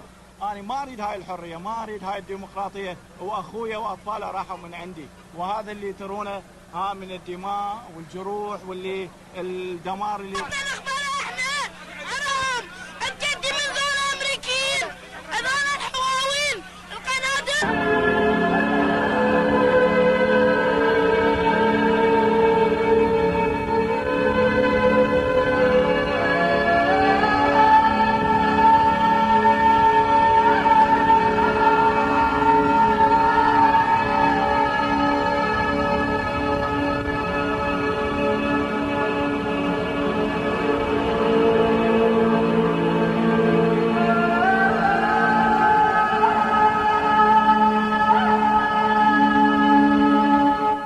The theft and devastation of this ancient land by the U.S. government closely resembles the theft and devastation of Palestine by the Israeli government.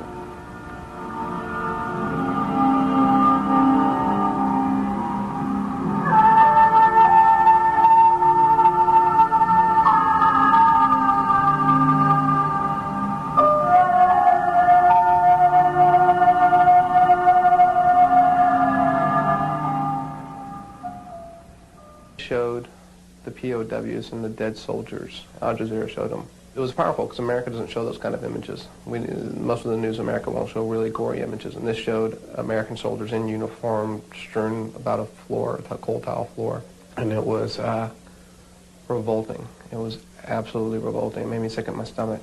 And then what hit me was the night before there had been some kind of bombing in Basra, and Al Jazeera had shown images of the people, and they were equally, if not more horrifying than images were. And I remember having seen it in the Al Jazeera office and thought to myself, wow, that's gross. That's bad. And then going away and probably eating dinner or something, and it didn't affect me as much.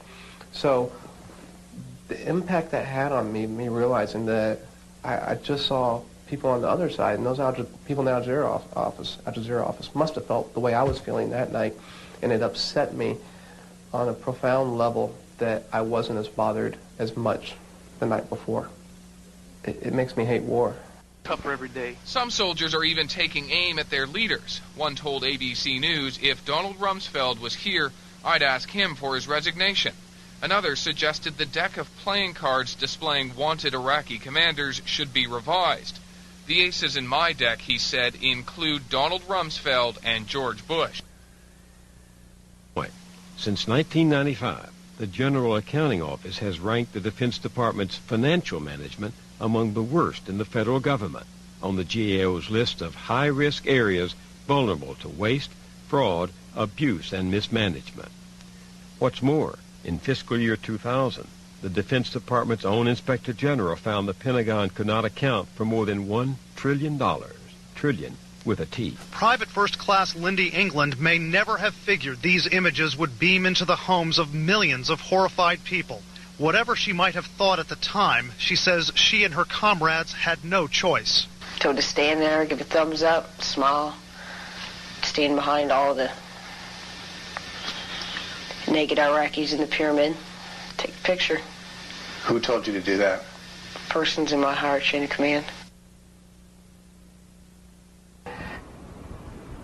Why were naked Muslim prisoners positioned on top of each other in the shape of an Egyptian pyramid? The answer can be found in the distant past. In ancient times, Iraq was called Babylon. The year is 586 BC. The armies of Nebuchadnezzar, king of Babylon, descend on Jerusalem with the wrath of an angry God. It is almost 6 centuries before the birth of Christ. The Romans have not yet even dreamed of empire. It is a dark chapter in the history of the Jews, while Babylon's fierce star is rising. The Bible describes the Babylonian attack. Homes are pillaged, King Solomon's temple is set ablaze and utterly destroyed. Saddam Hussein made the mistake of comparing himself to Babylon's King Nebuchadnezzar. The capture of Iraq and Saddam Hussein was not just about oil and colonization, it was also about settling an old Hebrew score. We got him.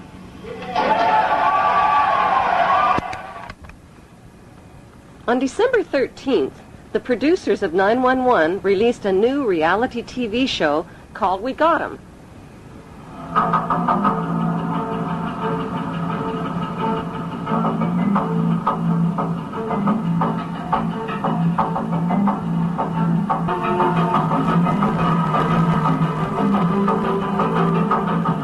The Iraqi people claimed the We Got 'Em video show was staged. Why? Because the video shows ripe, yellow-colored dates growing on a tree to the left of the hole, where Saddam Hussein was supposedly captured. Every Iraqi citizen knows that Iraqi dates only ripen and turn yellow in July and August, never in December. Since date trees don't tell lies, the We Got 'Em video had to be staged at least 3 months earlier in July or August, not on December 13th as reported. How could Saddam, who is almost 70 years old and over 6 feet tall with a bloated belly, squeeze in and out of a hole that small? How could he have grown a beard that long in such a short time? Why did he dye his hair black while in hiding? For his CNN close-ups, perhaps? There are 3 books which clearly map out the Zionist plan for world domination. The Bible, written by Hebrews, Morals and Dogma, written by Freemason Albert Pike, and the Protocols of Zion, written by the Priori of Zion and revised by the Zionist Illuminati. All 3 books describe the plan for an apocalypse or Third World War, which will give birth to one world empire and one world leader. This one world leader is called the Antichrist.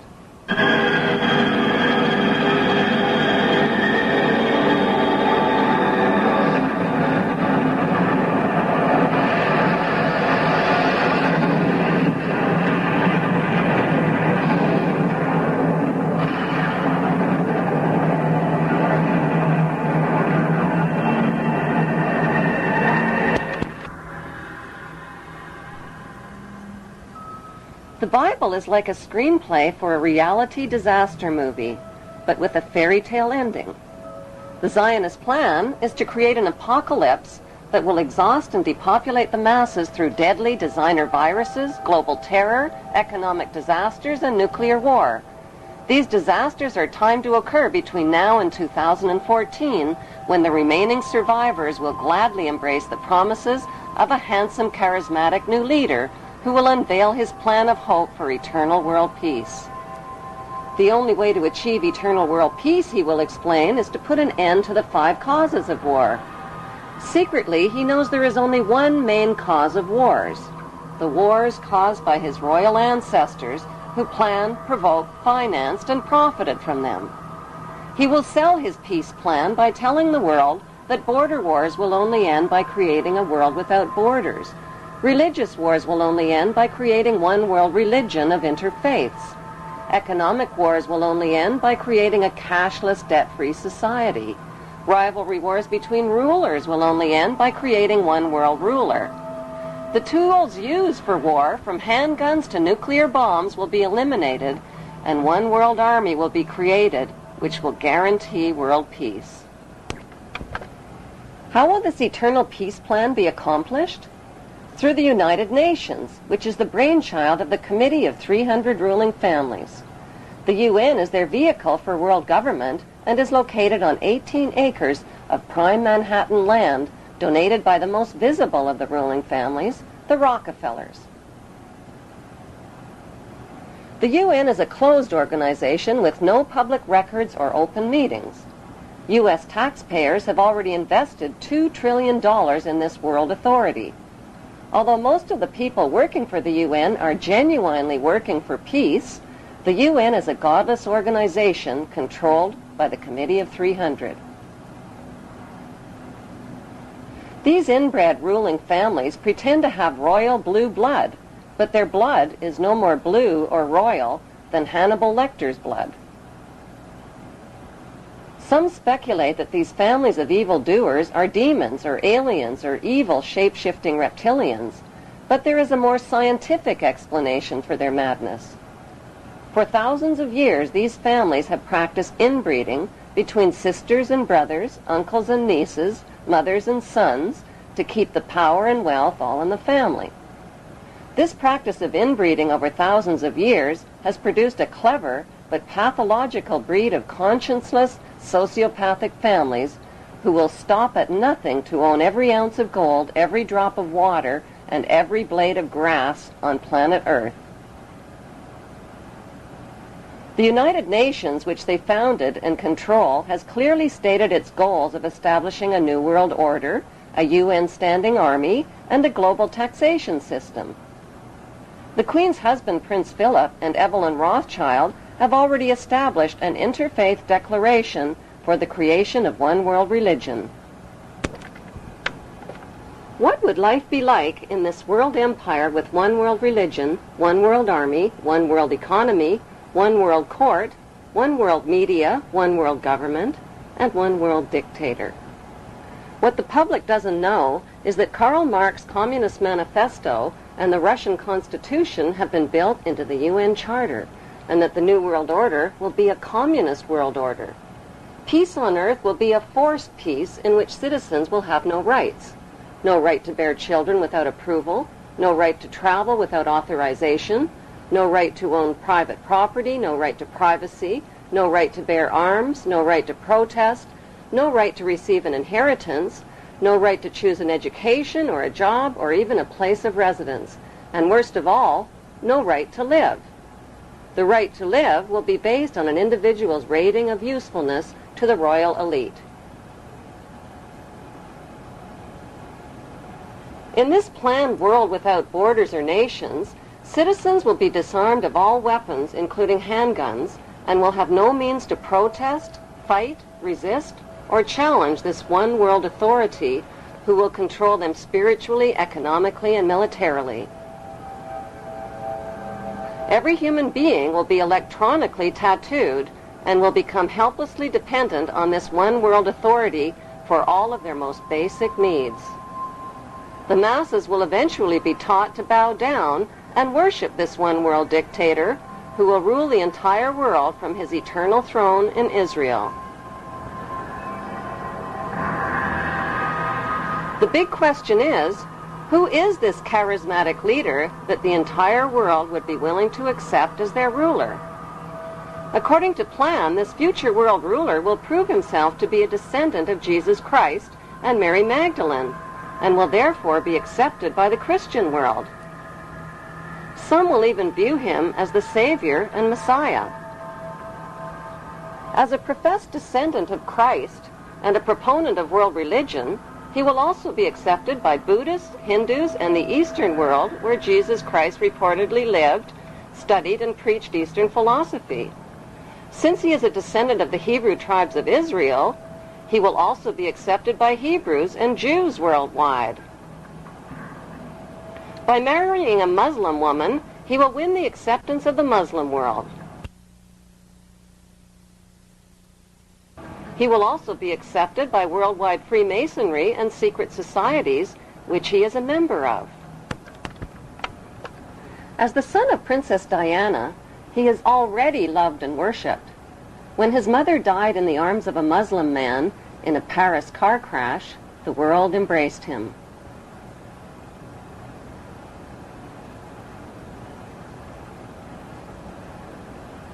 On May 31, 2004, the Rothschild-controlled Associated Press published a photograph worldwide taken by Alistair Grant.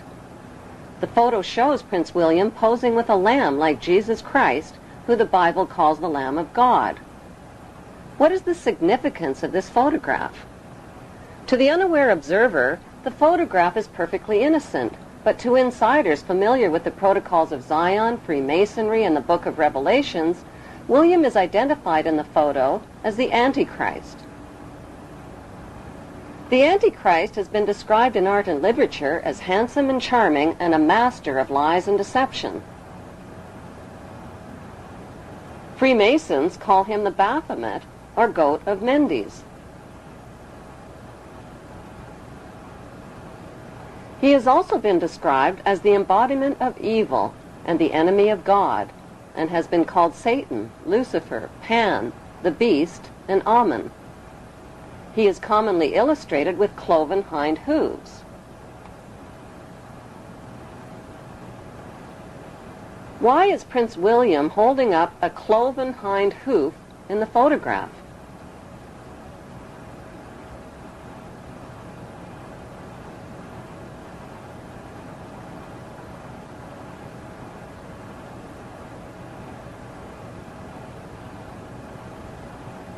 The question of whether God or Satan even exist has been fiercely debated since the beginning of debates. Some people believe that God and Satan are inventions of the ruling class to control the masses. Most people acknowledge the existence of positive creative energy characterized by joy, love, and vitality, and the existence of negative destructive energy characterized by greed, hatred, and death. The triumph of evil in the world today is based on the ability of evil to disguise itself as its opposite and fool the masses. According to Masonic calculations, Prince William is predicted to be crowned world dictator in the year 2015 at the age of 33. Without organized intervention, life and peace on earth will take on a whole new meaning.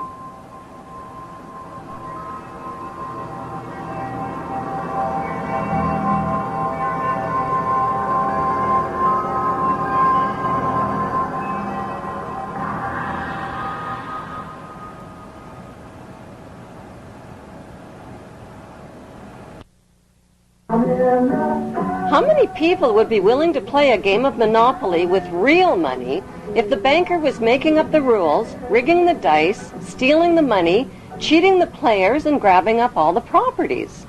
The answer is almost everybody. The truth is that only 1% of the world's population of over 6 billion people is controlling the other 99%.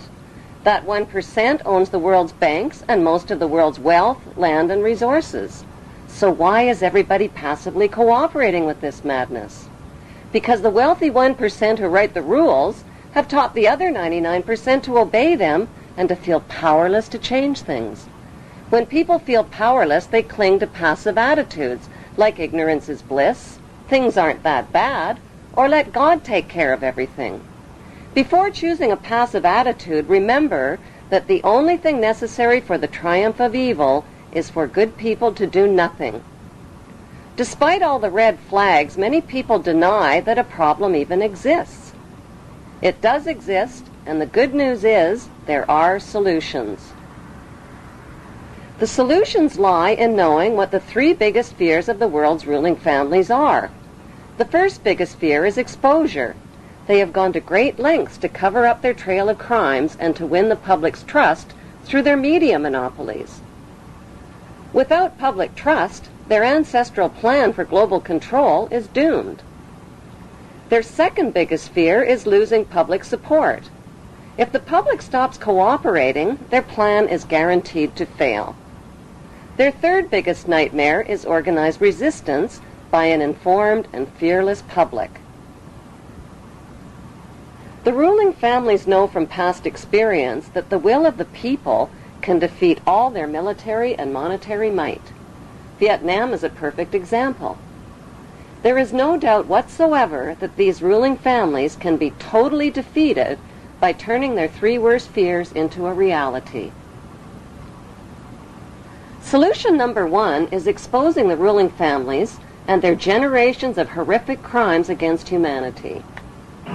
What's this got to do with electricity over stuff? The most powerful form of advertising is word of mouth. Share information, talk about it, name names, recommend books, videos, and websites. Form your own study group and solutions group. Design a web page, show videos, films, and DVDs. Raise money, give money, organize, lobby, email, and do whatever you can to stop the madness. Millions of people around the world who protested the invasion of Iraq learned a hard lesson. They learned that peaceful protests don't work. Since the Committee of 300 Families created think tanks to mastermind a plan for global control, citizens must also create think tanks to mastermind a plan to stop them. Learn who the past and present members of the Committee of 300 are. At the top of the list are the royal families of Britain and Denmark, the international banking families, and the affiliated political families. Find time to research and read about the Committee of 300. Dig beneath the hype and propaganda, connect the dots, and share your information.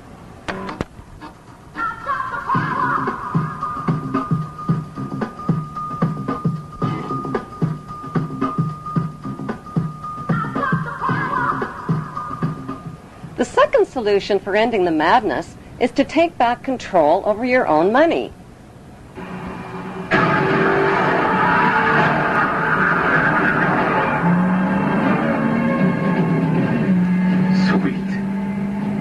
Right now, your money is in the hands of the ruling families who own all of the world's banks, including the privatized central banks. How did they get to be so powerful? It started with the very first banks. In the beginning, banks were a safe place for people to store their gold. When the bankers discovered that people left most of their gold in the bank for safekeeping, they started lending out the gold that didn't belong to them and charging interest on it.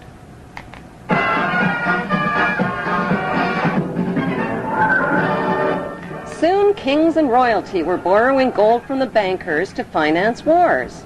Since wars were extremely good for business, the bankers started stirring up conflicts that led to more wars. Then they lent money out to both sides of the wars and collected huge interest rates.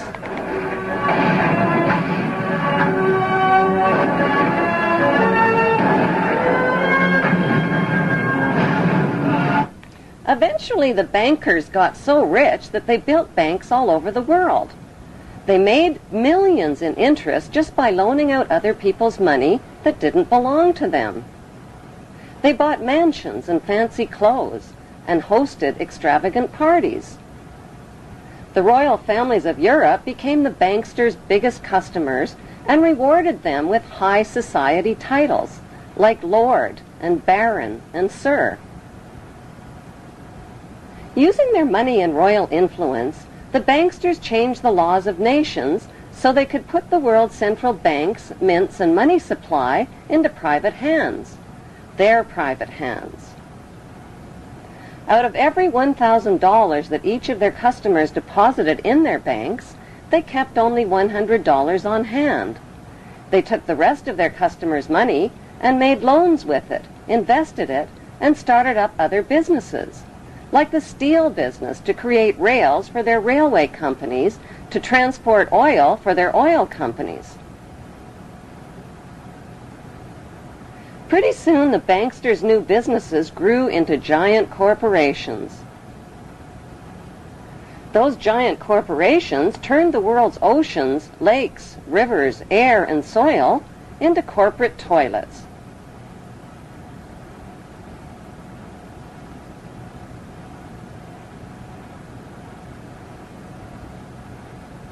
When profits from all their oil, mining, and drug company monopolies soared, the banksters became the world's richest men, but their greed had no limits. They wanted to own the entire world, so they put their heads together and came up with an ingenious scheme to take control of all of the world's money and riches. Whoever owns all of the world's money, they said, owns the world. Using their media corporations, they launched a gigantic advertising campaign. They told people they no longer had to save up their money and wait for all the things they wanted in life. They could have everything they ever dreamed of right now. All they needed was a shiny plastic card. People rushed to fill up their wallets with shiny plastic cards instead of money. Like lottery winners, they went on drunken buying sprees and bought everything in sight. All the things they couldn't afford. Nobody even noticed when their hard-earned paychecks were automatically deposited in the bank without ever being cashed. Suddenly, people's bills, fines, taxes, and purchases were automatically deleted from their accounts, and paying by check quickly became unfashionable. Eventually, money was phased out altogether and replaced with units of credit, which were really nothing more than numbers on a computer screen. The next thing the banksters did was replace people's plastic cards with their newest invention, barcode tattoos. These barcode tattoos contained all of a person's private credit information and could be invisibly tattooed onto people's wrists. Since having a wrist tattoo was like having an invisible debit card, and since nobody could steal it from you, everybody rushed to get one. All people had to do to buy whatever they wanted in life was scan their wrist tattoo over a scanner. And so the power for people to buy their most basic necessities in life fell completely into the hands of the banksters. Suddenly, people couldn't buy food, medicine, or even a cup of coffee without scanning their wrist tattoo. Eventually, people sobered up from their drunken spending sprees. What do you mean you got no money? They realized they had traded their hard-earned money for nothing more than a bunch of numbers on a computer screen. Their real money had become virtually unreal. Not only did the banksters own all of the world's money, they now had the power to delete a person's lifetime of savings. But why would these friendly banksters do such an evil thing? To force people's cooperation. This futuristic scenario isn't as futuristic as it sounds. Invisible wrist tattoos with all of a person's credit information have already been developed. So what can you do to take back control over your money before the banksters phase out the world's money system? Withdraw your money from their banks. By putting your money in their banks, you are enriching and empowering them with control over your money and eventually over your life. Cut up your credit and debit cards. Pay only with cash or money order or certified check. What are you doing? People are under the illusion that their money is safe in the bank and that the banksters are honest. The truth is, the money you put in their banks isn't really there. Although there hasn't been a global economic crash since the 1930s, another crash could happen at any time and without warning. Economic crashes don't just happen. They are made to happen. Economic booms and busts are controlled by how much money the banksters put in circulation through their loans and interest rates. People believe Alan Greenspan, who announces U.S. interest rates, works for the Fed, and that the Fed is the U.S. government. The Fed is not the U.S. government. The Fed is the privately owned Federal Reserve banks, which are owned and controlled by the banksters. Every day the banksters move trillions of dollars around the world's banking and financial markets. They decide if the markets go up or down, soar or crash. But why in the world would they want to crash the markets? To destroy people's confidence in the money system and create a dependent, cashless society.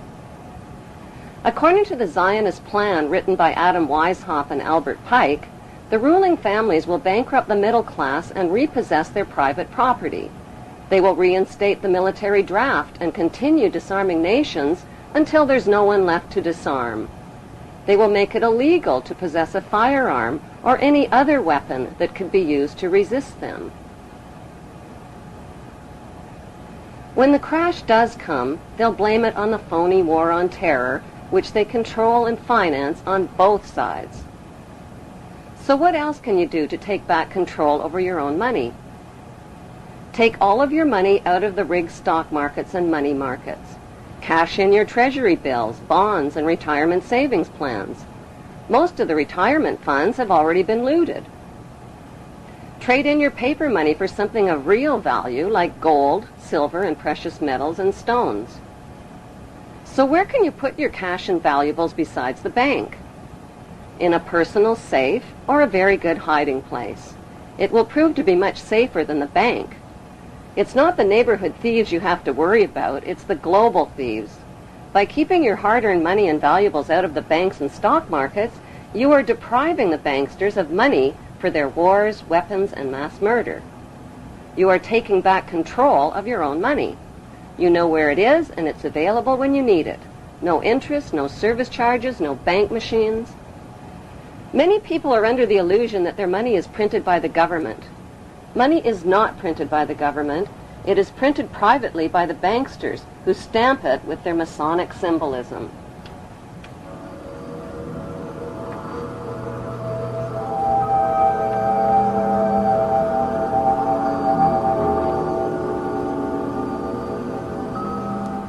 Some community groups are creating their own system of money and buying and selling services and goods from each other tax-free. Monopoly money works great. So do IOUs and the barter system. When the crash does come, the markets and all of the banks will be closed for business. If and when they reopen again, your investments will be worth next to nothing, and your paper money will get you only 10 cents on the dollar. A tumbling right from the opening bell, the Dow Jones Industrials plunging more than 650 points. If you think you own your car, your house, or other credit purchases, an economic crash will remind you of who the real owners are. Most people believe that their hard-earned tax money pays for things like roads, bridges, schools, and other public services. The truth is that every penny of your tax dollars pays for your nation's national debt to the banksters. The banksters then loan your hard-earned tax money back to your government and charge interest on it for your basic public services. Before the bombing and theft of the country of Iraq, every citizen in America owed the banksters $70,000 per citizen. It is your skyrocketing debt and your nation's skyrocketing debt to the banksters that have helped them enslave the world, and they're doing it with your money, your labor, and your approval. Since the ruling families and their brotherhood of wealthy insiders hide their wealth and don't pay taxes, why should you? Find ways to avoid paying tax monies to these gangsters. If you earn an average salary over your lifetime, you will pay the banksters more than $1 million in taxes. 3/4 of your lifetime of work pays for your government's debt to the banksters and your personal debt to the banksters on your mortgaged house, your car loan, student loans, and other loans. The banksters' game is all about taking your money in taxes and then loaning your money back to you again with interest. They take property taxes, gas taxes, food taxes, clothing taxes, and dozens of other taxes and fees. Collectively, the public willingly hands over trillions of dollars annually to the banksters by depositing money in their banks, paying taxes to their central banks, supplying labor to their corporations, buying stock in their corporations, and then spending savings in their corporate superstores. So what do the banksters do with all your money that they pocket? They bomb, rob, kill, colonize, exploit, and advance their cause for global control and for your eventual enslavement. A third solution is to refuse to fight the banksters' murderous wars and to stop supporting others who fight their wars. One of America's favorite slogans is, "Support your troops," which means support your troops no matter what, even if the war is a lie, even if innocent families are being bombed, burned, and crippled with your tax money, even if your tax money is paying teenagers in uniform to die by the thousands for the lie. The majority of recruited soldiers are naive, duped, unemployed teenagers who are romanced into believing they are heroes fighting for freedom. But what they are fighting for is the wealthy ruling families who are systematically disarming the world of all weapons of resistance to their global empire. We've talked to... Not to conquer anybody, but to liberate people. A fourth solution is to stop voting. Most nations have two main political parties, which means there are only two candidates for the top job. One is the candidate for the very rich, and the other is the candidate for the even richer. Both candidates are sponsored by the lobby groups of the ruling families. Many voters feel a need to vote for the lesser of two evils, but they are still voting for evil and supporting a corrupt electoral system. Both John Kerry and George Bush are members of Yale University's Skull and Bones Secret Brotherhood, which is rooted in German Freemasonry. Not only are Bush and Kerry Skull and Bonesmen, they are also descendants of British royalty, the black nobility, and the Hebrew tribes of Israel. A fifth solution is to stop obeying laws designed to disempower you. The success of the ruling families depends on your obedience of their laws that they make and break, including the 10 Commandments. A sixth solution is to buy small and think big. Stop shopping at corporate superstores like Walmart or corporate grocery chains which are owned by the ruling families and their affiliates. Buy from small businesses and farmers markets.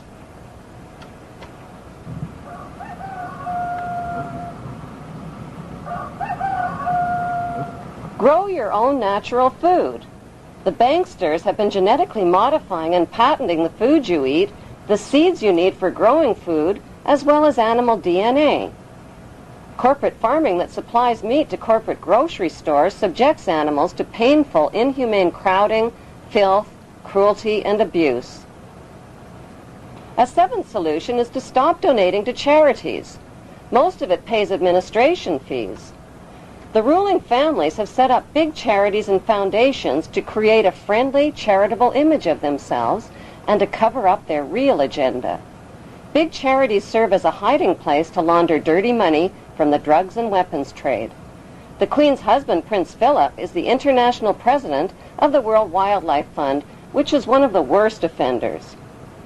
An eighth solution is to stop identifying with a flag or a national anthem.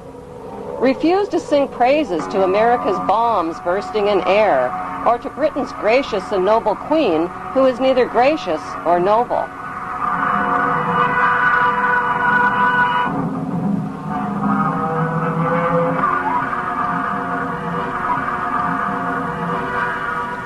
A ninth solution is to refuse to recognize the illegitimate claims of the ruling families to your nation's water, land, resources, railways, airlines, power companies, health plans, and other publicly held properties that they have been busy privatizing while you were sleeping.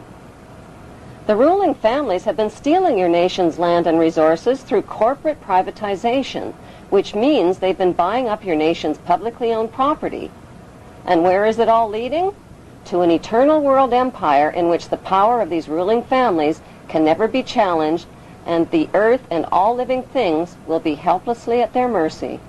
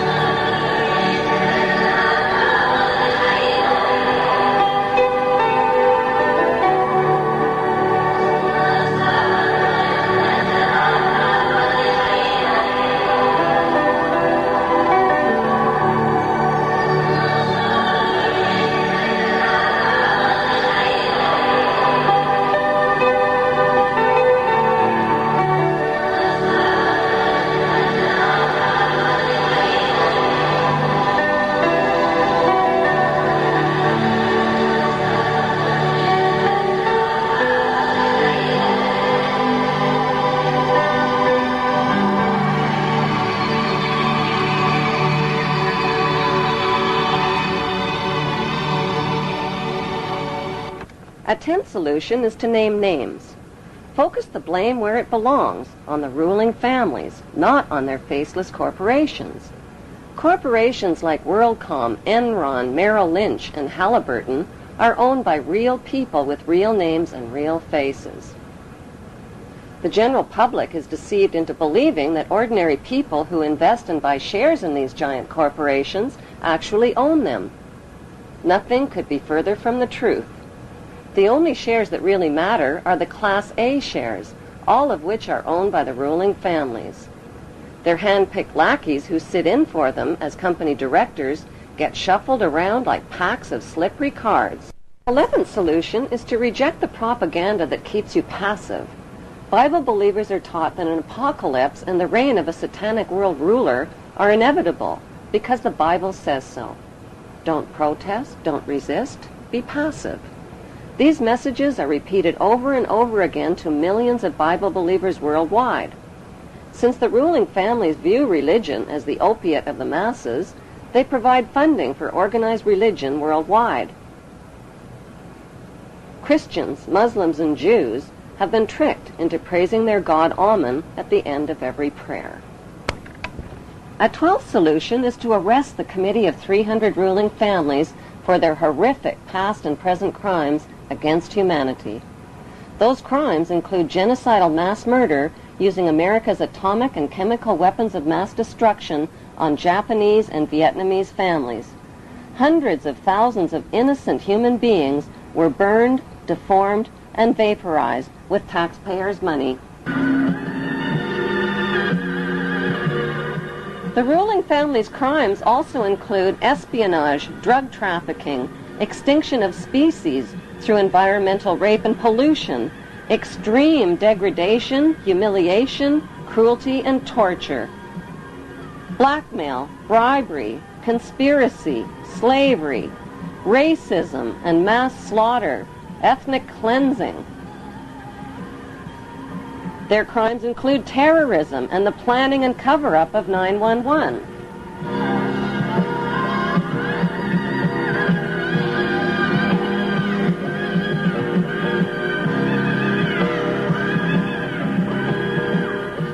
There's grand theft, tax evasion, and insider trading, profiting from Hitler's Nazi labor camps and trading with the enemy, loan sharking, smuggling, corruption, political assassinations, and the list goes on.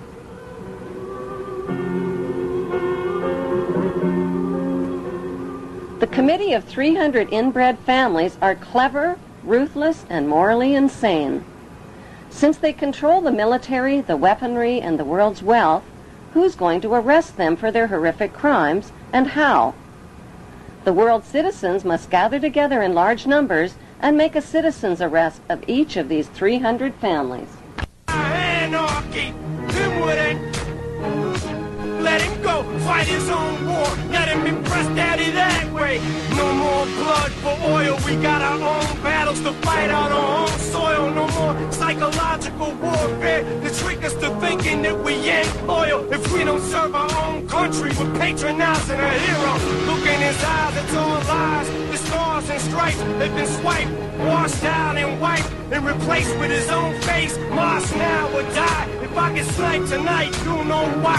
As I told you to fight. Come along, follow me as I lead through the darkness. As I provide just enough spark that we need to proceed. Carry on, give me hope, give me strength. Come with me, and I won't steer you wrong. With your faith and your trust as I guide us through the fog to the light. At the end of the tunnel, we gon' fight, we gon' charge, we gon' storm, we gon' march through the swamp, we gon' march through the marsh, take us right. The 13th solution is to get past your fears and take action. Fear is paralyzing, and the ruling families know this.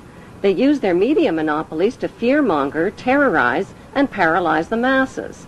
You are either with us or you are with the terrorists, which really means if you are with us, you are with the terrorists. If 300 insane families can figure out how to steal the world's power and wealth and enslave the masses under one world empire, then 300 sane families can figure out how to stop them.